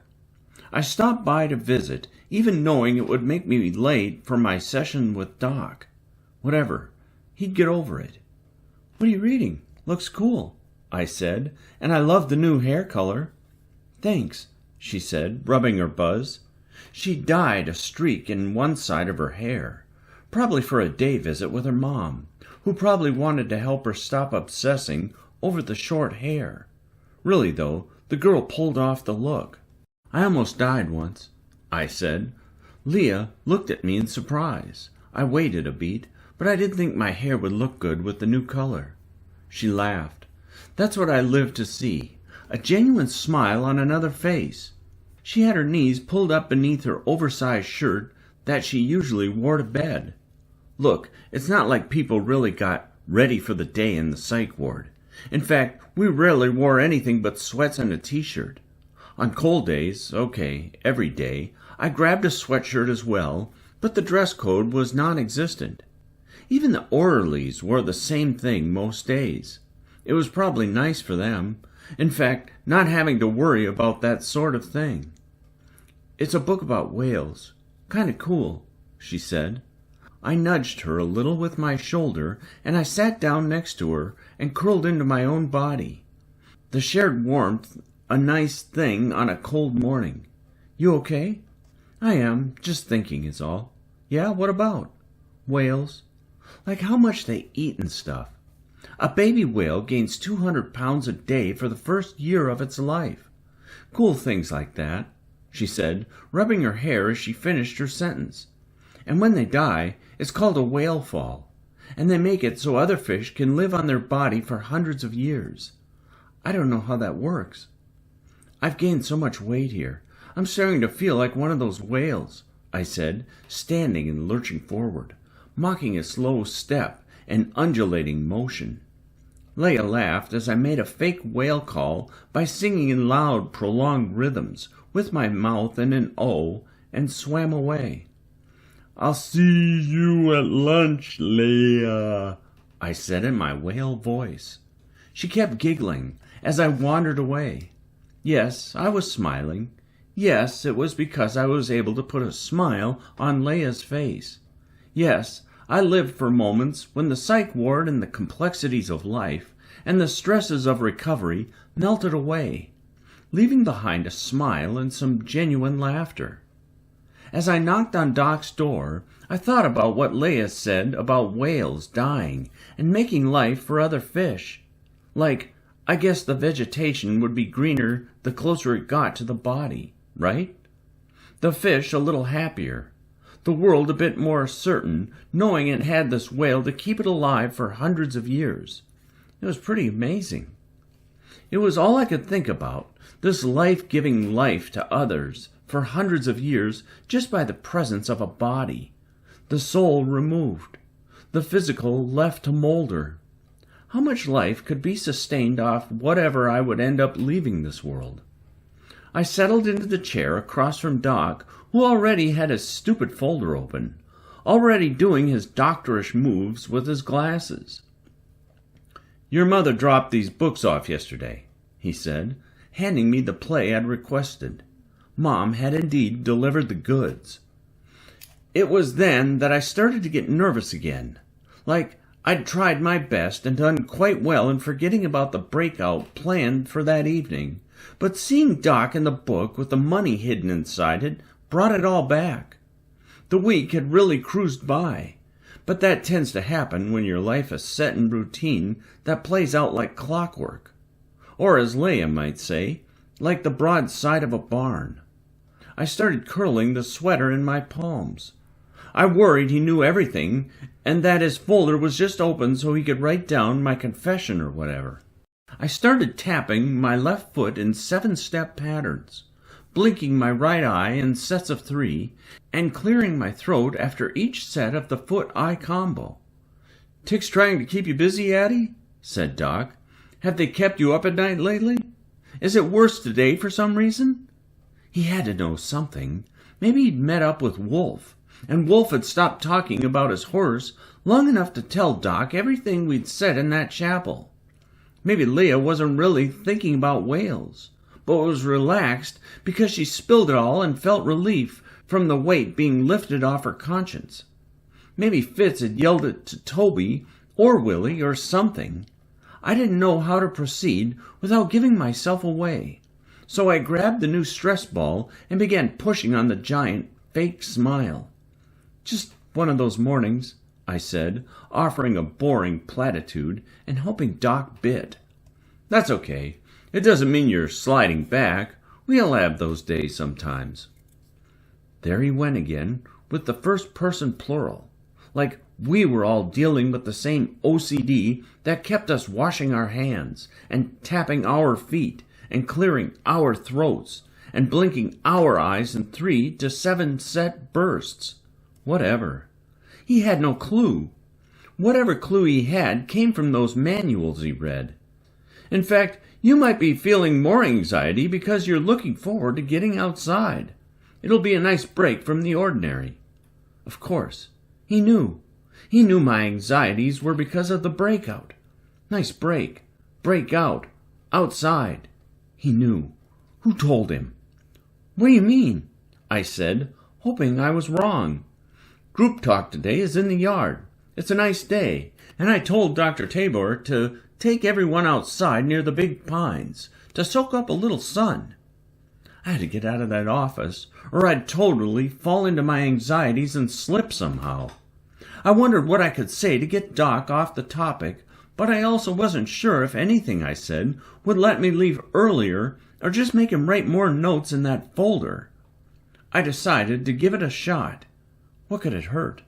I was already sweating, and I had to kill time and distract myself from the evening plan. Something I was totally freaking out about because I wanted it so bad. For Fitz, sure, but for me too. "Last night I couldn't really sleep," I said. Doc looked over his glasses and set his pen down. Finally, some eye contact. You'd think they'd start with that. You'd think, sure, but you'd be wrong. I decided to tell Doc the truth of why I couldn't sleep, and it wasn't just because of the breakout. Oddly enough, the breakout and thinking of Fitz had reminded me of my physics class in high school where Mrs. Peddle had taught us about light particles. Sounds odd, I know, but that's what kept me up the night before. So I figured I'd let Doc use all his doctorally wisdom to poke and prod and see what stuck and what made sense. "Why is that? Counting. Did you feel you needed to wash? Tics?" Usually this is where I'd say, "Yup." "But you're not saying yup," said Doc. "Nope. I said. "And why is that?" "I kept thinking about this experiment one of my teachers told me about, and it made me think of light. Did you know that the light we see from the stars is hitting us after years of travel? We are literally looking back into space-time, and the light from some of those stars is years old, and just now reaching us. So cool," I said, getting caught up in the idea. "Like something that is dead and gone can still light up our world. What was can still be and is if we put ourselves in the right place." "Seems like a good thought to keep you awake," said Doc. "Right, but then it got me thinking about my past," I said, kind of lying. I say kind of because I'd really been thinking about Fitz and how he'd asked about being forgiven and said that he had to make a personal atonement. To me, it sounded like Fitz was trying to rewrite his past or change it somehow. Doc was scribbling away in the folder and not looking at me, so I paused to see how long it'd take him to realize I was waiting for him. He finished a sentence and looked up, like wondering what happened to the recording or something. Sometimes I wondered where he learned or didn't learn his bedside manner. Anyway, I started thinking about this experiment called the double-slit experiment. My teacher, Mrs. Peddle, said that observing a particle can change what happened to another particle, but in the past. "That doesn't make sense," said Doc. I don't know why, but something about him not understanding what I was talking about made me giddy. I realized I had stopped trying to squeeze the guts out of the stress ball and was actually quite calm. It was a wonderful feeling. That's what I said in class. Mrs. Peddle said scientists are only dealing with a fraction of a second right now, but they are hoping to use that theory on light from distant stars. I still didn't get it. But what if the present could change the past, even if only for a fraction of a second? Doc set his pen down again and rubbed his beard. It was a normal sight, but this time he had a little more expression on his face. His eyebrows knit and lowered. He bit the side of his lip and sighed as if in deep thought. "In a purely mathematical world," he said, "perhaps we could talk about that theory. But in the world we live in, I don't see that as possible or even probable, though I love the idea, Addie. Your mind is clearly working on a different plane than most." "I can never stay awake on planes. I'm not a good traveler." "I mean on a different level," said Doc. "I know what you meant," I said, smiling. He smiled back and shrugged with a small laugh. He started scribbling in the folder again, and I wondered if I was being silly in thinking that helping Fitz change his past was possible. I knew the experiment was just that, an experiment, totally just theory. But what if understanding more about it could help me with Fitz? What if what I did right now with Fitz changed, maybe not his past, but at least the way he looked at his past? What if I could help him with that personal atonement he sought? Maybe I wasn't supposed to help, but I didn't know what else to do. I felt like an adventurer who finally had a goal that was worth pursuing, like I was worth it. I was all caught up in those feelings and thoughts, and my tics returned as all my anxieties rushed back. Would breaking Fitz out hurt or help his situation? I wasn't sure, but I was sure I wanted to be with him wherever we decided to go and whatever we decided to do. Just as I started tapping my foot, I heard Dee Dee right outside of Doc's office shouting, "Home Shopping Network! QVC!" I started laughing, but tried to cover it up with a cough. Doc smiled. "It's okay to laugh. I've never heard those two before. In fact, I need to catch up with Doug. So I hope you're okay with our time being a bit shorter this morning. Mind telling him to come in when you leave?" I stood, perhaps too quickly, too eager to get out of his office and away from his stare. Doc cleared his throat, and I wondered if he was going to say one last thing like, "You'll never get away with it." Like he was waiting to see if I'd be honest after giving me every opportunity to talk about it, and he finally had to lay down the law or whatever. But all he said was, Make sure you keep track of these thoughts. I want to talk more tomorrow about this idea of changing the past. It's a wonderful thought, Addie."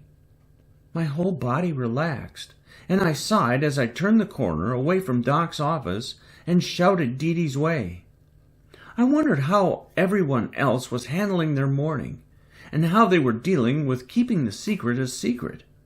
I saw Wolf rocking back and forth on his feet near the entrance and realized it might be easier for some to keep a secret than for others. The moon was still visible in the sky. I stared at it and thought about the light reflecting off the moon from the sun and wondered just how long that light took to reach me.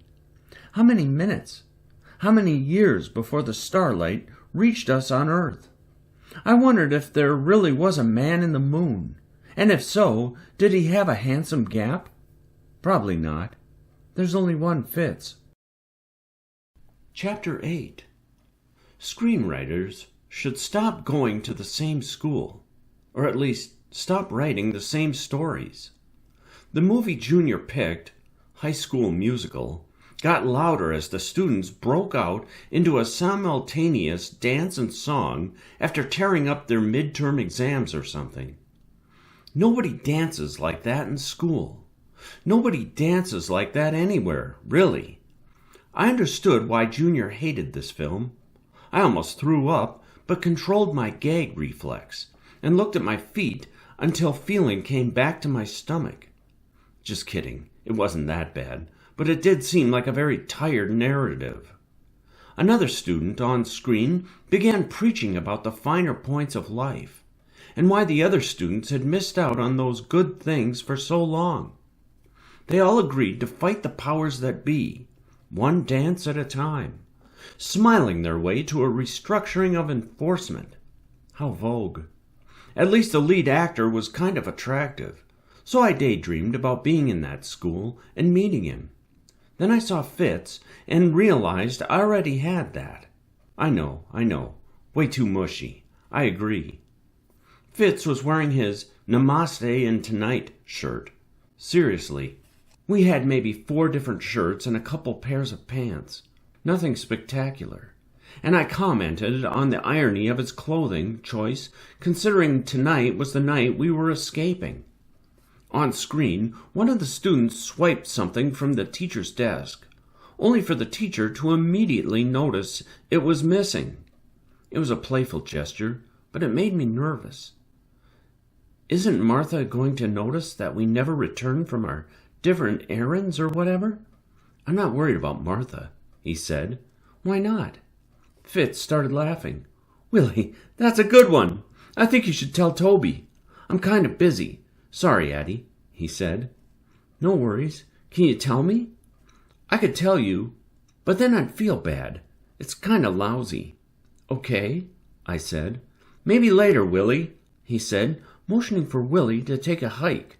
Sorry, but getting back to what you were asking. Martha will have to work on an incident report with Potts because of Leia's running. It won't be anything serious, but you know how they have to report all of that. Martha is forgetful, and even if she does notice, we'll be long gone. Speaking of long gone, I said, where do you plan on staying tonight when we get out? We have to think of these things, or we'll really be up a creek. We'll take a bus to a motel near where the ferries launch to the island. We'll be fine, he said, slouching in his chair. Won't we, guys? He leaned to his left and nodded his head and kept saying things like, yep, sounds good, and wouldn't have it any other way, until I hit him in the arm. You've got to understand that we won't be alone, he said, smiling at me. I was glad Fitz was able to make light of the situation. I think I'd be terrified knowing I would never be alone, that those voices would always be there. I guess we all have an interior monologue, but for it to be so insistent and loud and populated would be impossible to ignore. Maybe his life was a series of interruptions, and he lived in the space between. He lived in the spurts and spats between the longer moments of conversing with the imaginary group that followed him everywhere. Maybe Doc was confident he could rid Fitz entirely of those intrusions, but I doubted it. If this was the best Fitz had ever been, I figured he would never really get past those other voices in the background. It made me sad. I rested my hand on his briefly. "My heart is like a freaking hummingbird," I said. "Then I'll go first," he said. Fitz asked Jenkins if he could walk him to his room. I didn't hear the excuse he gave, but I started thinking of how I was going to have to trick Martha. I didn't know what to do. Why hadn't we planned better what we were going to do? At least we'd thought of breaking our pills in half the day before. That would buy us at least one day on the outside before the tremors hit. Fitz returned 10 minutes later, just as the students on the screen were breaking into a song in the gym after passing the basketball around. They all looked so happy. It was actually quite wonderful. But it was so easy to see through those masks. Everyone wears a mask, but actors get to change theirs constantly. I kind of envied the way they played different parts and got to live different lives. They could empathize with so many types of people, of personhood. If actors were the opposite of people, what did that make me? A series of masks, maybe? "I'm so nervous," I said, alternating my blinks at a rapid rate. "I didn't do anything but go to the bathroom," he said. "What?" "It was a dumb idea to try the change of clothes things," he said. "It's too obvious. Why didn't we think of that? Of course they'll notice we walked into our room with nothing and came out with a bundle under our shirt or something. So stupid. But I did grab our pills. I can pocket those." "Good. The pills are the most important thing.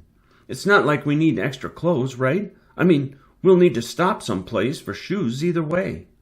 Fitz smiled and flashed that handsome gap. "Luckily, you won't get too many looks in Seattle for walking around barefoot, but I agree. We should get something for our feet." I wanted to keep talking to Fitz, but I was too nervous. I tapped my hand on each leg 17 times and then repeated the process. I asked Martha if I could use the restroom so I could wash my hands, and she obliged. When I got back, the movie was reaching the closing scene, where the students were dancing on some massive stage in a giant auditorium or something. It looked ridiculous. "Sure is true to life, isn't it?" said Fitz, loud enough that Junior could hear. "Just like my childhood," I said, just as loud. "I always danced in class when I wanted to really feel alive." As the credits rolled, I realized I hadn't spent enough time emotionally preparing myself for the chain of events that was about to be set in motion with Junior's outburst. I wish we had spent another few weeks planning everything or had gone over the details more. But Fitz was adamant about the timeline for some reason, and he still wouldn't tell me why.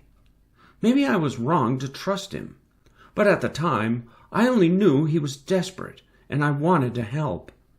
I wanted to find out my own answers too, for Dr. Morris and for myself. Maybe I was more selfish than I let on. Whatever. Junior stood up just then and heaved a chair into the wall, harder than usual. He broke through the drywall. He knocked over another chair just as the orderly stood and walked his way. "Where's a knife?" he yelled, lifting another chair over his head. "I'm going to rip their cute little faces off that screen. Nobody is that happy." The orderlies backed away, and Junior threw a second chair into the wall. Jenkins grabbed Junior, and I could tell that Junior was strong enough to break free, but chose not to. He fought it off for a while, to really sell it, though. He looked at us and winked as the orderlies dragged him to the door. He kept shouting about a knife to make sure he'd go on suicide watch. I could tell he was not legitimately mad, and that the knife comment was just for show.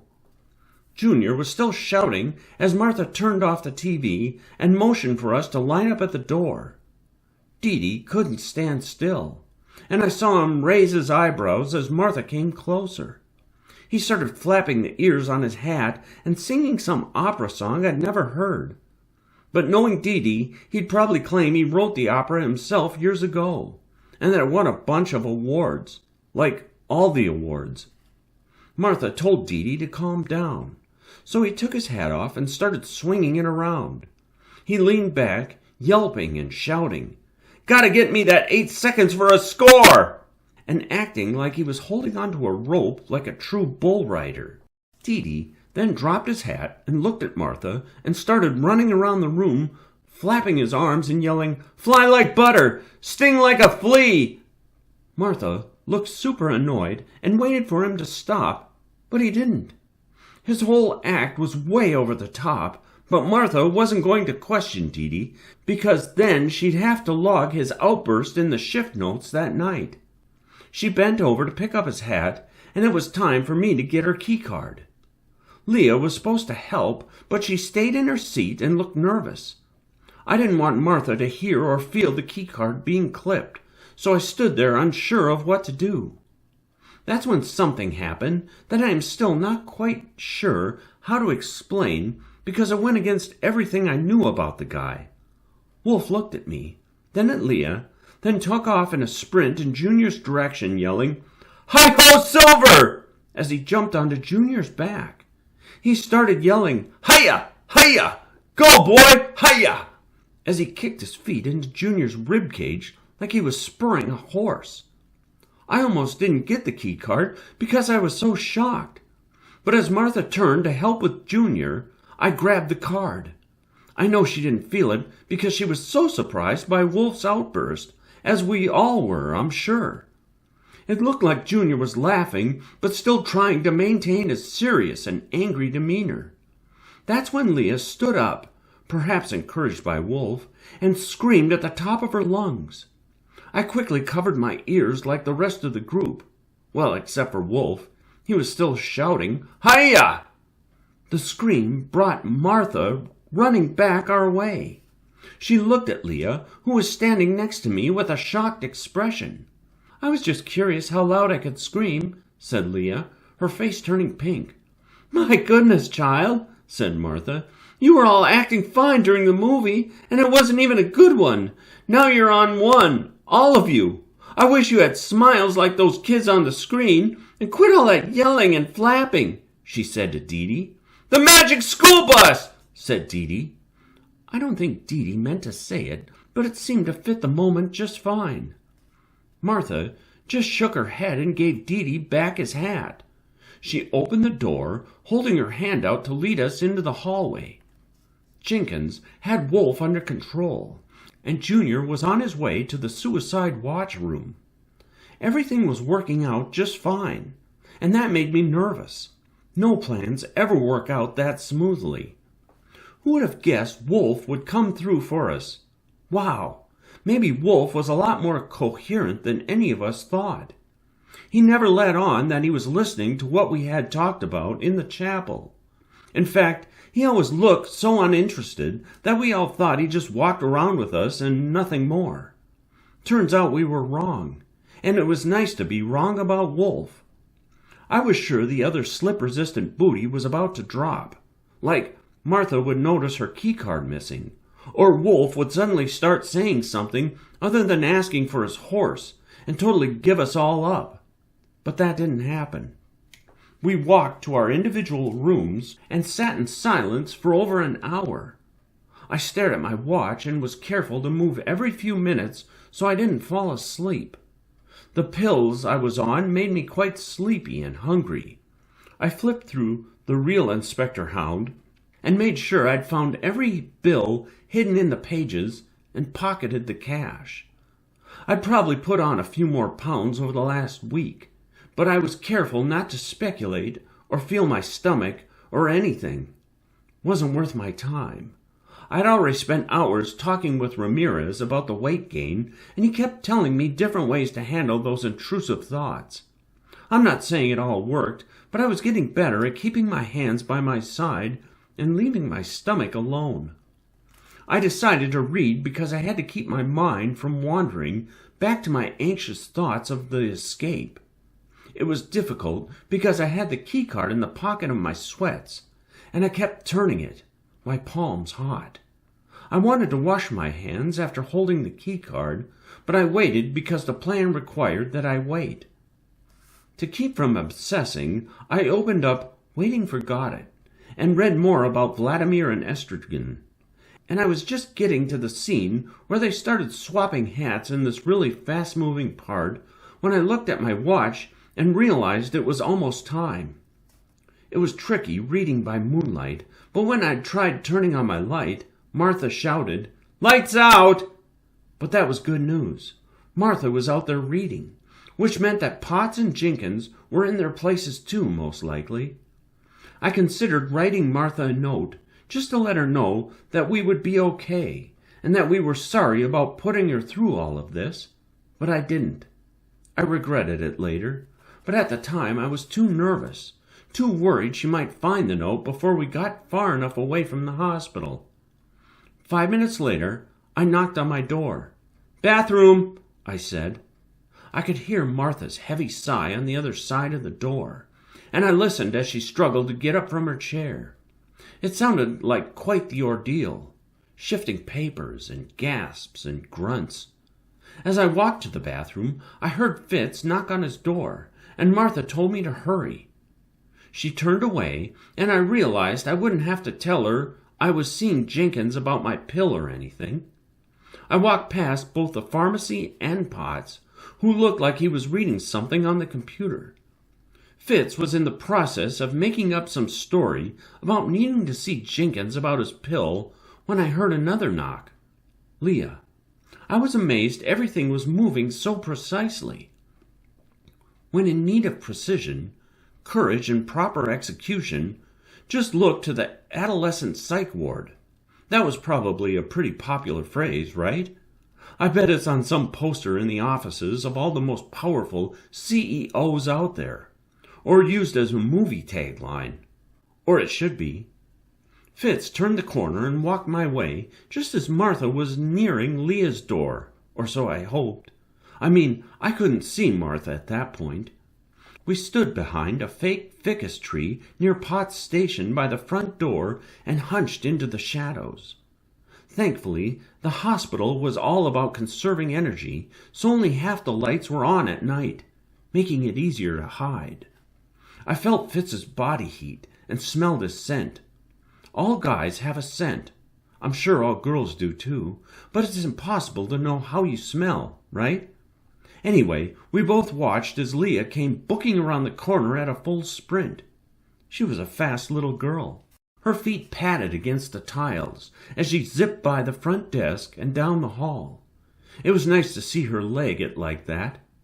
Potts almost fell off his chair when he heard Martha scream Leah's name.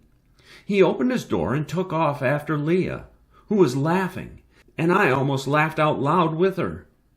Martha came huffing around the corner and looked annoyed and tired, and maybe like she thought it was all a little funny that she was chasing a girl at midnight down a hall in a psych ward. Martha shouted Leah's name again, and it's the last thing we heard. Fitz and I were out the door. I had the keycard in my hand.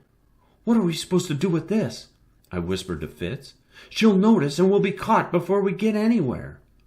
I'd spent an entire week after our Sunday talk coming up with plans for numerous scenarios that were not probable, but simple and maybe even likely. But of course, I hadn't planned for this specific moment. And of course, we'd missed a few things. Isn't that always the case? "Slide it back under the door," Fitz whispered. "What? Why?" "If you slide it far enough, maybe she'll think it fell off while she was running after Leah. Hurry." Fitz grabbed the card and slid it as far as he could. Moments later, we heard Martha's voice from down the hall. We took off in a sprint, only slowing down when we reached the elevator bank. "We just walk out the door?" I said. "To the ER, then out the door," he said. "Nobody looks twice at people leaving the ER in a sad, sartorial state," Fitz said, as we rode the elevator down to the main level. Pretty good word, huh? Sartorial? Picked it up from Ninja Assassin Protocol 4. I was blinking so rapidly that I only caught glimpses of Fitz.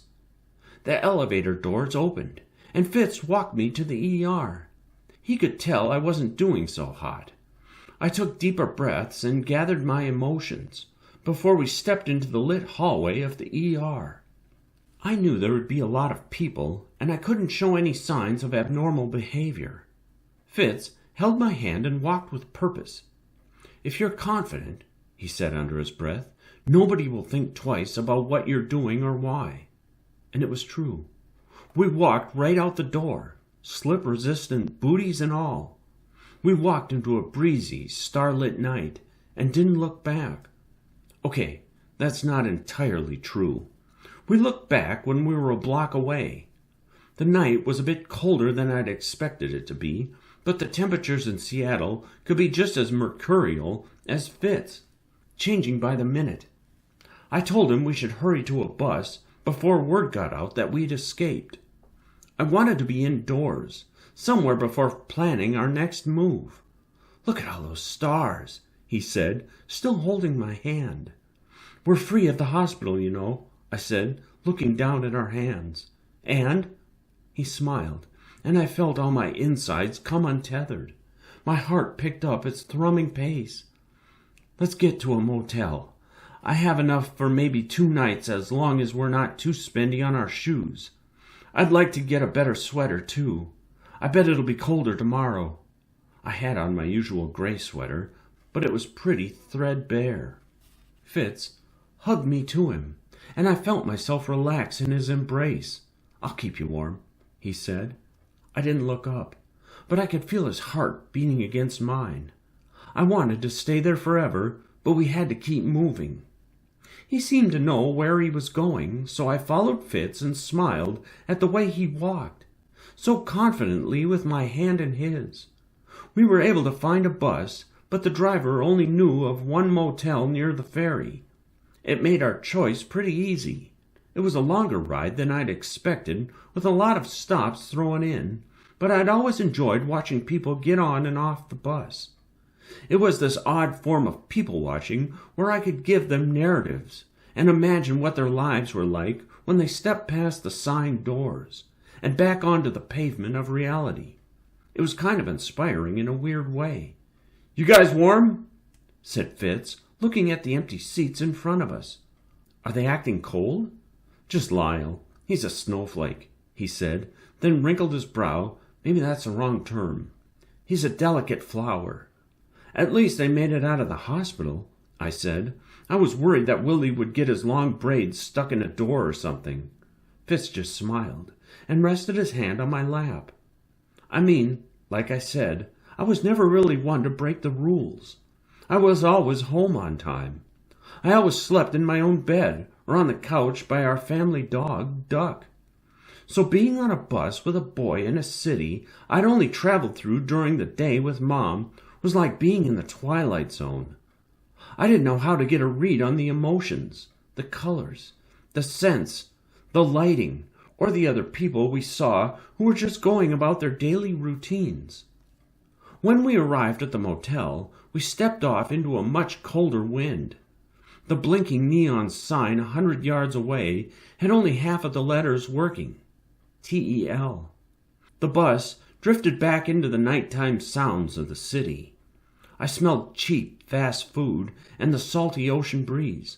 "Let's hurry," he said. "Wait," I said, grabbing his arm. "If the orderlies find out we're gone, they're going to look to any form of transportation we could have taken. If they find that driver, he'll point out exactly where he dropped us. It won't take them long to take 2 and 2 and 2 and stack it all up to 6. "You love your numbers," he said. "I'm serious." "I know," said Fritz. "And you're right. Man, I'm so cold." I thought of running into the motel and asking about other accommodations in the area, but then realized that wouldn't work either. If the person working at the desk remembered telling 2 young people where to stay, then the trail would still be fresh for the police, or whoever would come after us. At that moment, I imagined the police handing hound dogs out some of our clothes to get our scent. Stupid, I know, but whatever. Usually motels are in groups. "Let's just keep walking," I said. The wind cut right through me. I had no sweats, but neither of us had any shoes on. Hopefully the people at the front desk wouldn't look too closely or care too much. Hopefully Fitz was right about people in Seattle not worrying about that kind of thing. Fitz's hair was all over the place, and I realized that his bandana looked even stranger outside of the hospital. Everything did, except maybe his shirt. Funny how that worked out. He used his body to try to shield me from the breeze. But eventually we just walked side by side at a fast clip for about 4 blocks before we saw a faded sign for an inn another half a block away.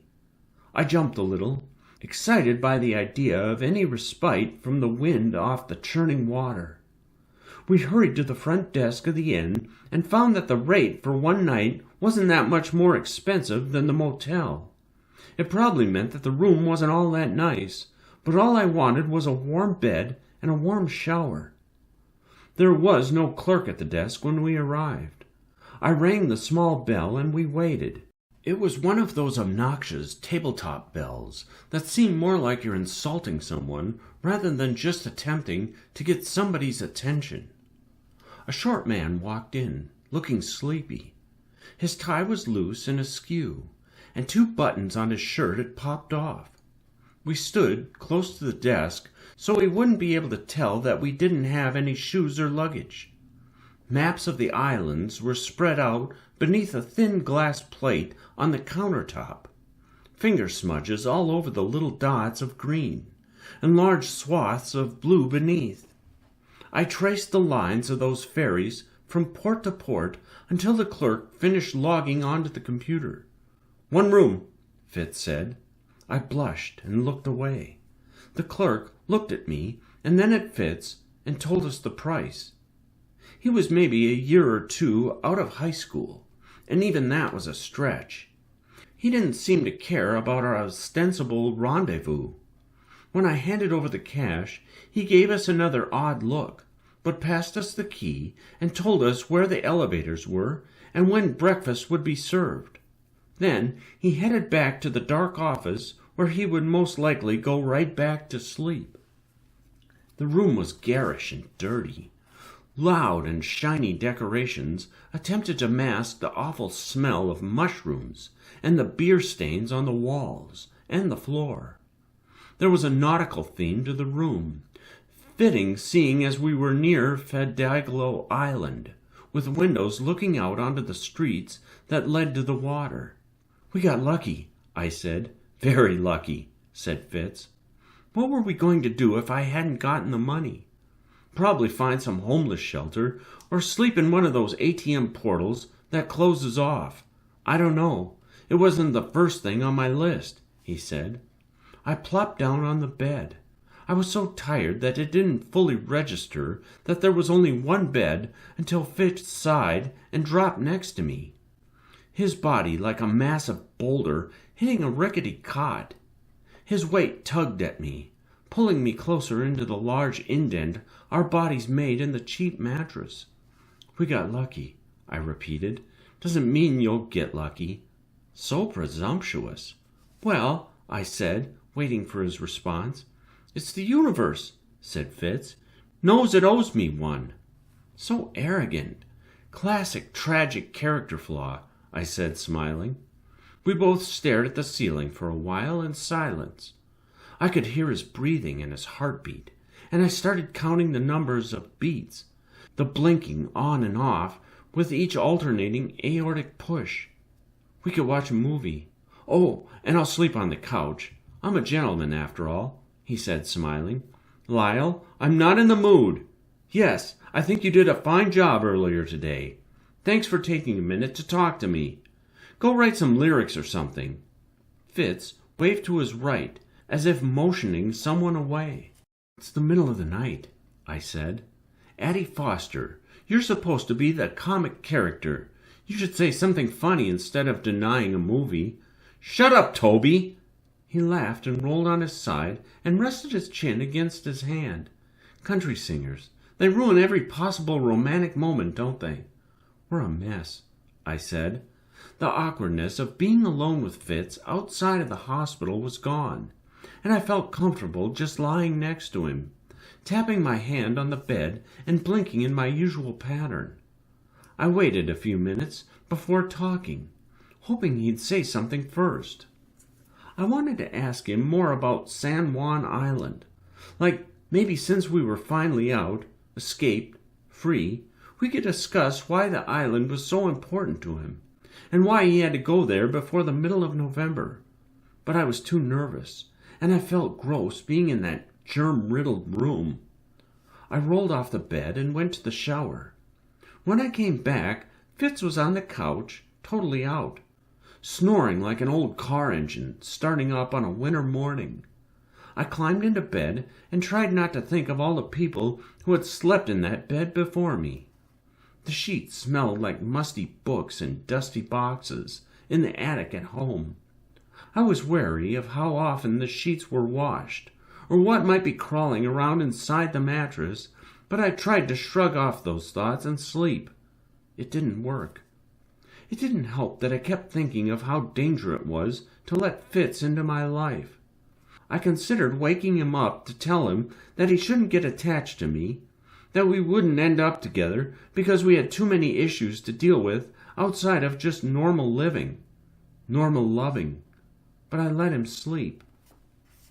At some point in the night, I realized that I had free access to a sink and soap with no Martha to stop me. That was dangerous. I kept thinking of all the messy bodies that had made their way to those sheets, sweaty bodies, bodies with dead skin flaking off everywhere, bodies with other bodies, fluids. Gross.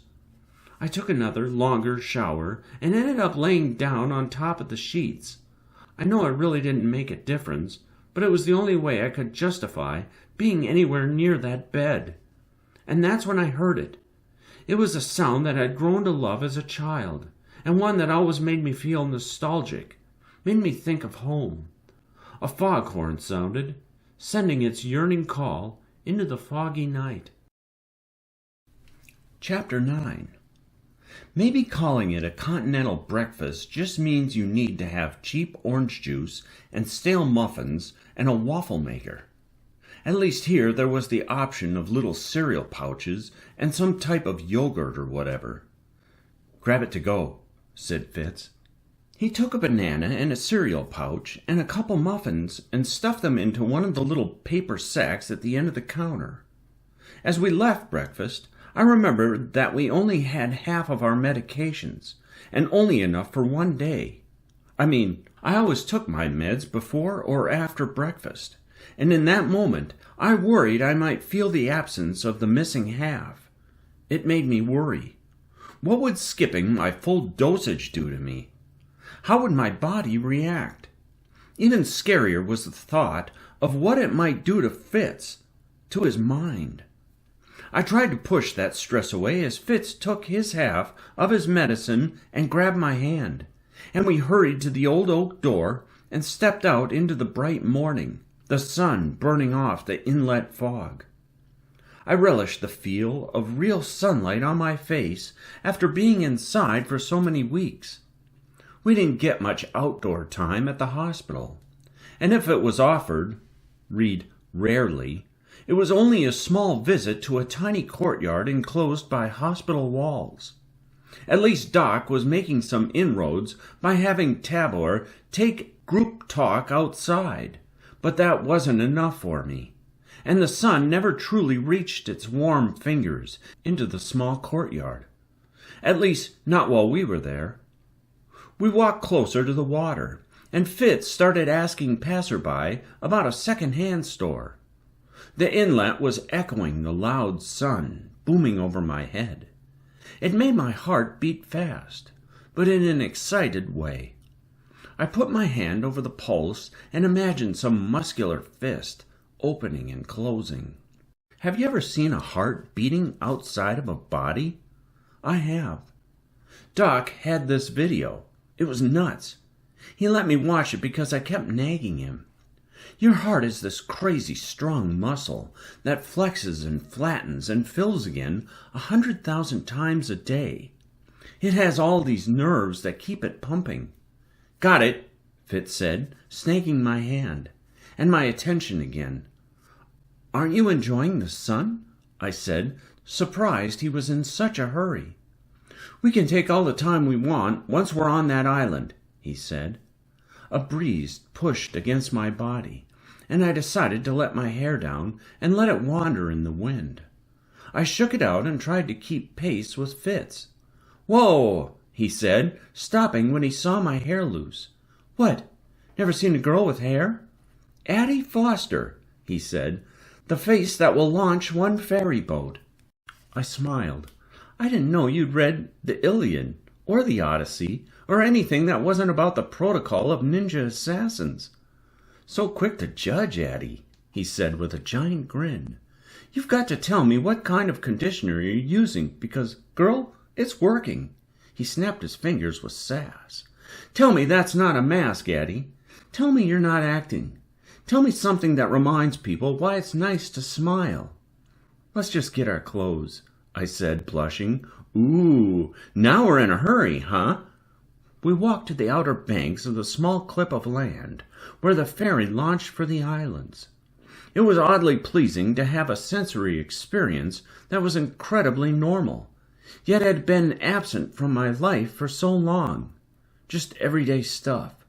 Doors opening and closing. People talking.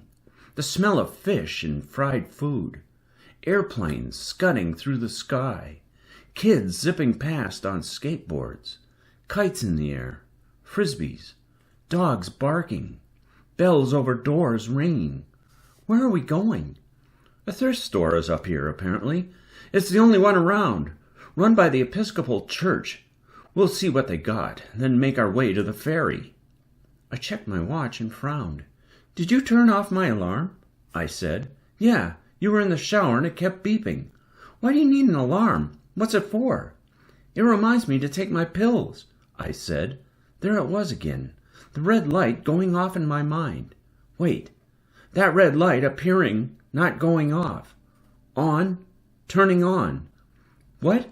My pills! I'm worried about the fact that we only took half. "It's one day, Addie," he said. "I'm going to be sick later today," I said, dreading the inevitable stomach lurching, an empty feeling I got whenever I forgot my medication. The same feeling I felt the day before when breaking the pills in half. Would it be worse because of the new environment? I had no way of knowing. "I like having a clear head," he said. "I think better when I'm not on so much of that garbage." I thought about reminding him that he was doing better than ever before because of those very pills, but decided not to say anything. I guess he was right. It was only 1 day and a half, the dosage, but it didn't stop my mind from sending stress signals to my heart and tightening my chest whenever I thought of him without his pills. I'd only known him with those pills. Who would he be without them? It's not like he hadn't dealt with those emotions before, though, right? It worried me. But the outing was moving, so to speak, and I wasn't able to slow it down. I mentioned that so to speak. I speak, so to speak. Too much momentum. I tried to stay in the moment and move on. The sun was starting to rise behind the evergreens, and it threw some pretty crazy shadows all over the rolling landscape. I enjoyed the sun as little beams hit me and warmed me all unevenly. I noticed Fitz was sweating more than usual, but wasn't sure if it was the lack of medication or his anxiety about whatever awaited us on the island. When we stepped into the store, I squinted so my eyes would adjust to the cheap fluorescent bulbs. I hated fake light. One wall was lined with suits and blazers and ties and dress shoes, all in the most ridiculous array of colors I'd ever seen. Most of the clothing was far too bright to wear, no matter the comfort level or functional appeal. Not the best options. But I walked down the women's side to find, surprisingly, some really pretty sundresses and some nice shirts. "People are calling this second-hand," I said. Fitz popped around the corner, wearing overalls and a straw hat, and I started laughing. "Truly, Walt Whitman himself," I said. "My namesake, in a way," said Fitz. "Just wish I had a stalk of wheat I could hold between my teeth, and a banjo. Lyle is over here laughing, and Toby is telling me some clean jokes for a change. Thanks, guys, he said, calling out to the empty space behind him. He started dancing a hoedown type jig and lifting his knees as high as they could go and slapping them and yipping, yopping, Whitman would say. Just don't go throwing all your clothes off and rolling in the grass, I said. Don't go full Whitman on me. What? He stopped dancing and raised his eyebrows and tilted his head. Have you never read Whitman's poetry? Only the captain, my Captain One. Well, he usually takes off his clothes about halfway through his poems and starts rolling in the grass, I said, not saying it doesn't sound freeing, but I'd like not to make it too obvious that we are escapees from a mental ward. We both said goodbye to our booties. What a sad parting. He decided on flip-flops because they were cheapest, so I went the same route. Fitz turned back to the men's side. He found some soft gym shorts and a nice big sweatshirt that said, I love my grammar's synonym rolls. It had this cheesy cinnamon roll man leaping in the air with a giant smile, clicking his heels together. It looked dumb, but it also looked warm. My sweatshirt said, silently correcting your grammar. I liked that it fit with Fitz's choice. I imagined that both shirts had been donated by the same couple, a couple who had also worn them, ironically. I already had good sweats on. At least your shirt fits your personality, he said. Yours is lame, but at least it has a cute roll on it, I said, smiling. I saw Fitz pause and stare over my shoulder. When I turned, I saw that he was looking at a toy model airplane. It was this really cool-looking 1920s biplane that was covered in this gorgeous yellow with bright green lines. Kind of like what the water looks like when those phytoplankton make it all neon and alive at night. All that light cruising through the waves. That kind of light I can get behind. The kind of light is worth watching for. That made me think of blue whales eating 9,000 pounds of krill in one day. Sometimes we'd grab our hangers and pretend to fly around the apartment and use these bogus pilot codes and jump off the couch and knock into one another and make fake radio static in our arms and get spit all over the floor and laugh about it, said Fitz. I was the only person near him, but it didn't seem like he was talking to me. Who? Quentin, he said. Let's hurry. He grabbed my arm, and I realized he was not interested in talking about Quentin at the moment. Quentin.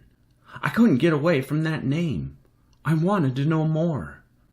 After paying for the clothes, I saw that we probably only had enough for the ferry ride and maybe a couple more meals as long as it was fast food or something reasonably cheap. Thinking of food made me double over near the store entrance. My mouth was sweating, and I felt like I was about to throw up. It never happened, the actual throwing up part, but I was on edge the rest of the morning, my stomach twisting and rolling like waves near the breakers. A breeze rolled in, heavy with salt and carrying a strong chill. You know, we can't get cold, I said, thinking back to something Mrs. Peddle had once told me. What do you mean? I got this sweater because I plan on things getting cold. His eyes looked amazing in the sun, like the gray had these small bursts of bright blue speckled throughout, and he looked noticeably happier, shining, like his soul was trying to step out of his body or something. No, you can never really get cold. You just lose heat. Our bodies lose heat. That's pretty awesome, said Fitz, still clearly mulling it over. I looked down at my feet as we hurriedly walked past the passerby. I realized I would likely never wear these bright pink flip-flops outside of this odd and beautiful time of my life when I was free of the psych ward with Fitz. I stared at the flower between my toes. When we arrived at the ferry docks, I looked into the muddled light where the water met the sky.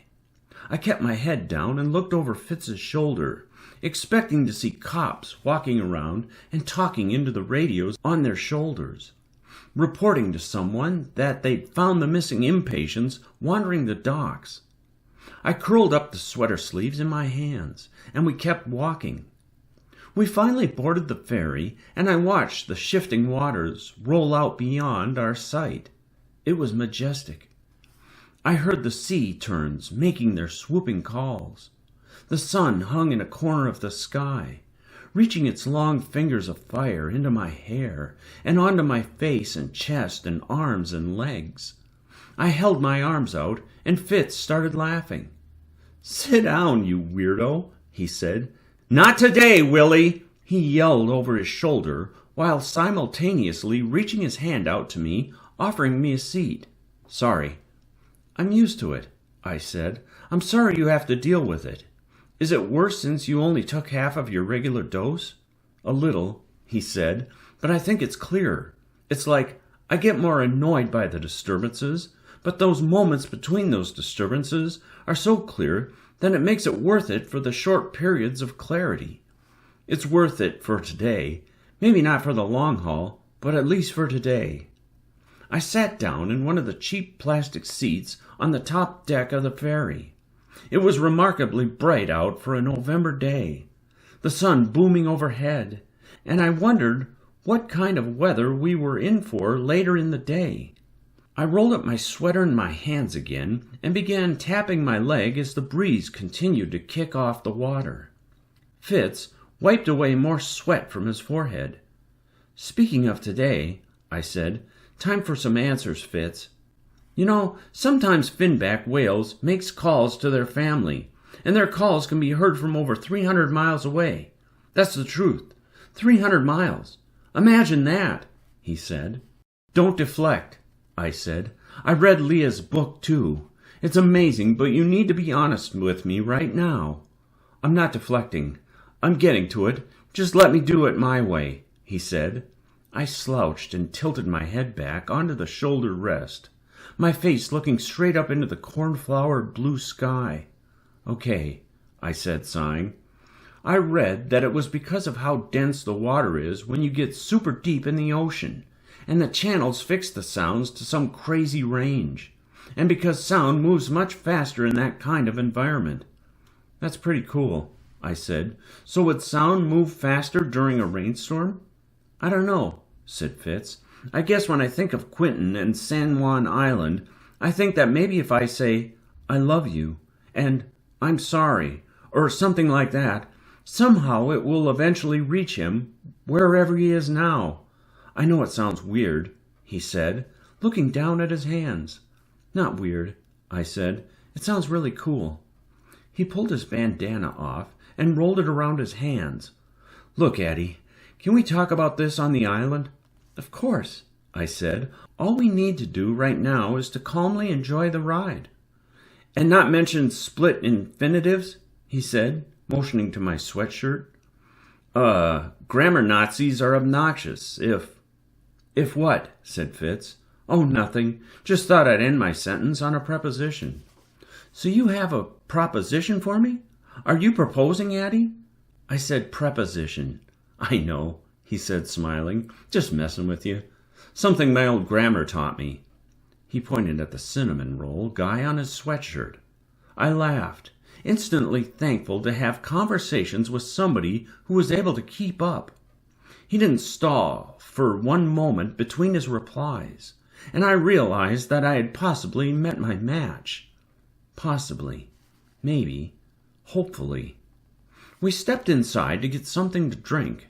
The overhead speakers burbled as the ferry guide from the top deck started to talk about the interesting sights to see and the wildlife in the area. The boat was pretty warm inside, but I was worried if we stayed too long we'd get used to it and not go back outside to watch for whales or other wildlife. I mean, it'd be easy to sit inside and look out a window, and we could have just turned on the TV to some animal show if we were really going to be lazy. So I told Fitz we should go back outside and watch from there. The guide was spouting out all these facts about the islands of the Pacific Northwest, and telling us about the different types of birds and animals we might see, and how to tell which species they were. "To your left, you'll see stellar sea lions," said the guide. We looked over to see these little bodies undulate below the surface of the water. "If you look closely, you can see a couple western grebe out beyond the rocks on your right," the guide said. I didn't know what he was talking about, but I saw 2 birds out there that looked like ducks with red eyes. I think our guide expected tips or something because he seemed way too cheery for that early in the morning. A few minutes later, Fitz and I were standing at the railing at the bidding of our new friend, the guide. "The common name is killer whale, but they are also known as orcas. A group that size is called a pod. It is pretty rare to see them because the ferry makes so much noise," the guide said. The guide kept talking, but we weren't really listening. I watched the massive creatures slide through the water and spray into the air and dip and swerve and glide. It was beautiful, a group of slippery black bodies moving through dark sheets of blue. Their bodies were just small dots after a few minutes, like a sentence written on the horizon, oddly punctuated with ellipses every few words. They were moving up and down, like black buoys, floating away, like Morse code but in the water. Long, long, short, short, short, and then there was just this odd quiet and stillness, a flat line of ocean, a sentence deleted. "There are breeding bald eagles every mile or so, and you can likely see a few nests of peregrine falcons. They can reach more than 200 miles per hour in a dive. You also are quite likely to see trumpeter swans, depending on your destination on the island," said the guide.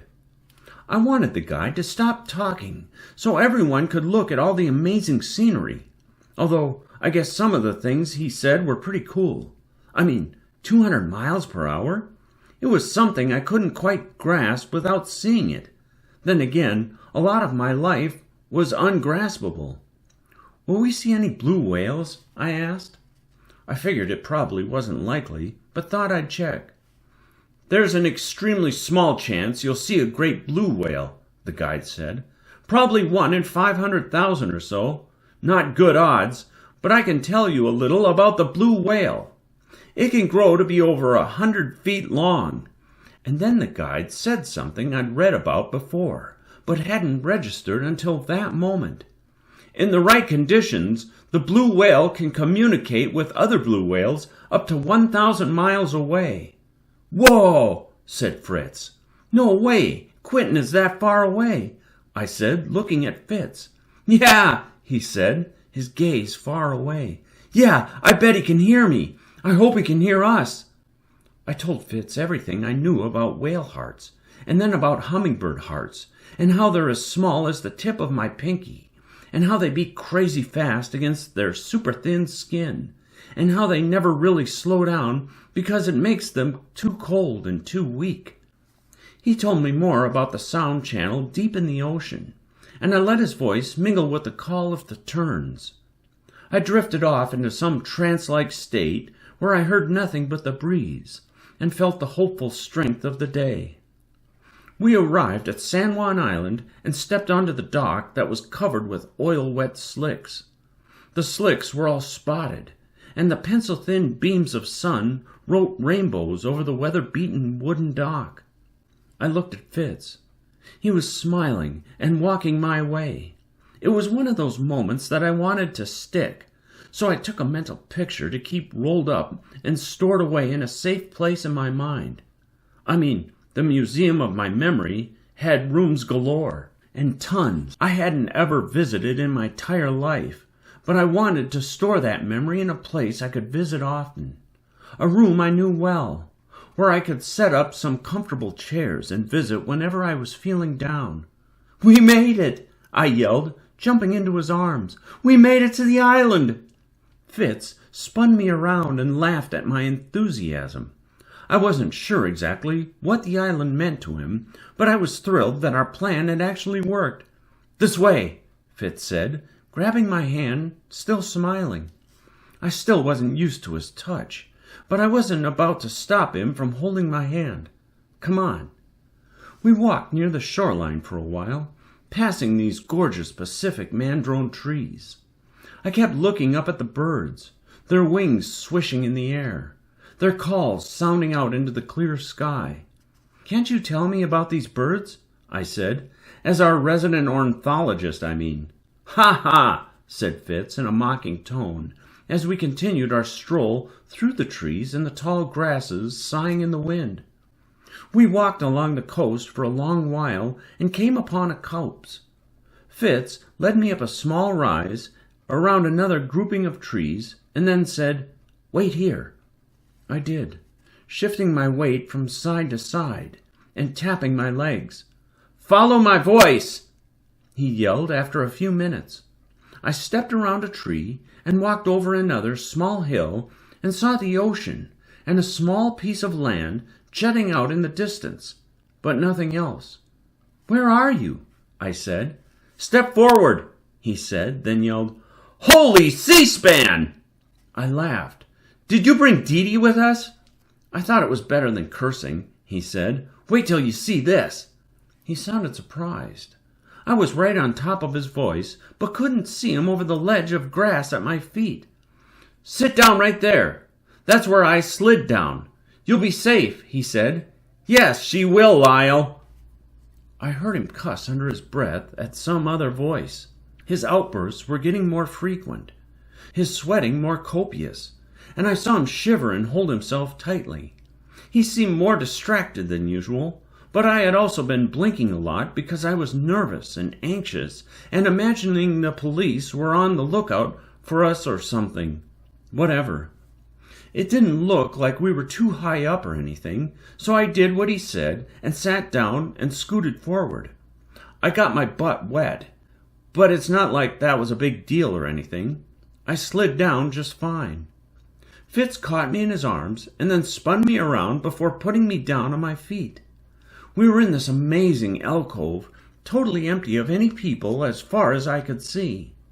Instead, there was this massive skeleton. I wondered if it had once been a blue whale, because the head alone was as big as the entire game room in the hospital. I mean, the length was unbelievable, and the bones were bleach white and strewn all over, moldering on the ground. "No way," I said, walking to the bones. "I know. That's what surprised me," he said. I went and lay down in the chest cavity and rested my hands on my chest and looked up through the bones at the blue sky and the thin clouds passing over. I thought about my heart and Dad's heart and Mom's heart and Fitz's heart and wondered at their different sizes. I bet mine was smallest, but I wanted it to be more, to be bigger, to house more people and more love and more hope. "You know, certain yoga positions open up the heart more," said Fitz. "You're full of it," I said. "It's true. Those shirts are not just for show." He sounded sincere, and I wasn't convinced by his confident tone. "Only I don't want to be in a position where my heart is more open because I don't want anybody to see what's in there," he said. "Or what isn't in there, I guess. I don't like the idea of being vulnerable like that." The V word. "Are you okay, Fitz?" "It's not like we're in a play or on stage now, Addie. Nobody's watching us, you know. And I could fit thousands of my own heart inside that whale's chest, but it wouldn't matter. I'm the one still living, and my heart is the one still churning in my chest, sloshing around all my shame," he said. "What?" Fitz kicked sand into the air and yelled something at Willie, then turned back to me. His face was pale and rigid and unblinking. He held his stomach and looked like he might hurl. He coughed, then composed himself and stared into the sky. "Quentin," he said. I looked out at the massive bay of gorgeous water. There were tons of birds doing this amazing thing where they circled above the swells, and then, when they spotted a fish, they dive-bombed into the water at this incredible speed. It made me want to watch from beneath the water, to see their bodies shoot through the blue, leaving a trail of bubbles. I hesitated, then said what I was thinking. I was tired of being left out, tired of feeling like he was hiding something. "What happened to your brother, Fitz?" "It's just, I haven't been able to really say goodbye to Quentin," he said, looking at his feet. "I mean, they let me go to the funeral and everything, but it was so rigid, so structured, with the program and all. So freaking structured. I never really got to say a proper goodbye. And this is our place." He looked out at the endlessly restless water. "And I'm sorry, Quentin. I know it's a stupid adage, but I often think about bad things happening to good people. Sorry, it's not more colorful than that." I didn't say anything. "This month marks the anniversary of his death," said Fitz. "That's why I tried to break out earlier. I wanted to come here because it's the year Quentin would have been old enough to join the San Juan Island Birders Club. He wanted that vest and those binoculars with the logo on them and that little pin so much. It came with a book and a checklist and everything. Sounds silly, but it means a lot to me because it meant a lot to him." "That doesn't sound silly at all," I said. Fitz walked over and sat next to me in the chest cavity of the whale bones. He rested his head in the sand, and we both stared into the sky. Mom took us to San Juan Island every few months to run around and explore the coastline. Quentin always brought this little notepad and these really cheap binoculars. He liked looking for birds. He knew everything about them. Quentin's favorite bird was the Kirtland's warbler. He said it was like the LeBron James of birds. Everybody wanted to get a picture of it. At the time, I didn't think about the fact that it was kind of an odd hobby for someone so young. At the time, we only cared about having fun. So we visited the island years ago and found this secluded alcove, this one we're sitting in right now. Nobody was ever there. Here, I mean. Nobody is ever here. Anyway, we fashioned these wings out of leaves tied to sticks, and we'd hold them and flap them and take turns jumping off this lip, either into the water over there or in the sand along the ridge where you first dropped into the place. It was stupid and fun. It made Quentin so happy. It made me happy too," he said. Fitz stopped and took off his bandana. He bunched it up in his hands. "You don't have to tell me if you don't want to, Fitz," I said. "No, it's fine. It wasn't you. It was your boggleword, warbler. That's what upset me weeks ago. Sorry again for being so rude," he said. I turned and looked at the small dots of sand freckling Fitz's face. His curly hair was covered in sand. I'm sure my hair was likewise a mess of sand and sea air. I liked that we matched. We were both quiet for a minute. Then Fitz said, "That was the fall I started hearing voices. I'd just hit puberty. I know, you probably thought I was born with a voice this deep." He looked at me briefly, then back to the sky. I was aware he was trying to put on the comedy mask, but it wasn't working. Those small gestures to swap masks never work in the face of something so persistent. It's impossible to hide some things. And I felt that if I missed this year, it would be what would tip the scales of depression the wrong way. I rested my hand on his chest, and he let the bandana drape over his face, like he didn't want me seeing him as he told the rest. He breathed, and I saw the bandana stir. "I heard a voice tell me to push Quentin off the ledge," he said. "It was something we always did, so I didn't think much of it, though it scared me because I didn't know where the voice was coming from, who the voice was coming from. But he wasn't expecting the shove. We always yelled, 'Think like a bird,' before the push, or something like that, but I didn't say anything that time. I just pushed him. He slipped and he landed weird.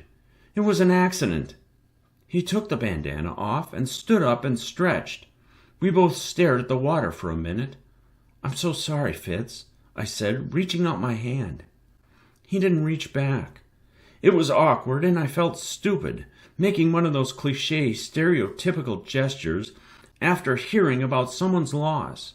So I gently took his hand and pulled him back down so we'd both be seated in the cool sand. Loss is so messy, so impossible to hold or mold or shape in any way. We really can't grab onto it. I worried it was wrong of me to try in that moment, but Fitz smiled at my touch and stared out at the water and clouds. Then he cleared his throat and rested his head on his knees and looked at his feet. He'd kicked off his flip-flops and was rolling his toes in the sand. He sighed deeply and sniffed. I could tell he was trying to hide anger and sadness, and probably a whole mess of emotions behind that handsome gap, behind the mask. Brain damage. He was barely here. He died a month later. You know, it's funny, he said, shaking his head and looking my way. Before he could finish the thought, I jumped in. Don't throw something. That's how Junior always starts his rants. Fitz smiled. You're right, but it's true. Don't worry. I'm not planning on leaving this spot. But it is cosmically funny. Maybe tragic is a better word for it. For what? Well, he said, remember that book about the mental hospital where they call the psych ward a cuckoo's nest? I guess it ends with the narrator breaking out, but I keep thinking about it being called a cuckoo's nest. What does that have to do with anything? I said. I sat up and kicked off my flip-flops. He was still rolling the bandana in his hands. I scooted closer to him.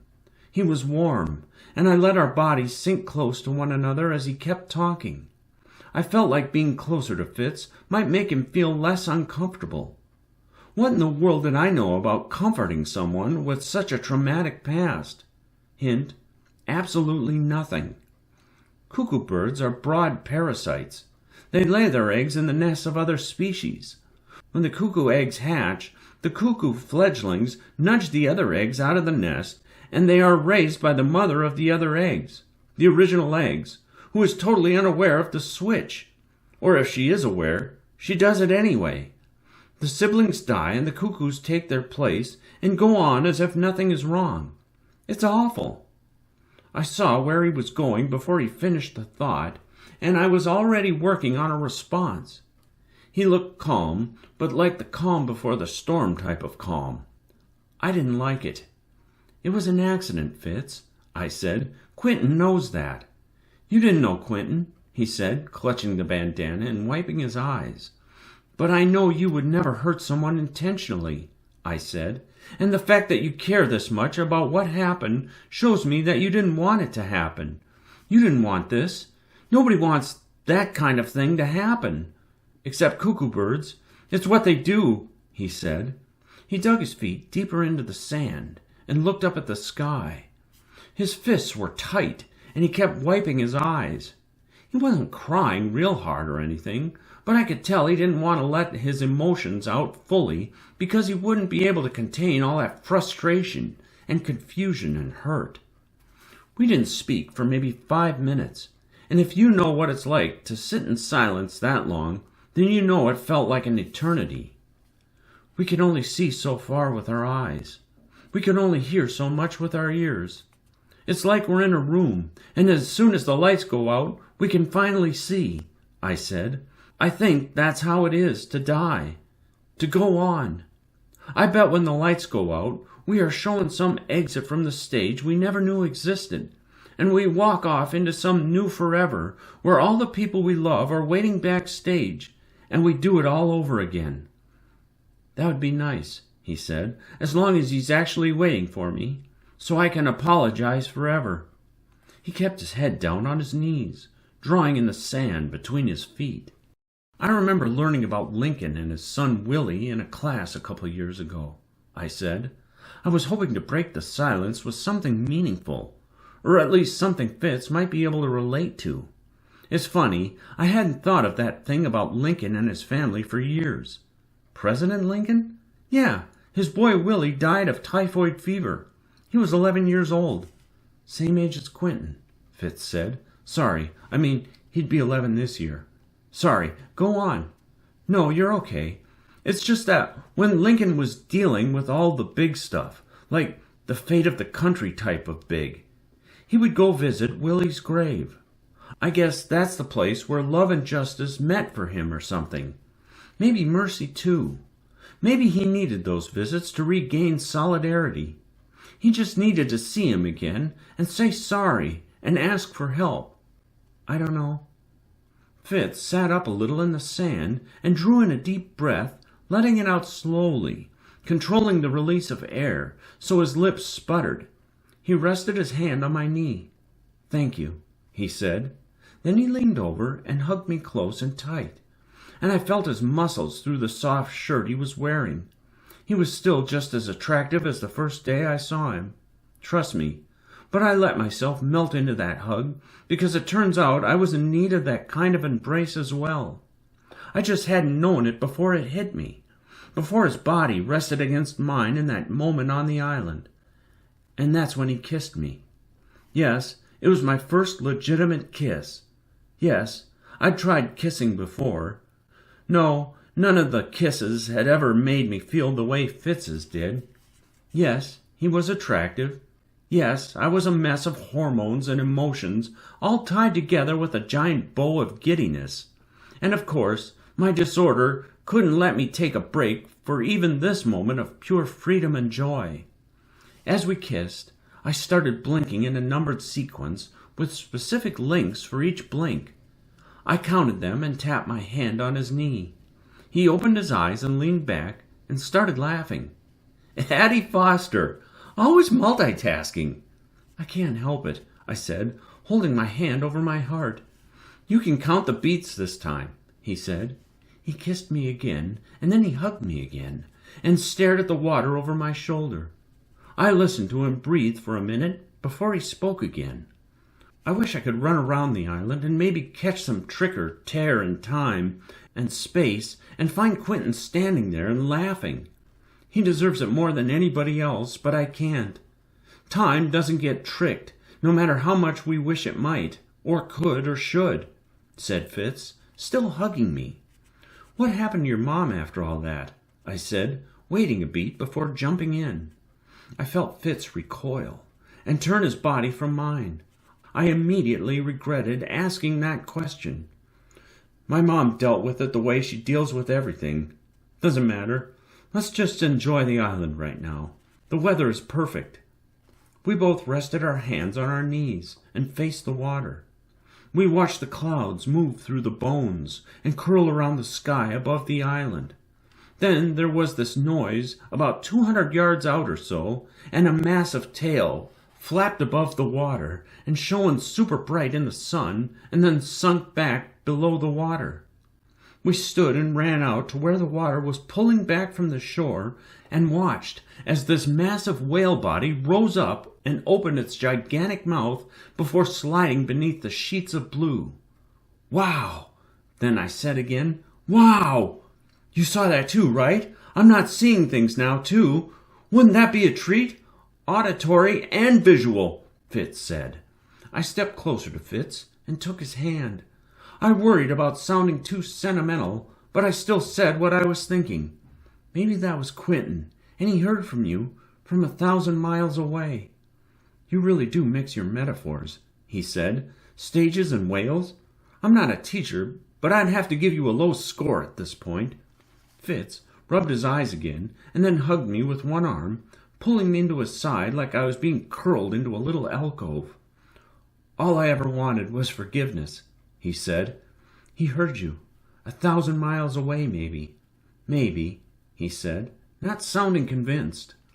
"We dive as deep as we can and hope somebody is listening to our call across the deep waters. All of us at some point. I hope I hadn't frustrated him in some way by bringing it up like that. I was so unsure of the ground I was walking on, the shaky earth of grief, the shifting plates of loss, the tectonics of memory. It was all pretty fascinating, seeing that whale, and I thought about the guide and how much I wanted to tell him we saw a blue whale, and how it was the coolest thing ever, and all about the skeleton. But we decided it best to keep it all a secret. "This is your spot now, too," said Fitz, rubbing his eyes with the sleeve of his sweatshirt. When I shivered in the cold wind off the water, Fitz pulled me close and hugged me tight with both arms. I loved every second of it.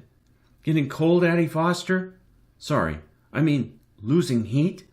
I nodded, and Fitz suggested we grab our shoes and head back to the boat. "You asked about my mother," he said as we climbed back over the small hill, hiding the alcove. "Yeah, sorry, not my place." "No, I'm glad you asked," said Fitz. "You know, she's never showed up for parent visit. Not one time. Not once since she admitted me to that hospital. You know why?" I had a good guess, but I didn't feel bold enough to say it. I was afraid it would hurt him, and I didn't want to risk it after making my way over so much history to a place where I felt comfortable hugging him and kissing him and being with him and everything. Because I killed her son. She can't forgive me. Should I even expect her to? It's true, I did that to Quentin. Me, he said, huffing and picking up his pace. But I said sorry, and that's what I wanted. Thank you for helping me, Addie. You're welcome, Fitz. I mean it. Thank your... He pointed at my sweatshirt, and I laughed. Oh, you're welcome for... For what? No, you're welcome for... That's it. Just thought we should end the trip on a preposition. Fitz laughed deep in his throat, and I smiled. Our walk to the ferry was all light as the sun swallowed up the sky and everything around us. We shed our lame sweatshirts as we boarded the boat from the dock where all the morning water had been licked back up into the sky. Chapter 10. It was a surprisingly sunny day, even though it was, near the end of November. The sky was on fire. The clouds, moving like hundreds of small boat sails, set aflame. When the boat approached the dock back on the mainland, I saw all these little black dots on the shore, and I worried we might be walking into the arms of the police. I tried to get a closer look, so I stood at the railing and squinted in the sunlight. Are you peering at the pier? Said Fitz. Nice homophone, I said. Are those cops? The guide didn't hear us. Nobody heard us, thankfully. I had to be more careful with the volume of my voice. Sit down, Addie. Nobody is worried about us, said Fitz. That upset me. Not what he said, but what it made me think about. I'd been thinking about his mother the entire ride back. I'd been trying to concentrate on the beautiful day and lose my thoughts and all the wonderful scenery. But once a thought was in there, it was like being stuck in concrete, and the only way to rid myself of those thoughts was to see them through. Compulsive, that's right.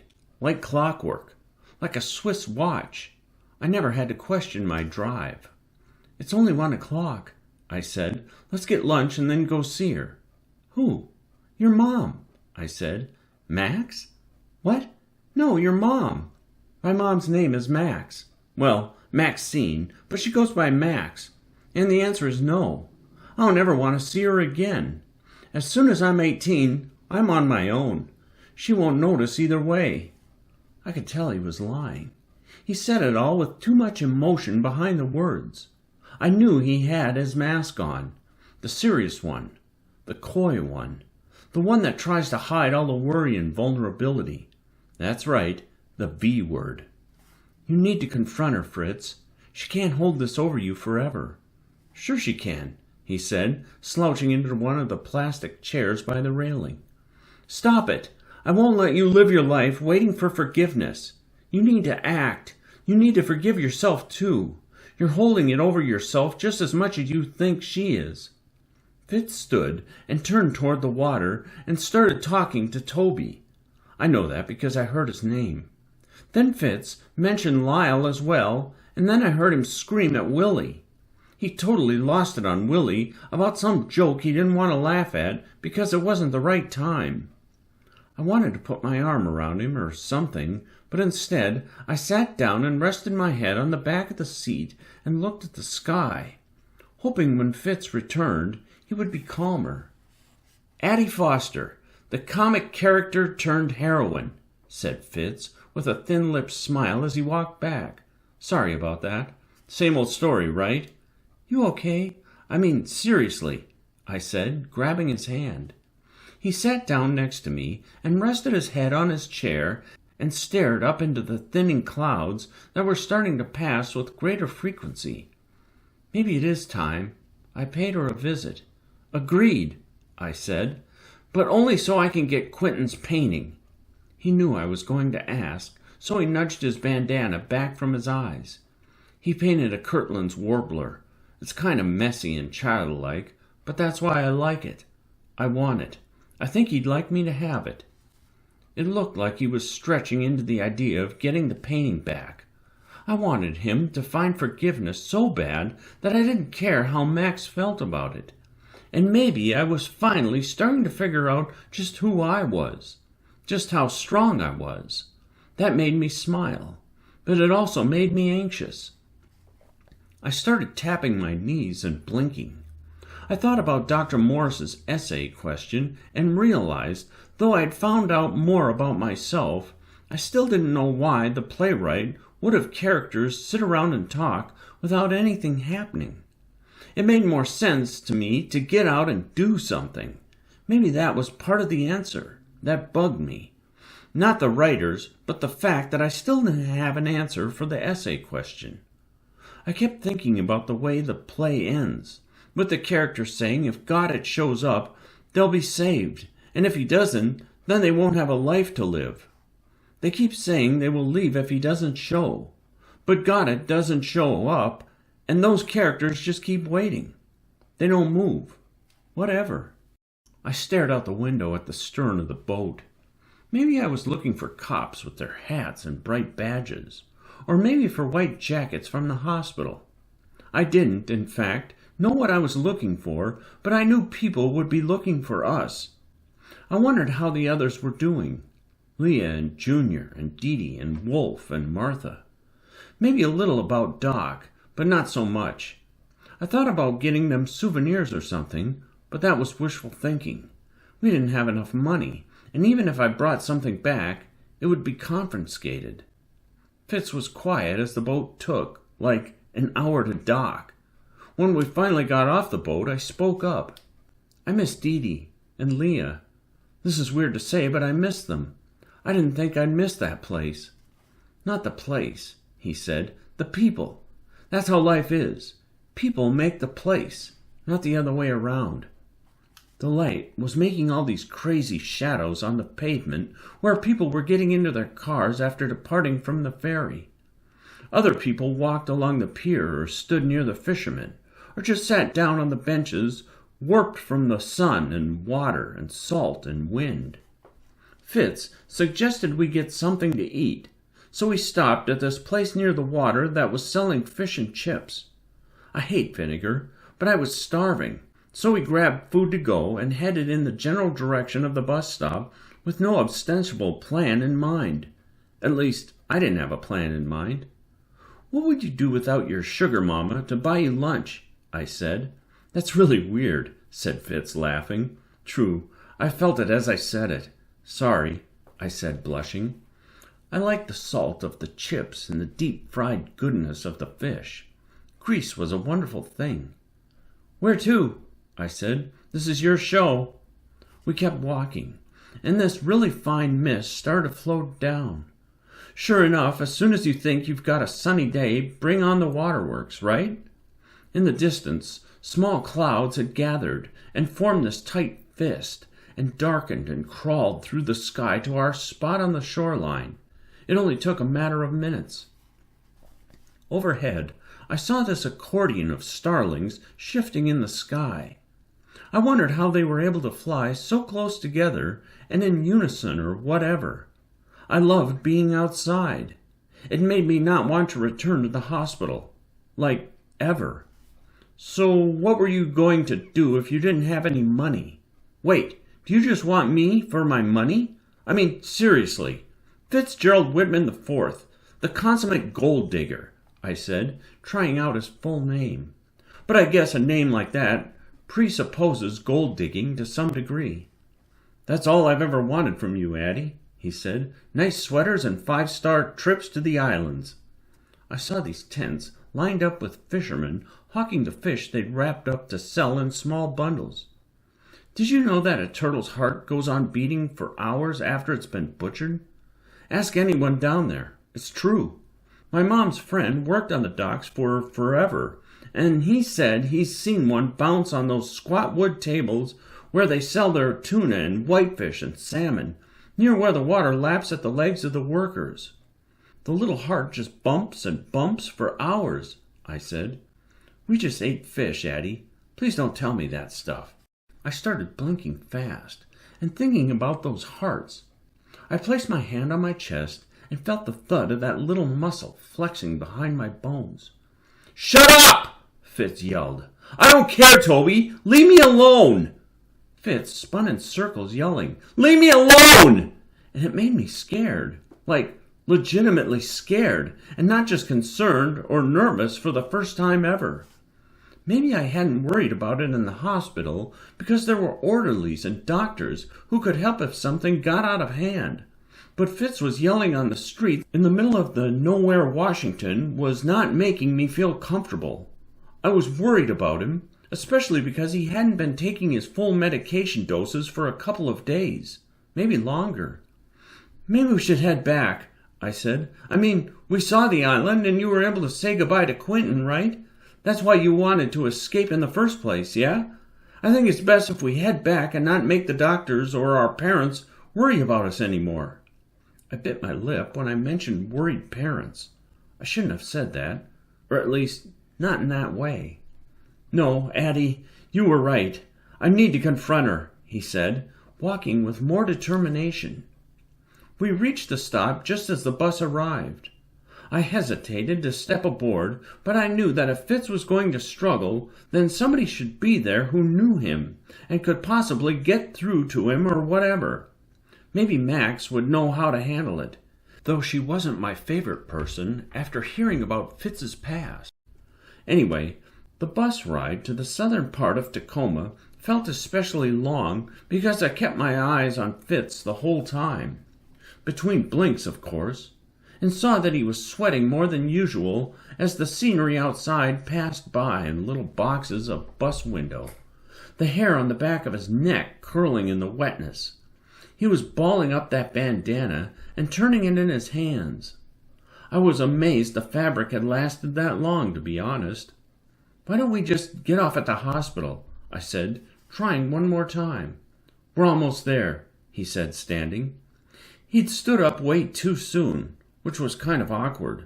It's like when people step to the elevator doors way before their floor, and because they're uncomfortable in admitting their mistake, they just stand close to the doors without stepping back. It's kind of funny to watch, really. I stayed in my seat and waited 7 more stops before we actually arrived. When the bus's hydraulic system hissed and the one side lowered, we stepped off into overgrown grass near a sidewalk, buckling from the underground tree roots. I saw a row of cookie-cutter apartment buildings, each one as boring as the next with gray, drab colors, and sagging corners where rain gutters were torn or barely holding on to the siding. Fitz grabbed my hand as we walked through an alleyway with trash blown and bunched into the corners of the building's parking structures. After turning 2 corners and ducking beneath an oddly placed carport, we arrived at glass doors that looked like they hadn't been cleaned in years. The doors led into the artificially lit lobby of Seaside Pines. Super corny name, I know. Whatever. Moving from natural light to artificial light made me sick because it felt so compact and condensed and grainy. Outside, dark clouds were rolling closer, starting to drip rain just as we stepped inside. We called the elevator, and Fitz hit the button for the 4th floor. I stared at the doors and thought again about that big whale heart inching open for us, closing us in, moving us up. We stood outside Max's apartment, and Fitz banged on the door. "Max!" he yelled. I thought about memory and how smells can bring this incredible sense of recall, even from the hallway. Max's apartment smelled awful, stale and sharp, a mix of rotting food, sour milk, cigarettes, sweat and mildew and wet dog. I covered my nose and my eyes started watering. In a softer tone, Fitz said, "Sorry, Addie. If she's not here, she'll be back soon." He knocked again, then tried the doorknob. It turned in his hand. "Never locks the door," Fitz muttered. "Who would want to steal from this place? It's disgusting, Max!" He led me into the apartment. "Please excuse the filth," Fitz said. "It always looks and smells like this." He looked around the room. "Max!" he yelled. I noticed that he rarely, if ever, said Mom, or any variation, and particularly not then, not in the apartment. The intensity of the storm outside increased, the tapping on the rain gutters now audible. There was a stack of newspapers between an old television and a sunken orange corduroy chair. An ashtray filled with cigarette butts sat on the table. On the wall near the television there was a small painting of the bird Fitz had mentioned, along with a bunch of pictures of Quentin. It was like a mosaic of Quentin in different places, different positions, but always the same large smile. I didn't see any pictures of Fitz. Fitz took the bird picture off the wall and tucked it under his sweatshirt. "She won't miss it," he said. Then, "Stop!" Fitz shouted again, and before I could register his movements, he turned and his weight knocked me over the coffee table. I hit my head against a stone pot holding an artificial agave plant. I started bleeding almost immediately. I touched the back of my head and felt the moisture, and my fingers came back red. My vision was blurry, but I hadn't blacked out. I moaned in pain and rolled onto my side, attempting to stand. My face was stuck in some old housekeeping magazine, and I felt a sharp pain shooting down the back of my head and spreading into my shoulders. "Shut up, Lyle!" said Fitz. He started throwing things. "I'll tell you why, Willie!" he yelled. He knocked the television over, and I heard it shatter. He was rustling something or someone, but I couldn't make out what was going on. I used the orange chair to pull myself to my feet. I moved as quickly as I could to the front door, walking past a mess of a kitchen with plates and takeout cartons scattered everywhere. The cupboards were open, and cracks crisscrossed the walls. It was all more than I was able to think about in that moment. He was at a full yell at that point, knocking a mirror onto the floor and turning over the coffee table. I paused at the door and tried to get a sense of the situation. Before I could get my eyes to believe what they were seeing, or my mind to understanding what was going on, a glass cup came flying at me. I dodged it and heard it break against the door. I closed the door and started crying as I hurried down the steps and ran to the curb and tried to get the attention of the drivers zipping by. I slipped in the grass, which was slick with rain that had started to pour in earnest. I rose to my feet, totally drenched, and nobody would stop. I kept one hand pressed against my head and tried to look stable. I saw car after car blur past in a wave of lights, and I heard the swishing sound of the rain as it slipped from the rapidly turning tires. Water sprayed the giant gutters, collecting the swelling and coursing water. My waving finally got the attention of a taxi driver. "Please, call the police," I said. "Call the police!" I felt so tired and dizzy. I shouldn't have yelled, because pain stabbed into my head when I raised my voice. I felt sick. My stomach hurt, and I felt like throwing up. I sat down on the curb, but I really wanted to lay down in the grass and take a nap. I was confused and hurt and angry, and I didn't know what to do. My tears washed away in the rain, one and the same. The driver took out his cell phone and dialed. Someone must have answered on the other end of the line, because after a minute he turned to me and said, "What's the problem?" "Tell them 2 kids escaped the hospital psych ward, and one is injured and the other one is in that building right there and needs help," I said, pointing to the small window where Fitz was likely still throwing things, breaking things, and shouting back at the voices shouting at him. There had been something animalistic in his eyes when he shouted at me, something of anger and greed and hunger, and it scared me. I hoped it wasn't Fitz. I knew it wasn't Fitz. He wasn't that person. I didn't know him as that person. The Fitz I knew would never intentionally hurt me. He wasn't a violent person.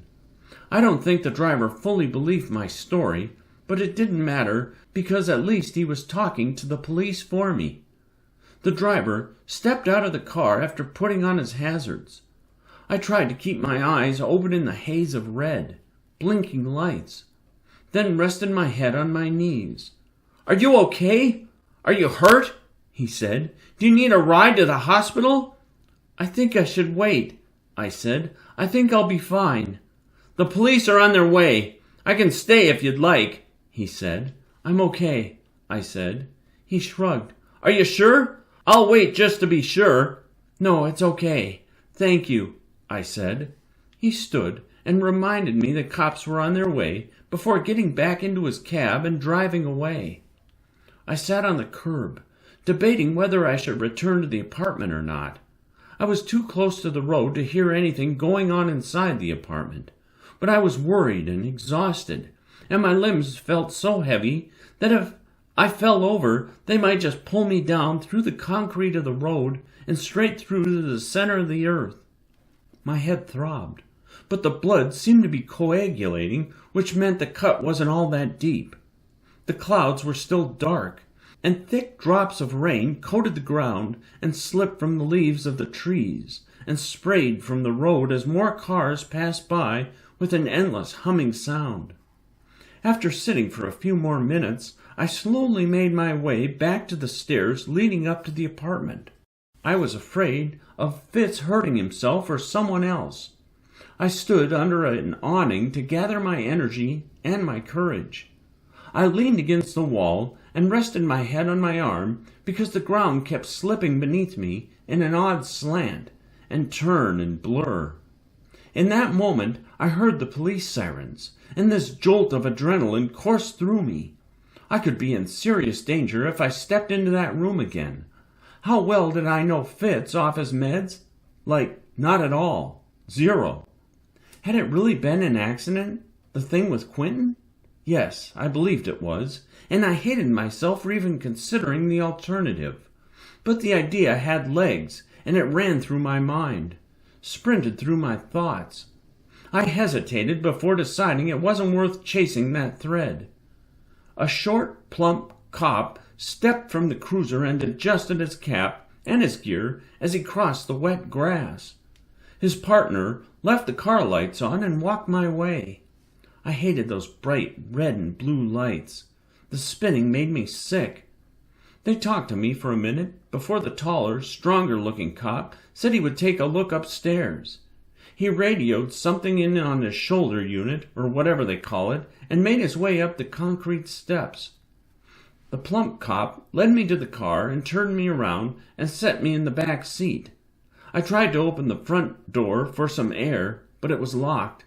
"For your own safety," he said, climbing into the front seat. "I'm not dangerous," I said. "I know, but they all say that, sweetheart," said the cop, giving me a kind look. I think he was aware I posed no real threat, but I understood he had no way of knowing if I was lying or not. What an awful job that would be. The spinning lights on the car's roof reflected in the windows of the cars passing by. Traffic slowed as people stared at me, like maybe slowing down would allow them to witness some massive crime scene or something. So freaking ridiculous. I sat and blinked like crazy, and at one point the officer asked what was wrong. "Just my OCD," I said. He didn't seem to understand. "I'm just nervous for my friend," I said. I don't think he'd noticed my head, or he would have called an ambulance. Maybe it really wasn't bad, or he would have spotted the blood. I was not with it, 100%, but I was savvy enough to know when to keep my mouth shut. I looked at the window and thought about Fitz, and wondered why the other officer was taking so long. But then I saw the tall officer in his pressed uniform walking through the rain. The rain had fallen with more force and snarling persistence when I'd been ushered into the cruiser. It was totally dumping at that point, the water pooling in potholes and grassy divots. It was running straight off the rigid cap on the cop's head. "Nobody there," said the tall cop as he slid into his seat behind the wheel. shaking the rain from his clothes and turning up the heat. "Addie, was it?" said the plump one. "What?" I was crying. I was worried. I was scared. "Don't be scared. We'll find your friend. We need to know everything about him. And right now." So I told them everything I could think of. I had to clear my throat like 1,000,000 times so I could get to talking right. I tried not to leave any details out. Height, weight, tight-eyed bandana, curly brown hair, eyes like gray stones with blue flecks, the gap in his front teeth, the broad shoulders, the synonym sweatshirt, and the way he walked, the way he smiled, the way he laughed.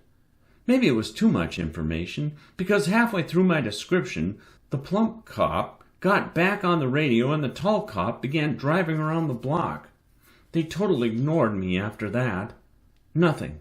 No sign of Fitz. And that's how our great escape ended, at least for me. Mom was at the station waiting for me, her eyes red and puffy. I felt awful when I saw that. That was when I realized what a big mistake I'd made. I'd hurt her with the small idea of a fun escape for a brief outing to help Fitz keep a promise. I stood by that promise, but I also had never done anything beyond my OCD rituals to make Mom cry. Not a thing. At least, not that I was aware of.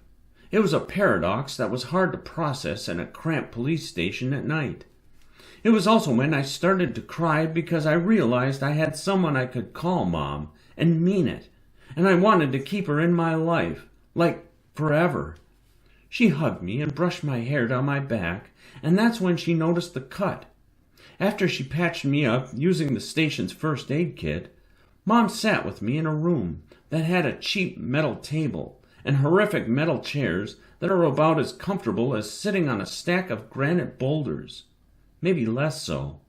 Anyway, we sat in 2 of those chairs, and I told Mom the whole story, from my first conversation with Fitz about the breakout until the moment I walked into the police station. She kept sniffling and getting tissues and saying things under her breath like, "Should have kept you at home." I had a real hard time telling her everything, still knowing that Fitz was lost out there. It made me feel sick. I felt like throwing up. "So dangerous," she said. She kept repeating that. "So dangerous. Too young. Scared to death. The usual suspects, right?" But this time, those phrases actually held meaning. It's weird how phrases can have meaning in specific moments. They weren't cliché when Mom said them that evening. They were the truth. I started crying again, too. "I'm scared they won't find him, Mom," I said. I rested my elbows on my knees and let my hands meet my face. I looked at my feet, tapping one each second while I alternated blinks. "And if they do, when they do, will he be alive?" I think Mom noticed, for the first time, that Fitz was more than just a fellow impatient. She lifted me from my chair and held me close. She smelled clean, like fresh laundry, and dry. My sweatshirt was still damp, and I felt sweaty and clammy and exhausted. I was also sick to my stomach and knew that my lack of meds was the culprit. Well, partially. "I didn't know he meant that much to you, Addie," she said, holding me as I cried. "I didn't know it either," I said, "but I do now." We sat in that room for at least another hour. I let Mom hold me. I let her comfort me. I didn't know how to get a grasp on my emotions. It's funny how things so big can make you feel so small, can make you want to revert back to an infant, looking for comfort in your parents, your mom. And Fitz didn't have that. The officers were pretty good about making sure we were doing all right. They checked in twice and brought us both blankets and coffee. Well, Mom got coffee. They gave me hot chocolate. The drink and the blanket warmed me up, but I was still thinking of Fitz out there somewhere, cold and alone, listening to voices that were telling him to do who knows what. "Can we go look for him?" I said. Mom didn't respond, but just pulled my blanket closer to my chin. "He'll be looking for me," I said. Mom said that someone from the hospital was coming to pick me up. and that we could talk there after I'd had a shower and some rest. She said she'd stay at the hospital with me and make sure I felt safe, but I didn't want that. At least, not at the time. I need to look, I said. I can't just sit here and wait.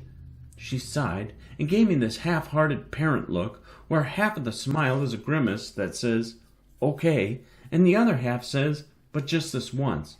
And it almost made me laugh because, was I really going to break out of a psych ward a second time and lose my friend who was going through some very specific stuff and then get picked up by the cops again? Thanks, Mom, I said before she could say anything. As an only child, I tended to win those kinds of battles, and I always knew the right ones to fight for. This was one of them. Come on, no question. Mom stepped out of the room and spoke with the tall officer for maybe 10 minutes. I saw him scratch his forehead and look in at me at least twice.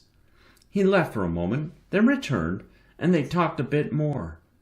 The blinds in the room were a really nasty brown color, and they looked stained from coffee or something darker.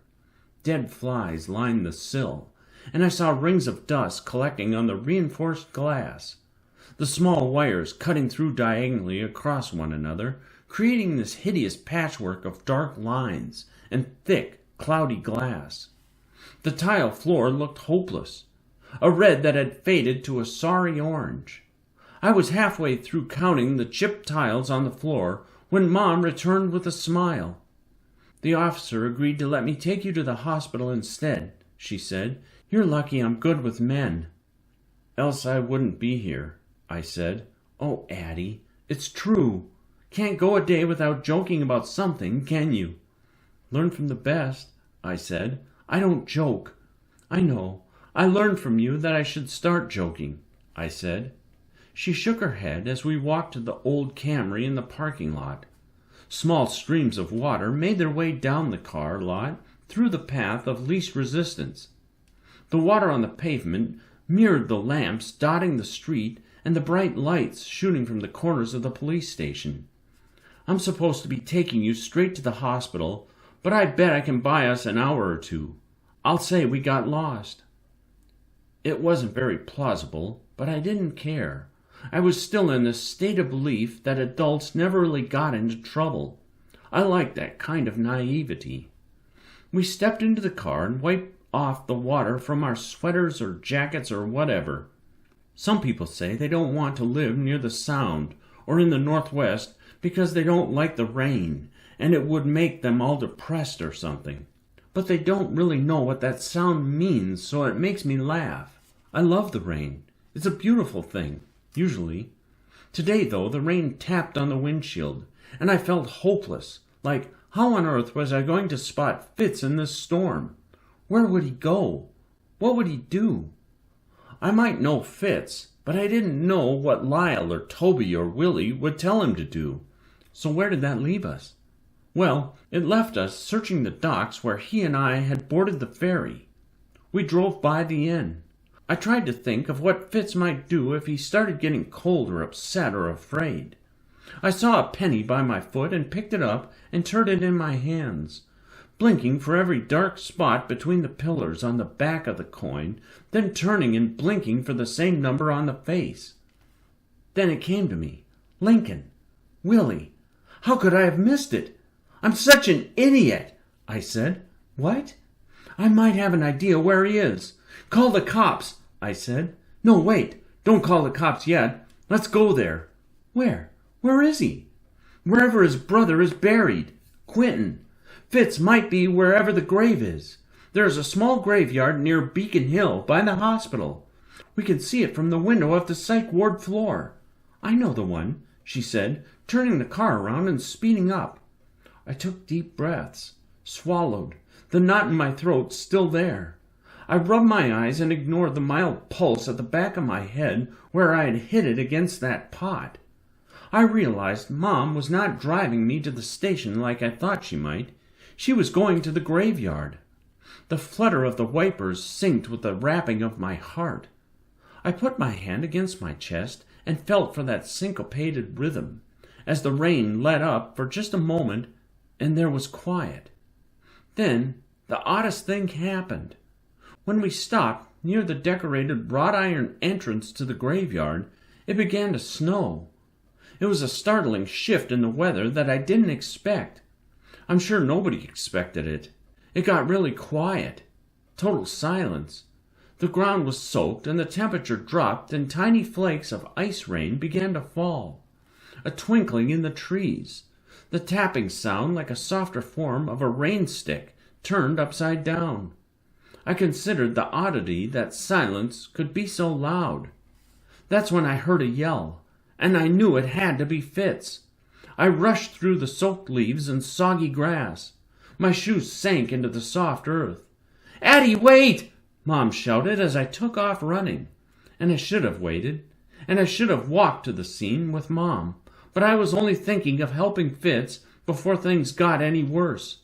And I wasn't sure what was happening, and I wanted to save him from himself, from the voices in his mind. Really, I should have done a lot of things differently, but I was running on pure instinct and fear. I followed his voice, and I thought I heard him yell, "Quentin!" But it was muffled, and I wasn't sure if I was just shaping the noises I heard into that name so I could justify running from Mom. I sprinted, almost falling over numerous graves. I tripped on one that was embedded in the grass, the headstone a rectangle divot filled with water beginning to freeze. I knocked my knee against another stone and felt a stinging spike from my thigh to my foot, but I kept running until I reached Fitz. It might be too generous, my saying that I found Fitz, describing that person as Fitz. He wasn't there. Sure, his body was there, and he was shouting, "Quentin," and "sorry," and "come back," between loud sobs and angry, sharp motions as he dug a shovel into the soft earth and threw it over his shoulder, the clink of metal against rock echoing through the trees. The gravesite was in a grove of what looked to be red maple trees, but there were almost no leaves left on the branches, and the snow would surely wipe out the rest. The fallen leaves were under my feet, their muddy arrangement contorted in the standing water and crystallizing in the now freezing weather. I stood there, breathing hard, my breath plumed out in tiny clouds of white that looked like speech bubbles from a graphic novel or a cartoon just waiting to be filled. But I didn't know what to fill them with. I didn't know what to say, to think, to shout, to fear, to hope for. I fell to my knees and dropped my head and felt the blood rush to a point in my forehead and pulse there. I looked up again and felt dizzy, so I leaned against one of the maple trunks and said his name with what energy I had left. The adrenaline, at least, kept me present. "Fitz!" Nothing. "Fitz!" Nothing. Just a string of curse words and another shovelful of dirt. The snow was coming down in soft sheets, the flakes alighting upon my clothing and the ground and disappearing into the puddles of standing water. The trees began to collect small groups of flakes, and the whiteness started to shine in the dark night. The clouds lit by the moon in some odd outline of shifting shadows. "Fitz!" I screamed. "You're scaring me! Stop!" I threw a rock and hit him in the shoulder. He turned and dropped the shovel and wiped the hair from his eyes.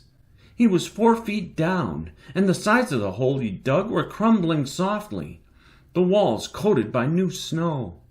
It was like looking at him through the blur of an old TV screen, nothing more than white noise.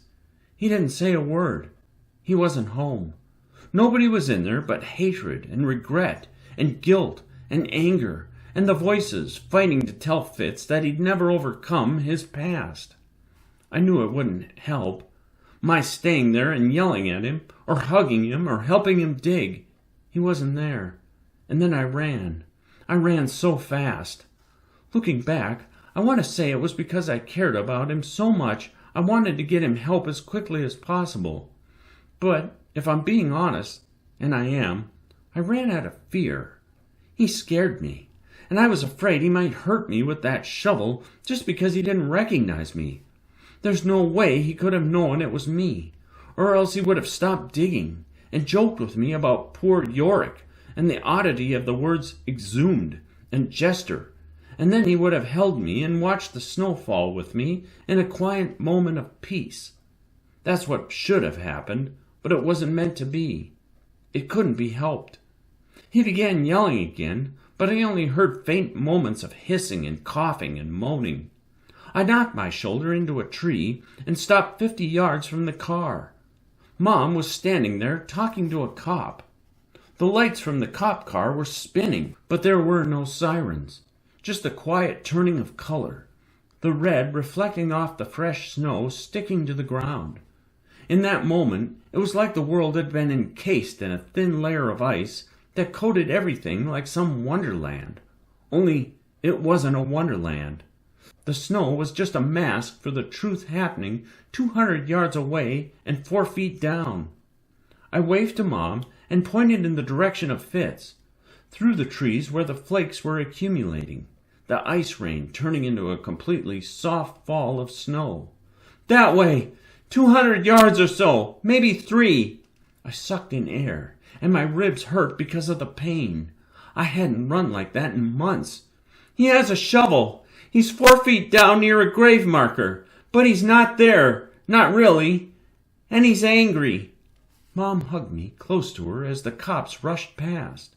She brushed her hands through my icy hair, the strands clumped together, and my lashes starting to freeze. I fell into her embrace and let my head rest on her chest, her heart beating just as fast as mine. Little clouds of breath floated above our heads, and I wondered what the scene would look like from above. Trees everywhere, cruiser lights spinning, fresh snow blanketing the landscape, small dots running through the cemetery to an empty grave like a black piano key among the white. That was Fitz. He was in that key, trying to find the sound. Flats, sharps. "Let's get you back to the hospital," said Mom. Chapter 11. I couldn't sleep. Obviously. I stared out the window as threadbare clouds gave way to a quiet night of stars reflecting off the snow. I thought of the stars and how some crazy, overwhelming gravity pulls on them all the time, and how forces like jet engines inside push out on them so they can keep their shape.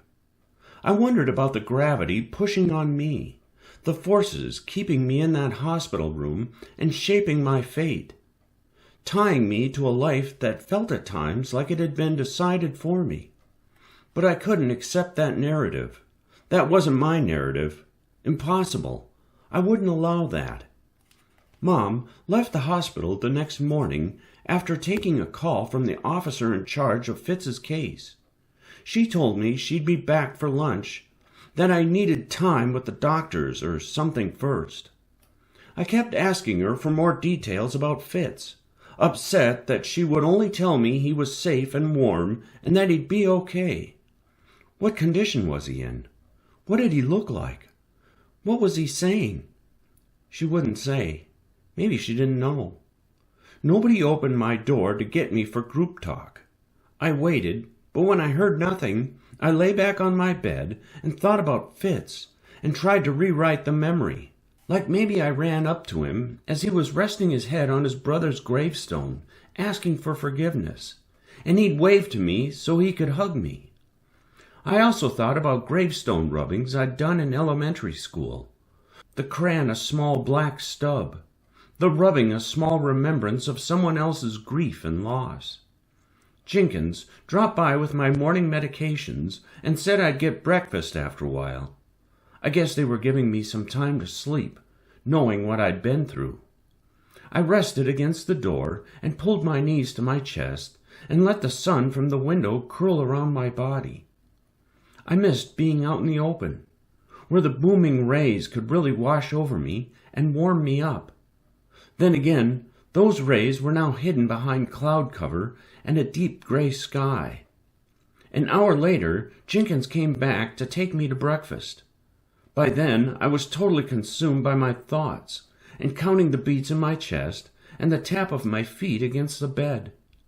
Martha hugged me when she saw me. She had this big grin on her face and jokingly covered her keycard. "Don't steal from me again, girl, or you'll know how I deal with thieves." Then she leaned closer. "I'm so happy you two are okay. Where is everyone?" "The big doc didn't want you eating with the others. You're supposed to be alone until you meet with him. Don't ask me. I just do what I'm told." "Did Leah get in trouble? Is Junior okay?" "Everybody is fine, Addie. Junior was off suicide watch the next night. And you know I can never get mad at Leah. She just said that she was teasing us and wanted to run. So we put it in an incident report, but left it at that. Told the docs ain't nothing to look into there. Just a sweet girl playing a little game on Martha." "Thanks, Martha," I said. "I wanted to leave you a note. I'm sorry. I didn't mean to make you worry. I'm stronger than you think. You're fine. I'm glad you're back." She smiled and hugged me. "Eat something. You're looking skinny, and I don't want any competition in here. I got the bod, and you know it." She flexed like some bodybuilder posing for the final review. It was pretty great. She asked me about the outing, but I kept the details vague and told her I wasn't sure where Fitz was. That much was true, at least. I'm sure she knew more than I did and was aware I was keeping things hidden. After breakfast, she escorted me to Doc's office. Doc was waiting for me. He nodded to the seat across from his desk and opened my folder. There was a new stress ball on the table with a crazy big grin on it. "A little creepy," I said, holding it up for Doc to see. "But it works," he said, smiling. "No holes. Junior busted another one yesterday, and that's all I could get last minute." "Can I see him?" I said. Doc knew exactly who I was talking about. "Not just yet, Addie. Not for a while." "Is he okay? Nobody told me what happened after the graveyard. I've been awake all night. Come on, Doc. You gotta give me something." "You found Fitz, but it wasn't Fitz," he said. "Am I right?" "Yes," I said, dropping my chin to my chest. "What you two did was reckless. Dangerous." Doc sighed. "The report says he was almost to the casket.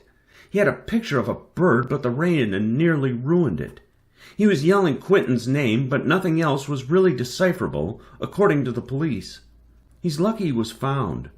Things could have been so much worse." I immediately thought of Lincoln again, and it made my eyes water. In the midst of all those voices, Fitz was determined to return to Quentin's grave, just like Lincoln and Willie. Fitz was trying to say sorry again, to find the mercy and justice and forgiveness he'd been looking for.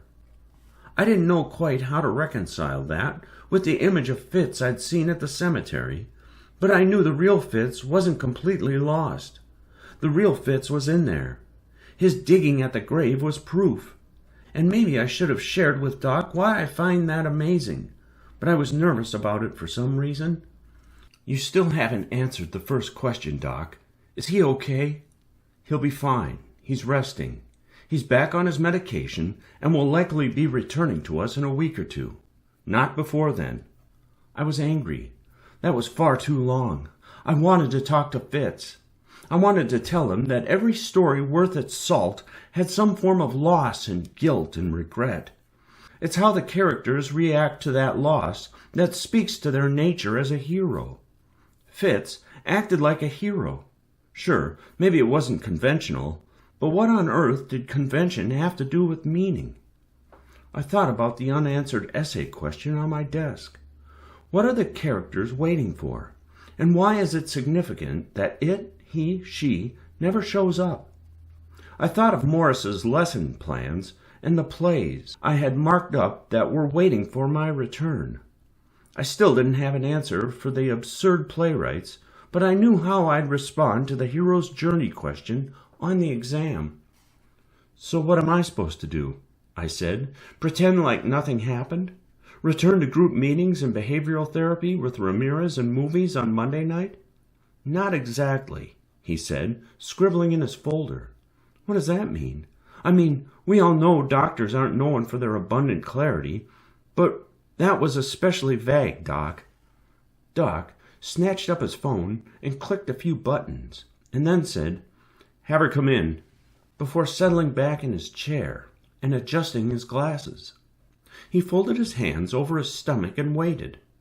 The quiet in that moment was awkward and made me feel uneasy, so I picked up the stress ball and started gouging the eyes.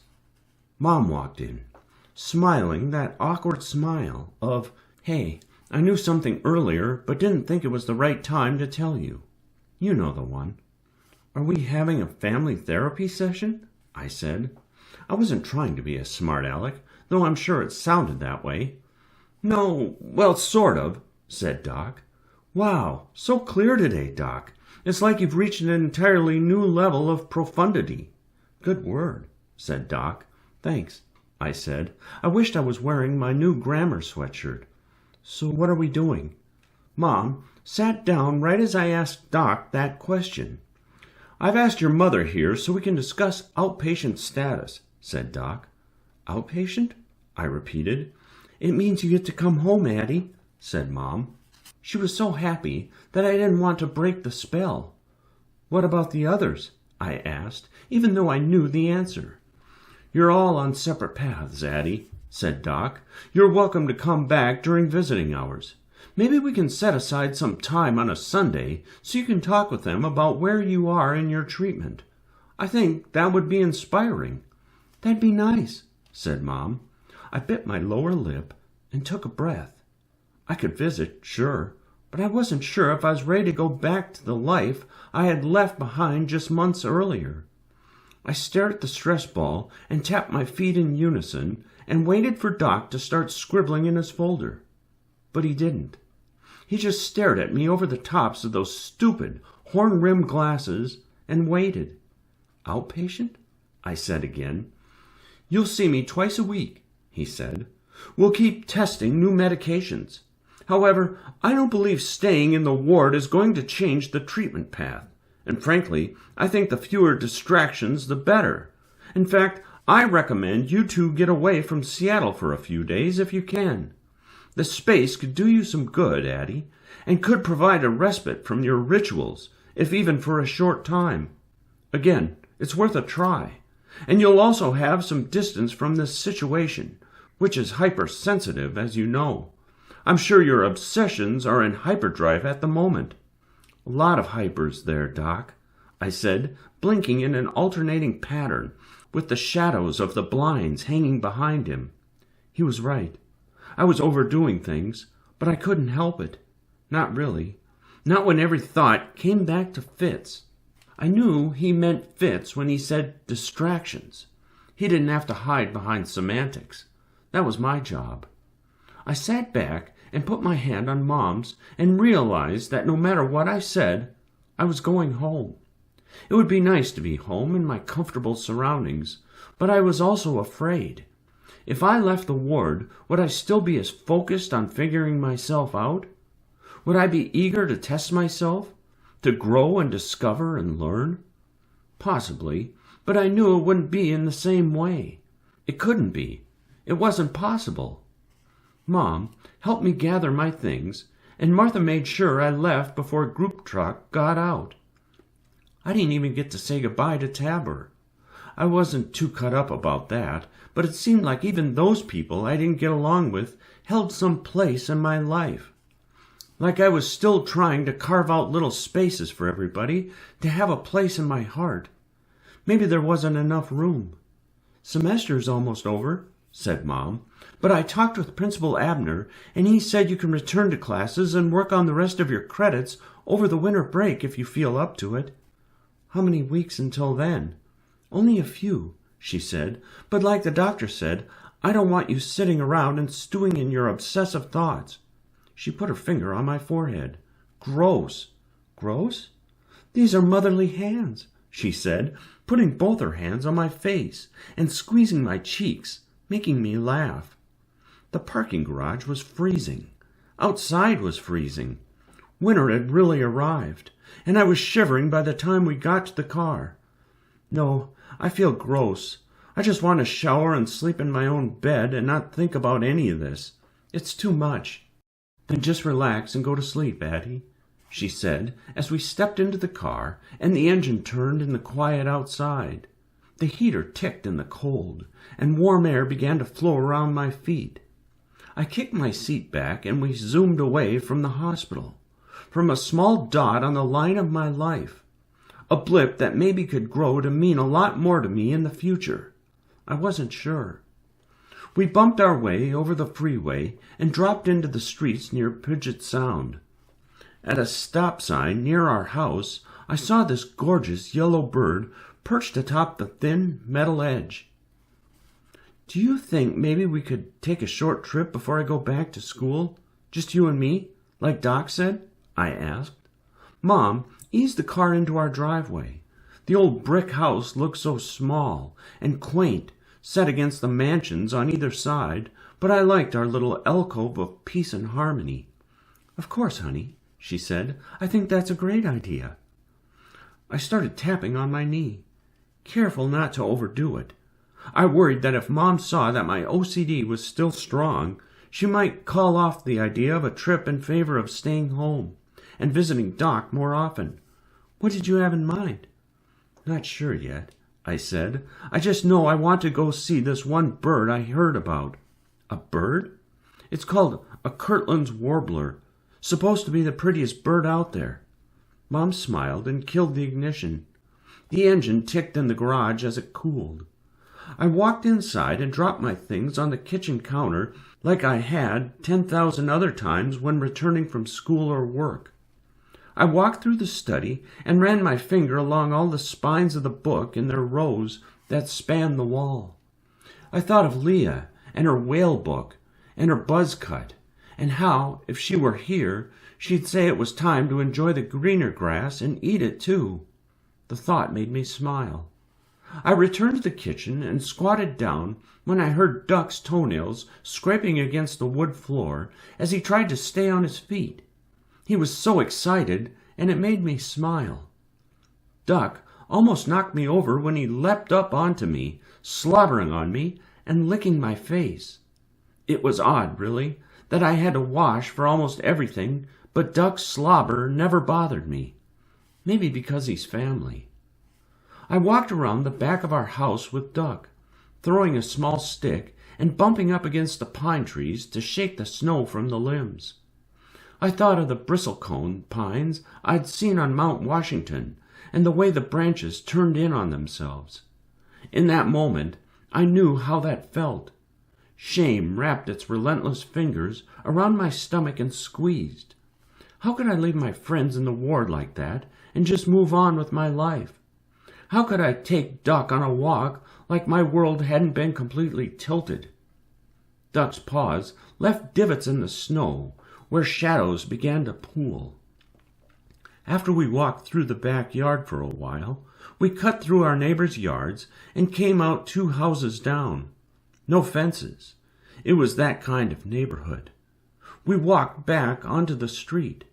The houses were close together, but the backyards of the cul-de-sac all lined the edges of the forest area, so we all had a lot of room behind the packed closeness up front. There were bright front doors, and Christmas lights were starting to dot the rain gutters. Everything felt so familiar. I stopped to count the lights on 3 different strands on 3 different houses before returning home.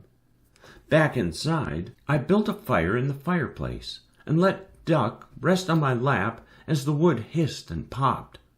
Mom was baking something in the kitchen and kept yelling something about proving time and proper lamination of dough like she was on the Great British Baking Show. It felt like I'd simply stepped outside of myself for a moment, only to return home filled with new ideas and hopes, and eager to find out more about who I was and what I was becoming. I wanted to read and stare into that fire and forget all the memories I kept stored, the memories I revisited from the hospital, the memories and obsessions I revisited all too often when I was alone. I needed a distraction, as they say. They say a lot, don't they? I fell asleep near the fire with Duck, and when I woke up, I took a long shower and then got on my computer and started researching the nesting grounds of the Kirtland's warbler. If I couldn't be in the ward with my friends, with Fitz, I'd have to find a different way to connect. I remembered Fitz mentioning Michigan, which helped. I figured Mom would be okay with something in the country. It didn't hurt to look anyway. The wind pushed against the tall trees outside my bedroom. Gray clouds swirled above, and a light, shivering snow attempted to stick on the concrete near the street. More flakes began to amass and descend in bunches. Snow was upon us again. I read more about the birds, and I found out where they lived and when we could see them. The birds were only in Michigan from May to July before they migrated elsewhere. So I researched where they went after that, and my heart sank. It was impossible. Mom would never go for it. Michigan was asking a lot, but a trip to the birds' winter habitat would require a bit of pathos, a bit of pathetic appeal, a bit of magic, plus a mask I rarely put on. Hint, begging. I stepped outside again because I was worried that if I stayed in my room, I might get stuck in a whirlpool of rituals and lose the courage I needed to talk to Mom about what I wanted to do. This time I went without Duck, and I stood against the brick wall of the house and watched the snow fall and the trees sway and felt the quiet settle around me. I looked at the slush at my feet and saw a separation in the water, like oil trying to mix with the snow melt. I leaned my head back until my nose touched the fur-lined edge of my puffy jacket hood and watched my breath plume above me in rings. I thought of Fitz and the hospital and Leah again. I wondered if she was doing all right. I hoped Dee was telling her more of his detailed, believable conquests, and Junior's presence was large enough to cast away fear at times, so I pictured him standing tall next to her. I watched the snow stick to my jacket and blew at the flakes on my shoulder. They didn't budge. I breathed warm air into my hands and thought about how to phrase the question to Mom before walking back inside and being encircled again by warmth. Mom was reading in the living room with the fire still going, the dry crack of winter splitting each log. It looked cozy. I wanted to run back upstairs, grab my plays for Morris's class, and crawl under Mom's blanket with her to read by the fire. But I didn't do that. I also wanted to run to the kitchen and wash my hands, but I didn't do that either. This was more important. I know where I want to go, I said. Shoot, she said, resting her book on her lap and removing her glasses. Maybe it was the reflection of the firelight, or because she wasn't wearing any makeup, or because I just put her through quite a lot. But she looked so old in that moment, like the years were sticking. The Bahamas, I said, smiling broadly. She tilted her head back and laughed. Oh, Addie, she said, resting her head against one hand, glancing my way. Addie, Addie, Addie. I hated when she did that, the whole repeat my name thing. It usually came before a no, so I braced myself for a letdown. It was a reasonable answer, though, so I couldn't get mad at her for that. Yes, Mom? I don't know, she said. Well, Doc did say we should leave the city and visit an island nation or a coral-based archipelago somewhere in the Atlantic Ocean with a population of around 400,000 and an annual gross domestic product of somewhere near $9 billion. She laughed again. Been doing a little research, dear? Maybe, I said. Mom stared into the fire for what seemed like 5 whole minutes. I heard Duck in the kitchen sigh before repositioning himself on his dog bed. Then he started to snore. Well? I gave her an expectant look, both of our faces set aglow by the flames. Yeah? If you want to use your senior trip on this, I guess that's okay, she said. Okay? Okay, she said, smiling broadly. Maybe he did mention a coral-based archipelago, and I just missed it or something. I about lost it. I ran and hugged her, and then started off to my room, but returned quickly to hug her again, and then ran outside, which had worked before as a substitute for my rituals, and then hurried back to the fire again and hugged her one more time. I was breathing heavy and wet from running through the snow without a jacket, but I felt wonderful. "I'll start looking for tickets," I said, smiling so big that I felt it in my toes. Mom wouldn't stop looking at me. "I'll need some time, please," she said. "I'll have to work some things out." She stared at me with an unfamiliar look. "What? Quit looking at me like that," I said. "You're so beautiful, Addie." "Ugh, stop. You're beautiful too. Whatever." Chapter 12. For the entire next week, I lived my life in story and language. I lost myself in words, in the paths carved by language, in the abrupt turn of the L, the wandering track of the S, in the way the sounds of the sentences built bridges over my obsessions into a world where I only heard characters speaking instead of my own thoughts. Anything to keep me from thinking of my friends in the ward, and the fact that I wasn't with them. Doc was not allowing me any contact. Trust me, I'd called his secretary like 100 times a day until Doc and Mom had a private chat, and then Mom told me I had to leave it alone for a while. So I went back to story, waiting for Mom to give the all clear on our trip and read about elephant graveyards. The legend is that older elephants wander off from a group because they know they're going to die. The truth is that when elephants die, the other elephants wait around and pick up their friends' bones and walk around with them for a while before moving on. That made me think of the whale bones on the island, of lying with Fritz in the heart of the skeleton as we stared into the sky.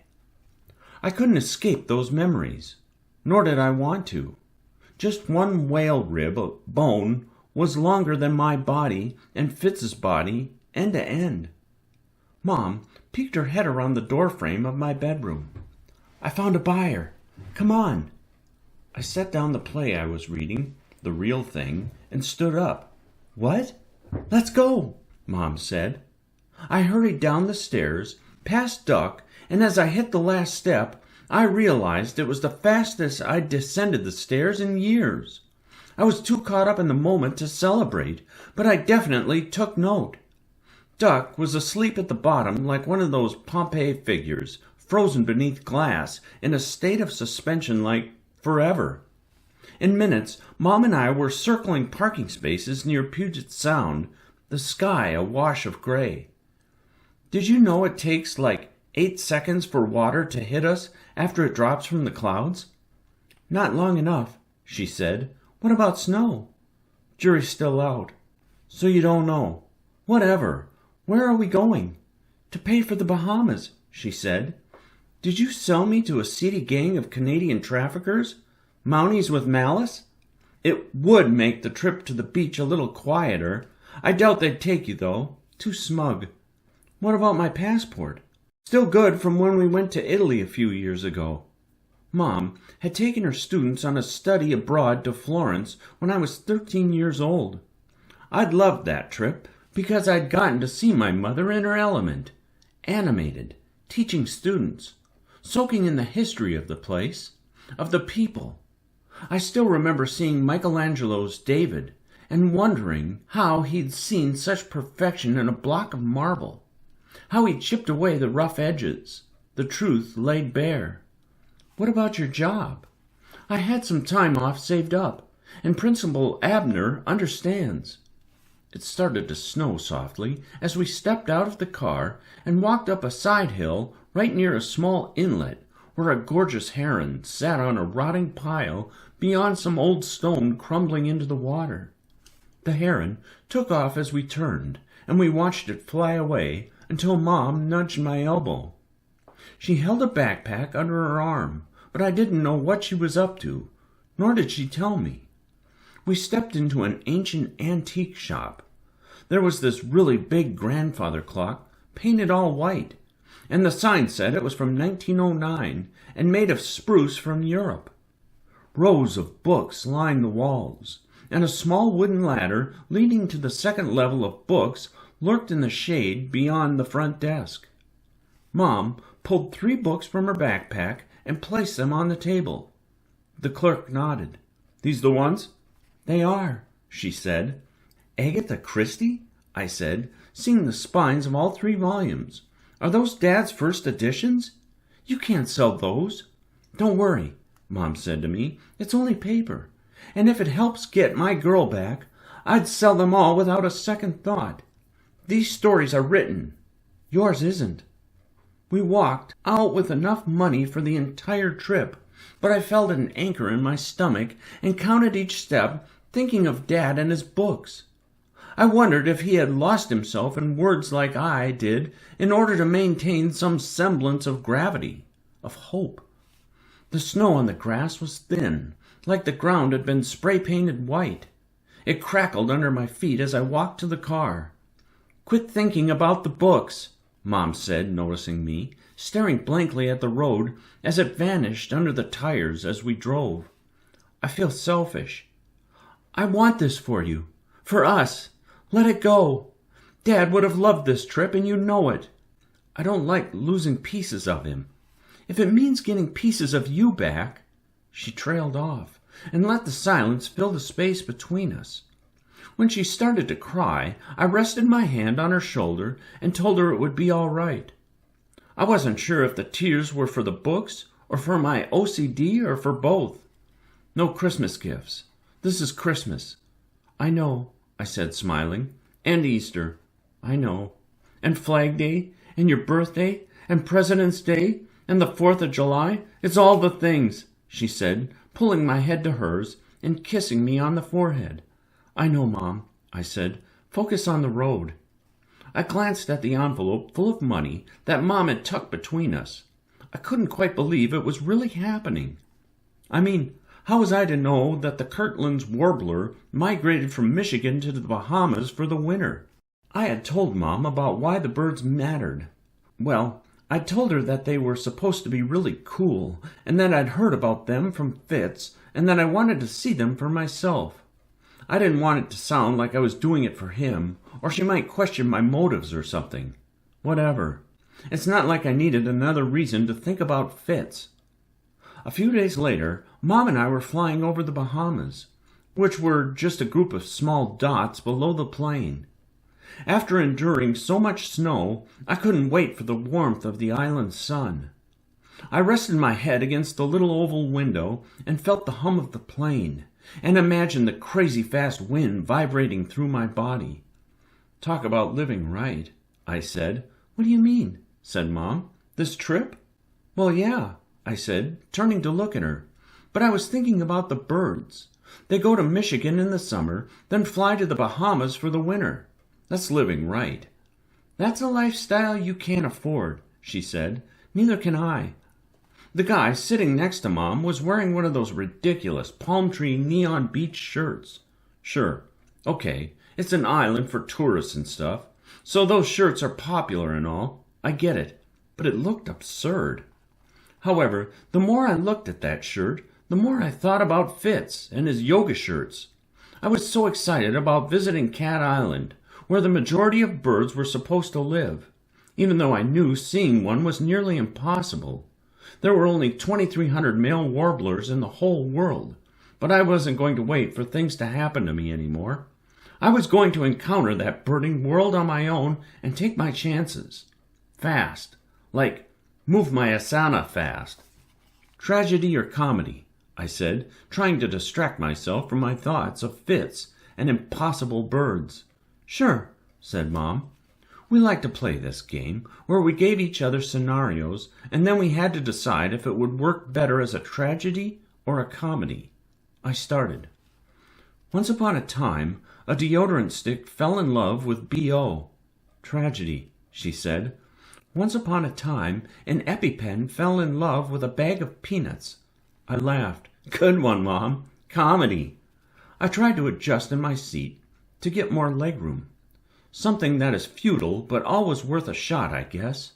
I couldn't help but think of the futile actions of the characters in the Beckett's play. Never moving, never taking action, only talking and waiting. I was done waiting for these birds to speak to me, to tell me their secrets. I was going to find them and listen to their warble and go on. I had to go on.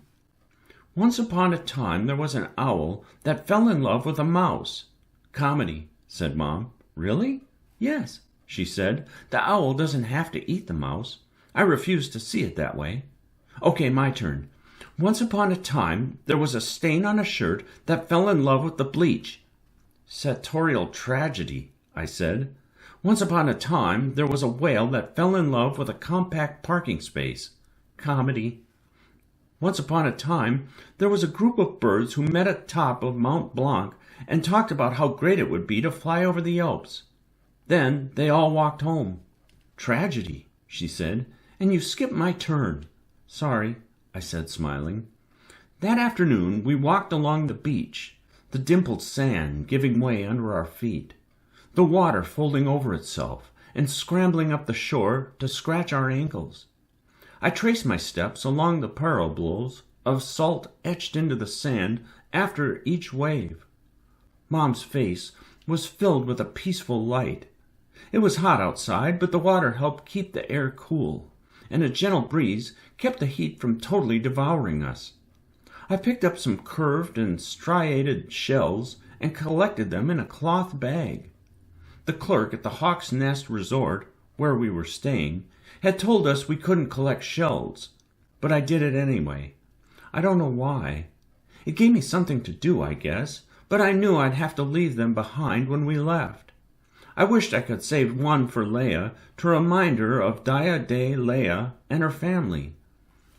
Later, as Mom and I were sitting on the beach, I held one of the shells and traced the wrinkles that folded over like the waves. Did you know that some shells can grow over 4 feet in length? I said, setting the shell on Mom's lap. She lowered her book and looked out on the water, her sunglasses reflecting the swaying blue swells. An oyster wants to create the perfect pearl, but has a problem keeping its big mouth shut, she said, so stuck on our game from earlier that day. Tragedy, I said, smiling. We watched as the waters folded, broke, folded. Gulls cried in the distance, some diving into the sea swells in search of lunch or an early dinner, no doubt. Looking at Mom with that shell and listening to the ocean's rhythmic pulse made me think of Dad. He'd love the beach. He'd often take me to the coast with Duck to play near the water. The pain, I thought, was tamed, under control. Rose again, moved in on me like some perpetual wave, the grief lapping at my soul, ebbing, flowing, rinsing. It made me feel so sad for Mom, and then it made me think about Fitz and how his pain must be so much heavier because of the way it all happened. Look at all those birds diving for their food, I said. Early bird special, said Mom. Oh, my word, I said, laughing. You are so corny. Well, you got it from somewhere, you know, she said, tossing the shell back to me. In the evening, we ate at this place near the hotel that served some amazing coconut shrimp. I wasn't sure it was all that authentic or whatever, but it tasted fantastic. Lots of people were heading to some dance hosted by the resort, but I felt like walking. Mom told me to be back before it got too late, but that kind of ambivalent phrasing opened the doors for me to really take my time. Semantics. I headed to the beach, sat in the sand, and watched the waters surge in the moonlight, the foam frothing white as each wave stretched up the sands and retreated. I spent an hour just watching the waves. I started counting them, and then I started listening to my heart. And then I got frustrated, so I ended up returning to the room earlier than I had expected. Probably earlier than Mom expected, too. After a cozy sleep, under giant, soft comforters, and lulled by quiet ocean noises, I woke up to a gorgeous land covered in greenery and sunshine. Mom decided to take another day on the beach. I snagged some food from the shop in the resort, packed a lunch, and grabbed a ride to the goat farms on the northern end of Cat Island. The taxi driver looked at me like I was crazy for visiting a goat farm, but I'd done enough research about the island to know what I wanted. I told the driver to meet me in a few hours in the same place, hoping I'd paid enough to guarantee his return. When I stepped off the hot pavement and into the sand and rocks near the water's edge, I felt like I'd finally arrived. I mean, yes, the plane had already landed, and we'd been on the island for a day, but the whole reason I chose this place was for the birds. I stepped over numerous stalks of black torch, one of the birds' favorite foods. I also saw some wild sage and figured I was in the perfect spot for a sighting. And that's why I was so upset when I didn't see anything. The hush of the surf swirled behind me as I stared at the far side of the island, where the sun was beginning its slow descent. It was late afternoon, and I was hot, sweaty, and hungry. For some reason, I thought of Junior and the runny applesauce in the cafeteria, and was glad the resort offered actual food. I leaned back into a soft berm of sand and watched the clouds glide by, shape-shifting in the bright sky. I saw a cloud split into numerous rows and thought of a piano, and wondered which notes the bird might sing. The alarm on my phone eventually buzzed in my pocket, and I hurried back to the meeting place to find the driver waiting for me. Apparently, I'd given him a reasonable tip because we carried on the same routine for the next 4 days, with the same result. I'd hike east or west of our spot and wait. Sometimes I'd dip down to the ocean, or I'd sit in one spot for an hour, but mostly I just waited, always waiting. Mom enjoyed her days on the beach, reading, and I came home every night sunburned and frustrated. How frustrated, Mom never knew. I couldn't let her know. She needed this trip, too. She needed to relax and not worry about her job for once in her life. She never treated herself, and she had to work hard to pay to take care of me and my issues. That always made me feel bad. Like, I often wondered if I was more of a burden than she let on, and maybe she wished that all would change or something. I had been working on it at the hospital, and I felt like I had been improving, but I wasn't sure if that was enough for her. And I wasn't going to ask her. Come on, she'd just tell me that I was a blessing, and that nothing was better than having me around, and that she'd do anything for me. Because she's amazing. Because she knows how to love. Because her heart has enough room for everybody and everything. But I didn't want her to start thinking about all those things, or worrying about me when I wanted her to enjoy the sand and the sea. It was such a gorgeous place, and I loved that she was soaking up the quiet and soft nature of the island. On our 5th day, I was exuding hope. We only had a few days left on the island, and I felt that today would be the day for a rare bird sighting. I took off early, leaving Mom a note. She rolled over in bed as I walked past her to the door. The driver held the door open for me. You know, the beaches on the resort are much better than these ones. I like your business, but it seems odd to me. It was the first time he'd said anything to me other than the price and where and when we'd meet. Maybe I'll see one in Michigan, I said, not really listening to him. See what? Kirtland's warbler. They live in Michigan part of the year before returning here to Cat Island. Ah, yes, the Kirtland's warbler. Top of any birder's list. A beautiful bird with a striking yellow chest and a gray head with varying shades fanning over its air-light bones. Did you know that its heart beats 115 times a minute and over 600 times a minute when active? The driver said.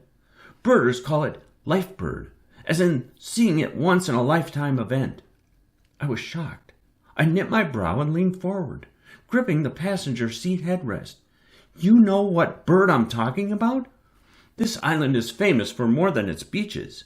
You are in the right spot if you hope to see one, but it's still hard to find.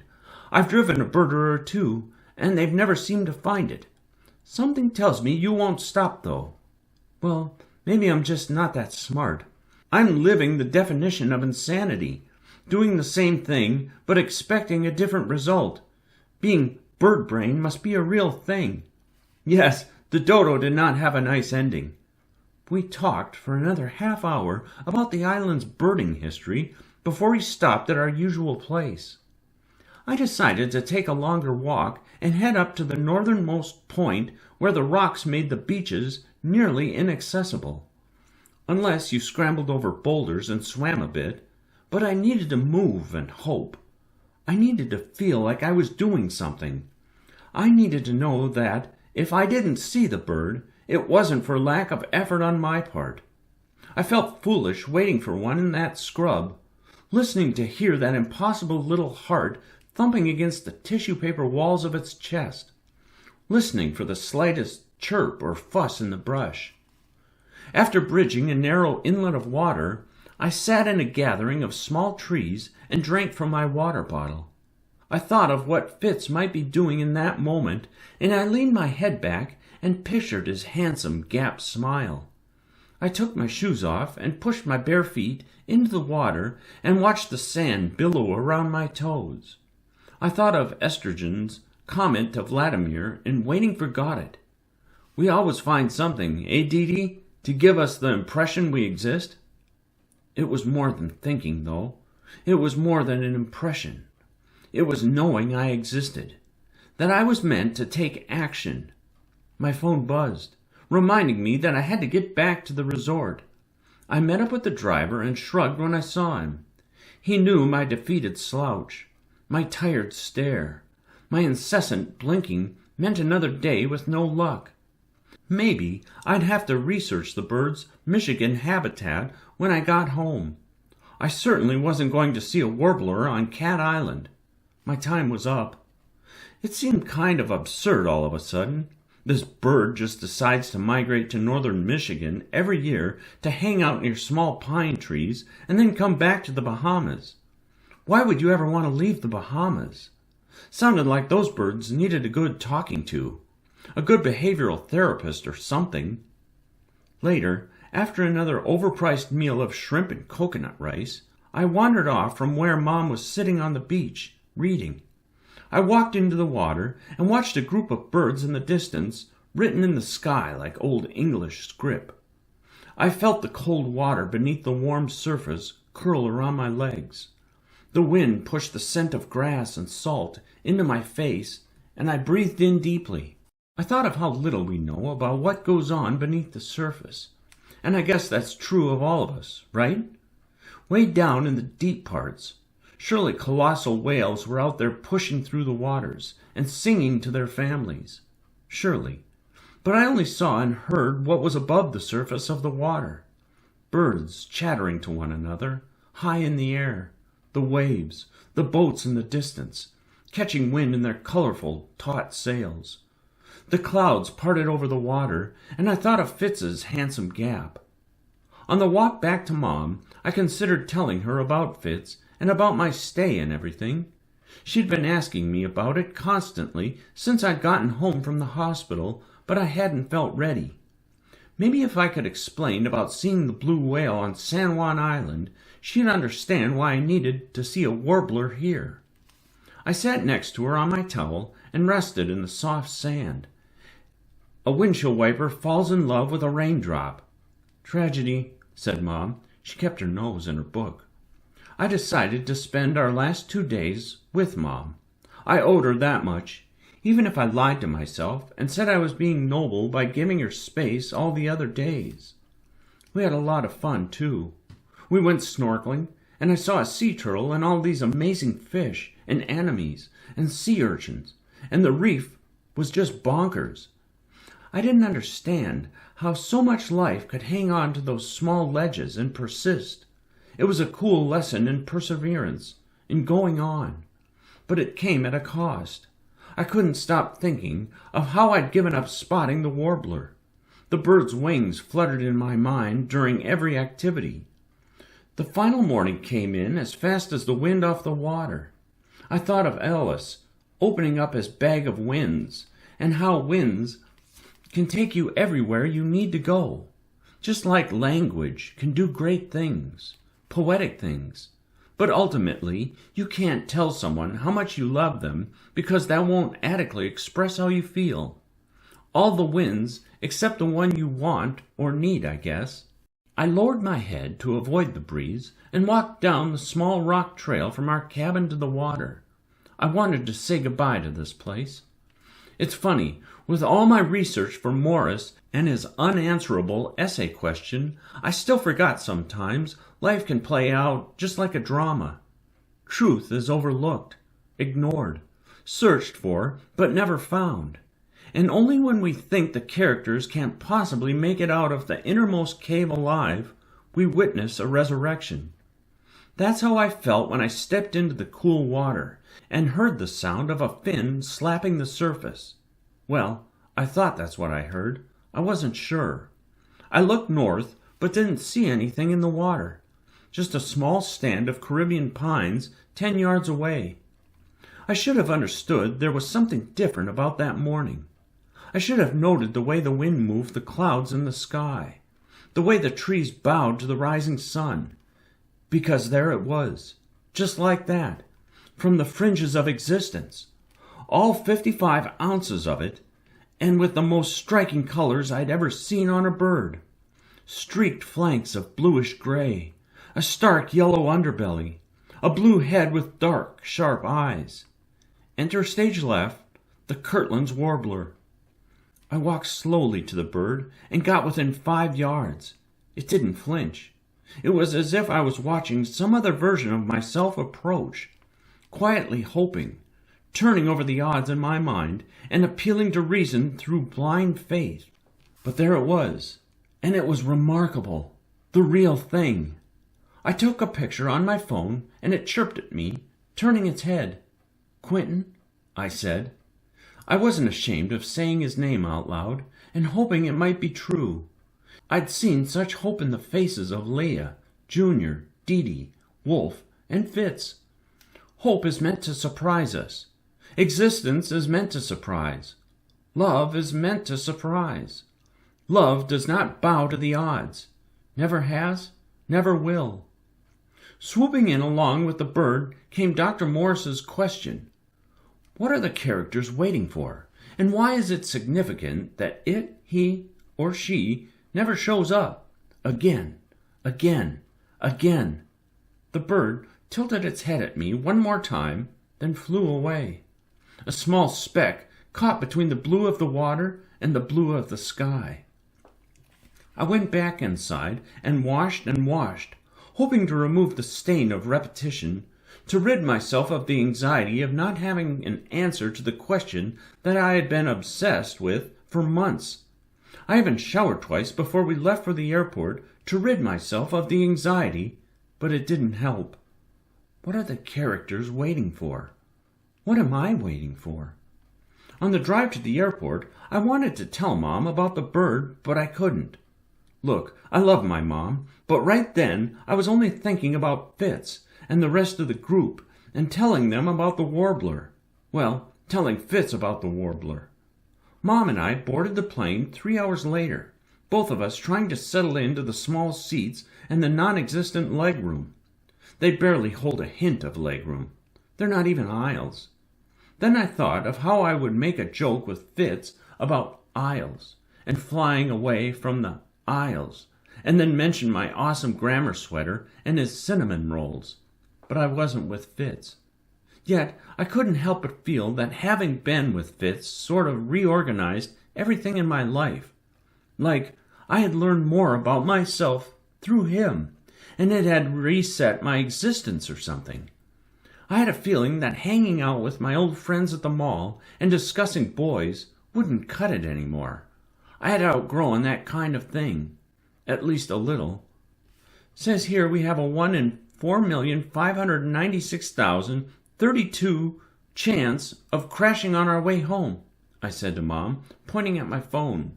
Sets of islands passed underneath us, numerous ellipses in the water, a geography of punctuation. What? That's awful. I don't know. If we took this flight every day, we'd last 12,591 years before going down. Pretty good odds, I said, smiling. How do you know that? An app I just downloaded, I said. You kids and your apps, she said. Don't judge me. You love my apps, I said. Mom shook her head and smiled at me. A fire hydrant falls in love with a dog, I said. Comedy, said Mom. but the hydrant is allergic to urine. Gross, Addie, she said. And the dog has bladder issues and can only relieve himself on the fire hydrant, or else he'd die of pain. Tragic comedy? She said. Maybe, I said. As the plane landed, I felt this jolt of excitement inside. Good thing the plane didn't go down.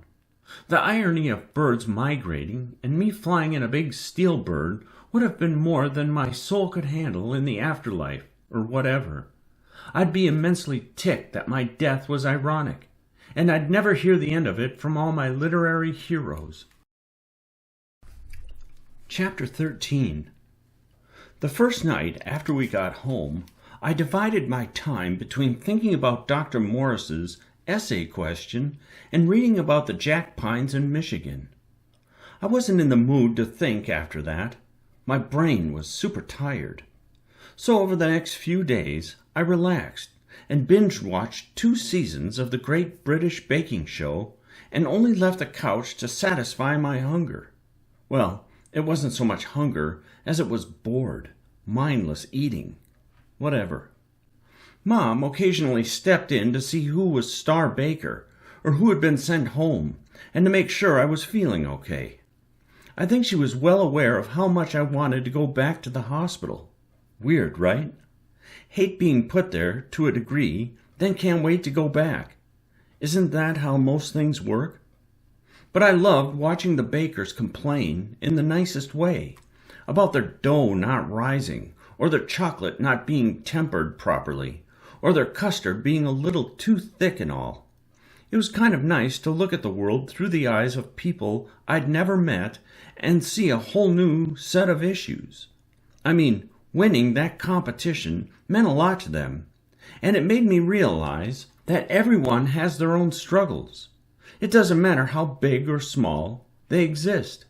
It's all about perspective. That's that. Glad you were able to delete all your dirty shows before I got home, Mom, I said. That shows some real foresight and maturity on your part. Ha ha, she said, mocking me with a fake laugh. No, really, I appreciate you cleaning up the place before my return. How many parties did you throw while I was at the hospital? Aren't you supposed to be driving somewhere? She said. I was. Dr. Riddle had called Mom and told me that I could visit that afternoon if I wanted to. Of course I wanted to, and Mom knew it. My look. I was wearing jeans and my favorite riding boots. I didn't ride, but I liked the boots. Get over it. And this pretty pea coat with the cool whalebone buttons or whatever. It was still pretty cold out, so I snagged a scarf and gave Mom a kiss on the cheek on the way out. Outside, flakes of snow fell softly.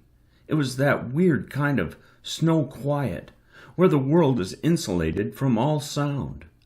I felt like I was ruining it just by turning over the engine in my car. As I drove to the hospital, I began thinking about the warblers again and how they lived. Then I thought of Fitz waiting for me in the psych ward, of Leah and her soft smile, and the way she always rubbed her short hair, of Dee and his outrageous escapades and triumphs in the face of reality, of Wolf and his intransient sturdiness and undeniable stubbornness, of Junior and the kindness hiding behind the temper, of Martha and her lackadaisical attitude and her jovial comments. I banked off the freeway and drove through a small part of town that had recently come into its own. New shops, new restaurants, new vibe, that kind of thing. The hospital towered over the houses in the area like some immense maternal figure watching over the rooftops beneath its shadow. I was grateful to be out of booties and into boots. The snow piled in small drifts, and the falling flakes brushed against my face as I made my way to the hospital entrance. The sliding doors breathed warm air over me and blew my unbound hair behind my shoulders. Yes, my hair was down. I was trying a new thing. Get over it. Fitz was in the visitor's room, wearing a shirt I'd never seen. It said, "Yoga. I'm down, dog." "You been waiting for me?" I said, all smiles and anticipation. "Only extentially," he said, flashing that handsome gap and goofy smile all at once. I was so giddy I could hardly stand it. I almost put my hands over my stomach to calm down my insides. "One of your better shirts," I said. "Meaning isn't lost on you? Please, show some respect." His eyes looked calm. He seemed content and soft in a way I couldn't quite define. His body seemed lighter, not in the weight department, but in the whole body and soul department. Still, I thought I could see a touch of shame beneath his mask. "You doing okay?" I said, sitting down on a white bench across from a bland and disgusting-looking orange table. I hated those tables. Leah was nearby, talking to someone I assumed was her mother, probably mentioning how a pot of watches never boils. She waved my way and gave me that quiet, sincere smile of hers. I waved back. I didn't see anybody else in the room, but I could hear Dee Dee yelling something to Martha behind the doors. "Better," Fitz said. "Last 2 weeks really put me through the ringer." "What happened when you got back from, the police station or whatever?" I didn't want to bring up his erratic behavior at the apartment or at the gravesite. I didn't feel it was my place to mention it if he didn't want to talk about it. I also wasn't sure if he knew I had been at Quentin's grave, how I had seen him there in that moment of pure anguish, or if he had ever wanted to share that or talk about it. "I'm sorry," he said, looking down at his fumbling hands. "Not now, Lyle. It's a tired joke anyway." He didn't look in Lyle's direction, wherever Lyle may have been, and he seemed frustrated. Then he looked at me. "I'm sorry for hurting you. It was just a cut. Cuts heal." "No, it wasn't just a cut. It was the entire act of leaving you totally alone while I completely lost it. I was totally gone. You had nobody. You heard where they found me, right?" I bit my lower lip on one side and scooted around the table, feeling uneasy and awkward and unprepared to respond to his question. I sighed and played with the scarf around my neck. "I heard. I know. I think it's beautiful in a way. You were trying to say you were sorry. Again." I smiled gently and put my hand in the middle of the table, reaching for him and letting him know I was there for him and comfortable with whatever emotions he was feeling in that moment. "It wasn't beautiful after I left you. I don't actually remember much of it. Apparently I was laughing. I was crying. I seized up inside and outside, all over. Catatonia took over, and I fell to the floor in the ER. He paused. "Truth is, these voices I hear, Lyle, Willie, Toby, they're not my friends, though that's the mask I put on.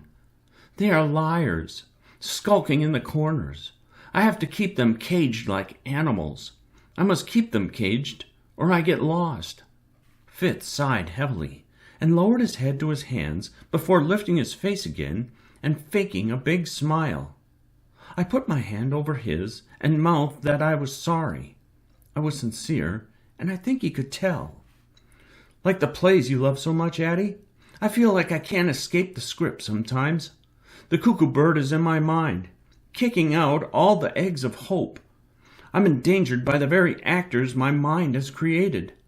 I feel like the lines of my life are being given to me, and I am destined to follow.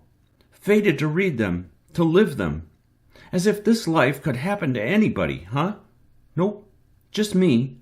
Just us," I said. "We few. We crazy few. We band of nutters." "Nice. Henry V? Yep. Well, it's over now. I'm back on my horse," said Fitz. "Are you sure it's your horse? Or is it Wolf's horse?" Fitz laughed softly, genuinely. "My horse. But I'll tell Wolf he can have it."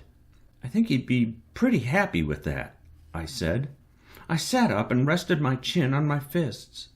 I brushed my long hair out of my face and wrapped it around my ear. I was having trouble getting used to the hair everywhere, but I liked trying a new thing. Fitz bunched his fingers together like he was kneading his bandana, but his hands were empty. "I'm ice on a stove, Addie. I'll drift wherever the heat takes me until I disappear. I'm not on a hero's journey. My story arc isn't going to have a happily ever after. Max won't help me. I have nothing when I get out of here. The lines are written. The ink is dried. He looked legitimately scared. I don't like that ice metaphor, I said. What? It's not mixed up enough for you? What if I said I could wait until the ducks watched me like a hawk and still not feel I could get out of here like the back of my hand? Those are similes, not metaphors, but better, I said with a smile. You're welcome, said Fitz. You won't believe where I've been, I said. Fitz raised his eyebrows and leaned in a little more, waiting. I saw the Kirtland's warbler. His eyes got big and he smiled, but the smile dropped as he leaned his head sideways and gave me a mocking look. No, you didn't, he said. Promise? They're only in Michigan in the spring, said Fitz. I know. I didn't say I saw them here, I said. They're in the Bahamas, where I was just a few days ago. No way. Yes, way. I showed him a picture of Mom and me in front of the resort sign, and then the single picture I had been able to take of the warbler. I wanted to show him the rest of the pictures, but some orderly I'd never met told me to put the phone away.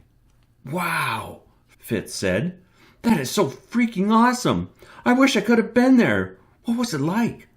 I felt bad offering up a description of something I knew he'd love to see himself. The warbler was unreal, like bonkers amazing. I want to go to see them when they come back to Michigan. You already saw them, though, said Fitz. Yeah, but not in the jack pines. Not with you. He looked at me in that way I loved, raising his eyebrows and leaning in and tilting his nose down. He still wore that same tie-dyed bandana, worn out and faded, but I reminded myself that he wore it as a sort of security blanket. I realized it would be weird seeing him without it. I found that encouraging in some odd way.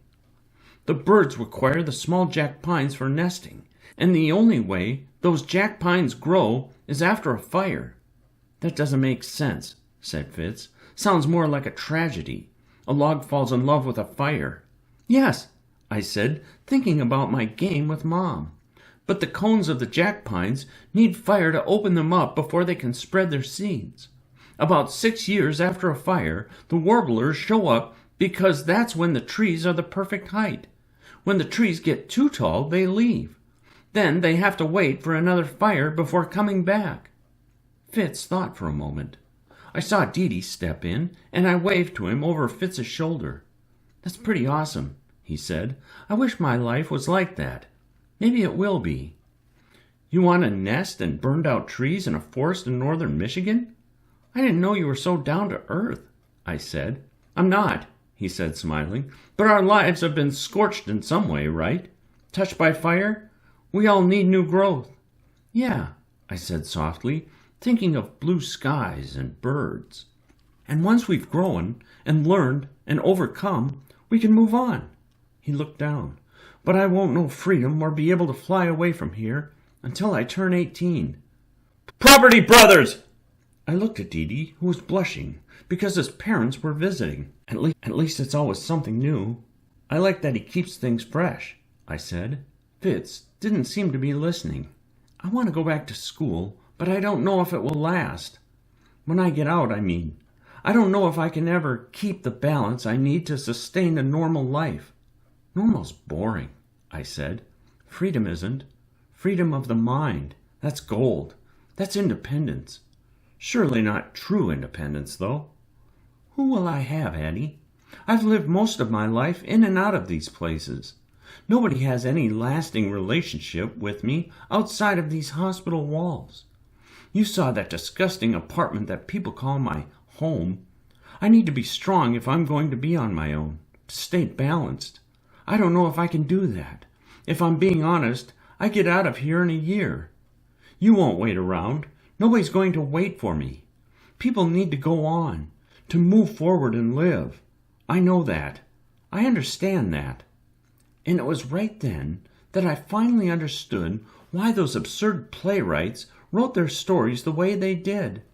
It happens like that, in a moment, like a whale breaching the water, or a bird landing on a branch. I finally understood why they kept their characters waiting for something. I knew how to answer Dr. Morris's question and move on with my life. Fitz looked upset and a little worried. The overhead fans turned on, and I heard the small whir of the motor as the churning began. I thought about Fitz and how his life was a battle of voices and ideas and emotions, like always, and how he constantly had to fight for the right meaning to triumph. Scorched earth, new growth. But isn't that true of everybody on some level? "I'll wait," I said. He sighed and slouched. "You say that now, and I appreciate it, but come on, Addie. It's a year, and you'll be in school, and then off to college. So will everyone else my age. You understand what waiting is, right?" "I do. I figured out Morse's question." I gave him a smug look and leaned in on my elbows. He paused and looked at me for a moment. Then he grinned, back to his old self, shuffling off the pain of his recent experiences and the reality of being released from the hospital in just over 10 months. "So, Addie Foster, what's the answer? Why did those characters sit around and wait with nothing to show for it?" "Because they had everything to wait for. They had everything to show for it as soon as that thing showed up," I said. "Nothing shows up in the play. I mean, nobody shows. That doesn't make sense. Not in the play, but life is just a series of absurd rituals until something or someone comes along to give it all meaning, right? They were waiting for that thing, for that person." Fitz stared at me and breathed in deeply, thinking intently. "Sometimes it doesn't show up," I said. "We're lucky if it does. But if it does, then we have something to live for. We don't always need to wait, but when we do, well, it's worth waiting your entire life for that thing, that person, to come along. It's what gives life meaning." He took off his bandana and turned it in his hands. I took off my scarf and placed it over our hands so nobody would notice us touching. "So what are you waiting for?" he asked quietly, hesitantly. "What's your thing?" You are my thing," I said. "Turns out I've been waiting for you, Fitzgerald Whitman IV, even if your name is pretentious, and I'm way funnier and smarter." "Addie Foster," he said in wonder, his handsome gap standing out in his ear-to-ear grin. "It's true. You're my person," I said, "and I'll wait as long as it takes." "But I can't ask you to wait, Addie. That wouldn't be fair." He tried to pull his hand away, but I wouldn't let go. He stared at me with those amazing eyes. "So we're a comedy? That means you probably need to be funnier. Or are we a tragedy? Do I need to be more tragic? Do I need more flaws? I can maybe work on some flaws with Doc." "We're in the space between," I said. "An OCD patient fell in love with a mess. It was a tragedy, if you will, and you will," I said, smiling. "Or a comedy," he said. "Yes, or a comedy. I've heard it both ways," said Fitz. "And that's why," I said, smiling. "Why what?" "Why I have to wait. We're the characters who are not just compatible because of wit, but condemned to compatibility because of it. We can't escape it. I don't want to escape it." "So we'll write our own story," said Fitz. "And wear whatever masks we want," I said. "And you'll wait for me. And I'll wait for you." The end.